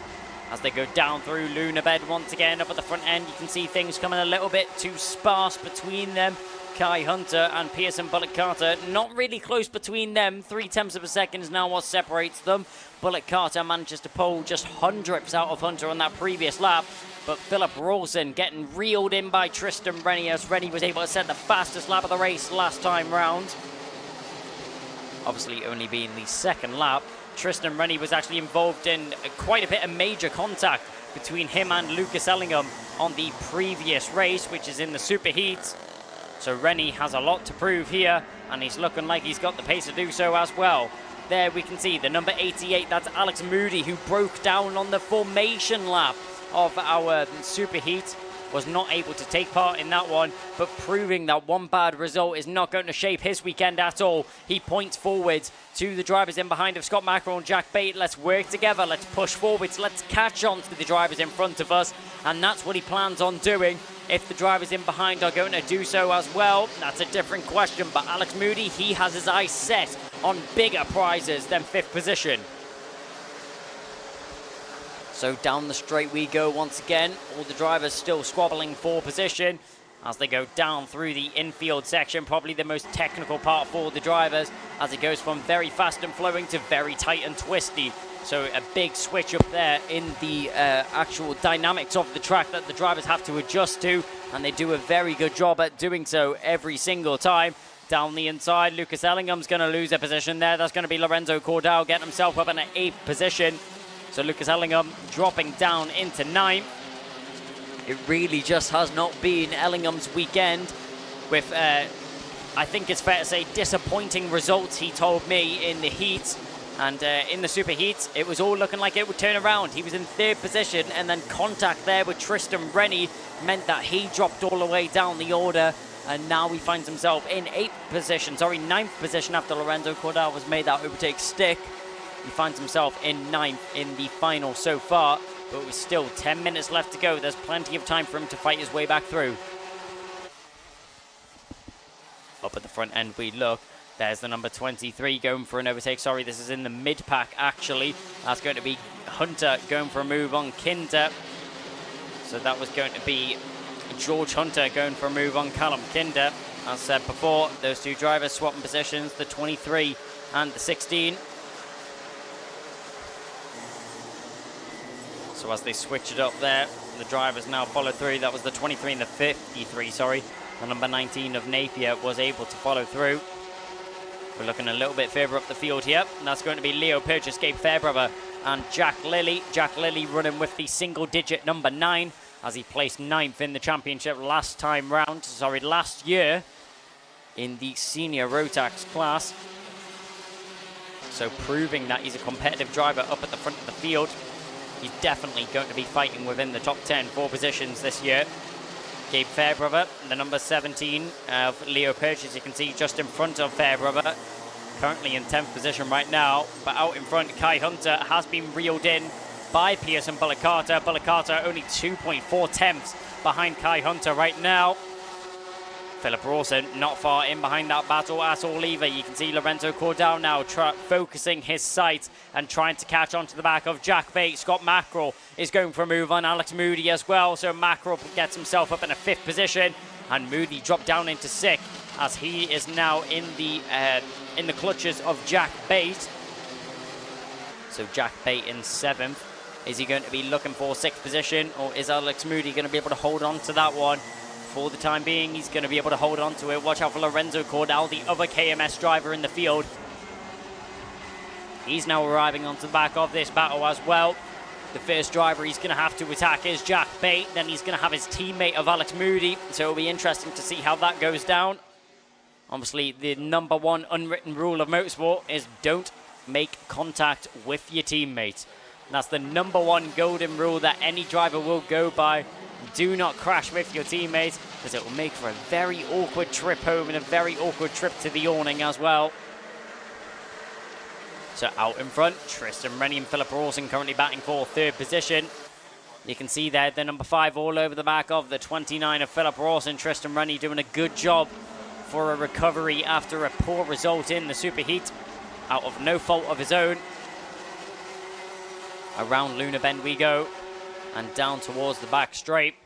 Tristan Rennie head down on the steering wheel, trying to get that aerodynamical advantage over Philip Rawson in front of him, trying to gain every single bit of advantage that he can, every single tiny bit of time. It's all going to add up over the course of this race.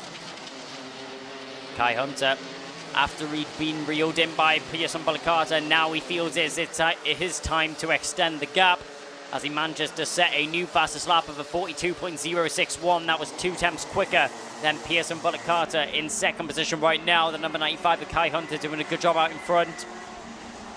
But we're focusing on that battle, as Lorenzo Cordell has completely arrived onto the back of this battle. And the first driver he's going to have to overtake is no longer going to be Jack Bate. It's going to be his teammate of Alex Moody. Now, will Moody just let his teammate go, as he will recognize that the number 2 of Cordell is quicker? We'll have to see as they make their way down through the S's now. Lorenzo Cordell making his presence known to the rest of the pack. 4 drivers all battling it out right now. It's very close and nothing separating any of them, as anything could happen at any moment. So as we see, all over the back of Scott Mackerel right now is Jack Bate. Bate seems to have found a little bit more motivation, a little bit more pace to now push on and gain a couple of positions if available to him. Tristan Rennie, this was in the making, and it was about a matter of time. Tristan Rennie down the inside of Philip Rawson. He'll get himself onto a podium position now, will the number 5. So Tristan Rennie gets himself into 3rd position, as he now sets his eyes on Pearson Bullock Carter in front, and he'll push as hard as possible to try and make that gap diminish. Kai Hunter still holding on out in front right now. A mechanical flag has went out to the 117. That's Asa Pinder. Asa Pinder was down in 29th position. One driver having a run away from their car. So I wonder what's happened there. Maybe that was Isaac Lord. Was that the number 57 of Isaac Lord that's had issues there, meaning that he's had to retire from the race? So if we have a look, the number 95 still breaking away from Pearson Bullock Carter, and just over 5 minutes is still remaining on the clock right now. So over half the race has been completed. As we were looking at, that was Philip Rawson in behind Tristan Rennie. Rawson just not able to compare his pace to Tristan Rennie out in front of him, as he just breaks away from the back of the train.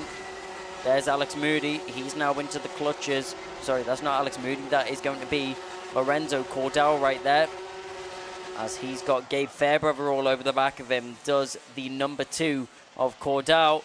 And he doesn't have the number 11 all over the back of him anymore, as he's now on the back of the number 11. Gabe Fairbrother is able to make the move as he goes down into the first corner. So Gabe Fairbrother Uses the slipstream to his advantage and now extends a little bit of a move there on Lorenzo Cordal, as he'll chase down the back of Scott Mackerel as well in doing so and try and make a move stick between them if possible. So there is the abandoned car. I can confirm that is the number 57 of Isaac Lord. Just tried to catch that number and that definitely was the number 57. So that's unfortunate to see there for Isaac Lord. Down the inside, there's a move and actually a hanging rear bumper. So that is definitely going to be a mechanical flag going the way of Philip Rawson. So Jack Bate manages to make his way through with no issues and without causing any more issues to the rear bumper there of Philip Rawson. But the back end of that car is not looking too nice. So Philip Rawson has been asked to pull into the pit lane by the stewards as the black and orange circled flag, that is going to be the mechanical flag, has been issued to the number 29. You'll have to pull into the pit lane within 3 laps of racing to avoid getting a DQ from the race. As down the inside, Stephen Duncan goes and pulls into the pit lane. Does Philip Rawson. So Rawson pulls into the pit lane. He acknowledges that the fact that he got a mechanical flag and doesn't cause any more issues for drivers out on the circuit.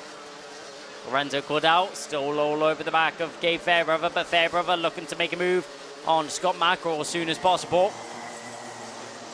Fairbrother just waiting for the opportunity to arise. As Scott Mackerel doing a good job in the Hunter Motorsport colours right now is the number 16 as he goes through Luna Bend. Through Luna Bend he goes. Up the hill we will follow as well. We'll follow a couple of positions in behind on Jack Lilly. Jack Lilly still in behind Leo Purchase. As a look to the inside there by Gabe Fairbrother, but he wasn't able to make anything stick. Number 11 of Gabe Fairbrother still has to sit in behind Scott Mackerel right now. He'll have to deal with 6th. But Kai Hunter manages to pull his lead once again to 7/10 of a second. Pearson Butter-Carter just not able to do anything about Kai Hunter out in front. So as we look going forwards, we look through the rest of the pack. There's Gabe Fairbrother once again with Lorenzo Cordal all over the back of him.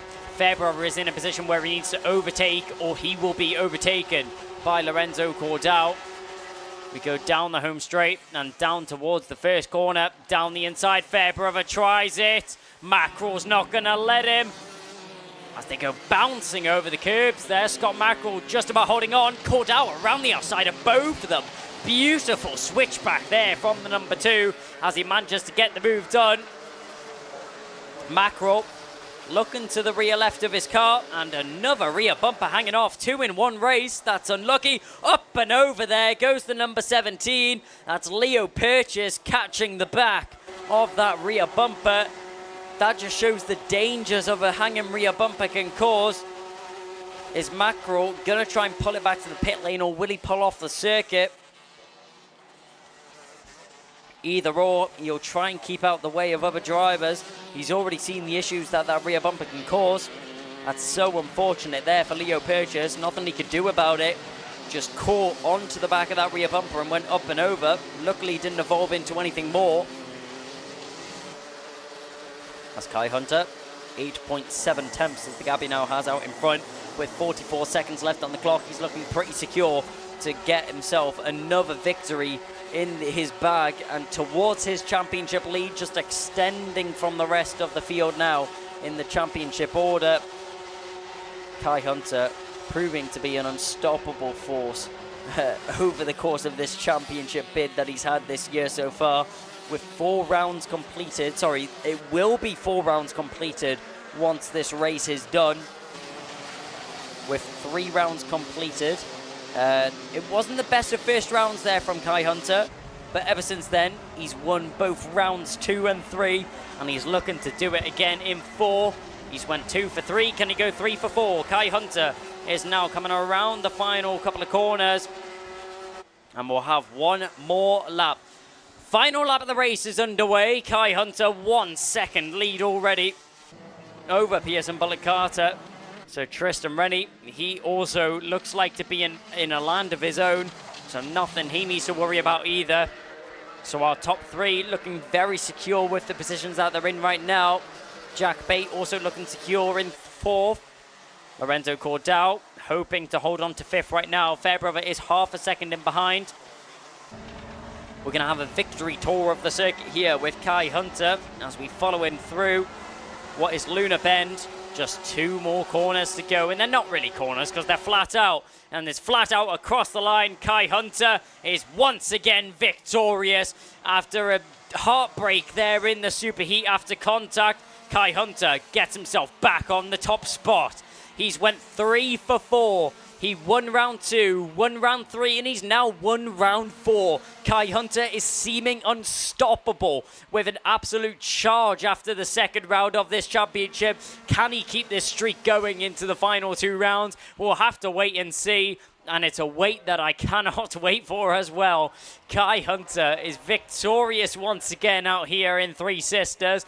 Pearson Bullock Carter did a great job to finish in 2nd position over Tristan Rennie with a brilliant recovery drive to finish 3rd from Jack Bate, Lorenzo Cordell, Gabe Fairbrother, Jack Lilly, Stephen Duncan, Leo Purchase, and Alex Moody rounding out the top 10 drivers in the final race of the day here for the Senior Rotax Final. Now let's go down to Kev and have a little word with the top 3.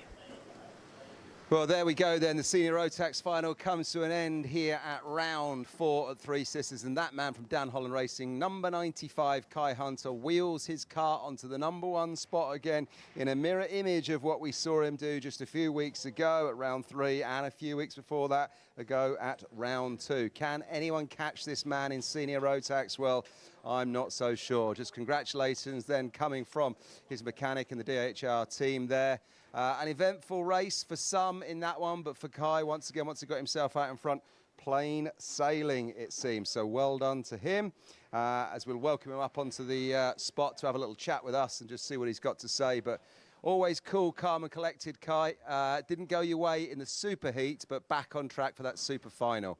Yeah, just superheat was a bit unexpected at the start. Don't know what really happened there. Well, I do, but not get into that. So managed to get back to 5th in that one, so it was a good points haul. Still started pole for the final and just led it and drove away. So I'm over the moon. Yeah, should be really over the moon. Kart was running well once again. Dan Holland Racing doing the business for you. Yeah, every single round, every single race we come to, it's just unbelievable to drive. It's just perfect. So yeah, when you give us something like that, I just deliver. So that's what I'm here to do. And as we look at the championship now, your dominance continues, leading the top of the championship table. It's only round 1 that we didn't see on the top step of the podium. Yeah, a little crash in the final after winning all the, nearly every heat in the super heat. So yeah, it's the only one I didn't win was the one I crashed out of. So yeah, I'm happy with that. So 2 rounds to go. Round 5, Clay Pigeon. Round 6, Rowra. You're obviously going to be at both of those and, well, must be brimming with confidence. Yeah, obviously been around Clay and Rowra quite a bit, so hopefully I can get some points, more points on the board, extend the lead, and see where we are in the last round. And looking at my little iPad here, I've got a 42.061 as a purple time against your name. Best lap as well.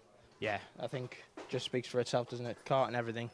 I think I don't do a too bad of a job, so I think it all works really well together, and we win. Fantastic. Who would you like to thank? Dan Holland Racing, Time Racing Engines, me, mechanic Alfie, and everyone involved in this weekend for making it difficult and exciting as well. Brilliant, great stuff. Thanks, Kai. Go and give your mechanic a big high five there. Alfie, I think he said there, so well done to the pair of them. Great result. The kart goes up onto the trolley. Will be checked by Gary and Keith and the team of scrutineers here, but I'm sure we're not expecting any issues from that one as it gets wheeled on in. And then we'll welcome up the man that came home in 2nd place from Jack's Racing, Pearson Bullock Carter. Pearson, great to see you here on the podium. Talk us through your race. Yeah, it was a good race. Well, I stayed with Hunter at the start, just kept chipping away, but unfortunately a half tenth here and there gets you quite a bit for over 40 minutes, and he dropped me, but I'm still happy to come home in 2nd. Yeah, really pleased with that 2nd place, I'm sure. Once the sort of incidents played out, it seemed to be plain sailing for the last few laps for yourself. Tristan Rennie was behind you, obviously, but some way behind you. Yeah, I think I was quicker than all the people behind, but still Hunter had to catch him up. And I got back to him in the middle, but then obviously at the end he kept consistent, and I still kept consistent, but it was just half tenth here and there. We obviously know you as a great driver, but it's your first time on the podium in UKC this year. You must be pleased with the weekend. Yeah, I'm really pleased, and thanks obviously to Jack's Motorsport, brilliant team. Dodge, Jack and Harry for everything they do for me. Really, really helping me come along as a driver and still getting better. Brilliant stuff. Well, huge thanks and well done to you, Pearson. Go and enjoy the moment with your team. Kart number 75 from Jack's Motorsport. And then let's welcome in Tristan Rennie as he comes into the third step of the podium. And I would imagine for you, Tristan, there was times in that race where you didn't think that was quite the result that was going to happen. Yeah, Rawson was kind of getting away with it from us from a bit, and then we were trying to push him to get up to Kai and Bullet Carter, obviously, but he wasn't fast enough, so we had to overtake him. And we were just kind of standstill for the rest of the race. I couldn't really catch Bullet Carter or Kai at all. But a kart was running well. You knew you had the speed, and like you say, not quite as much speed as perhaps Pearson, Bullet Carter there, or Kai Hunter. But everything you did best you could, I suppose. Yeah, just the best we could. The kart was set up great. We just couldn't catch up. And I think I'm right in saying last time out, third step of the podium. This time out, third step of the podium again. Yeah, great to have good championship points and keep consistent and stuff. So.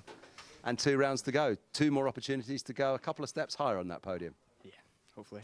Brilliant, great stuff. Thanks, Tristan. Go and enjoy the moment with your team as we congratulate Tristan Rennie, third place there in Senior Rotax. And that, ladies and gentlemen, rounds out our afternoon. Thanks to you for watching us wherever you are right now. Senior Rotax with the final one here at Three Sisters for round 4 of the Ultimate Karting Championship. Next, we go then in mid-July. In fact, late July, we'll be down in Clay Pigeon. And then we go up to, I had to think about that one there. It's been a hot, sunny day, I don't mind telling you. Then we go up to Rowra in August. And so we do hope that you can join us for both of those. Thanks to you, like I say, wherever you are for watching. From all of us here, there's a lot of people make these weekends happen here. So on behalf of all the team at the UKC, thanks once again. I've been Kev Harris, and we will see you next time. See ya.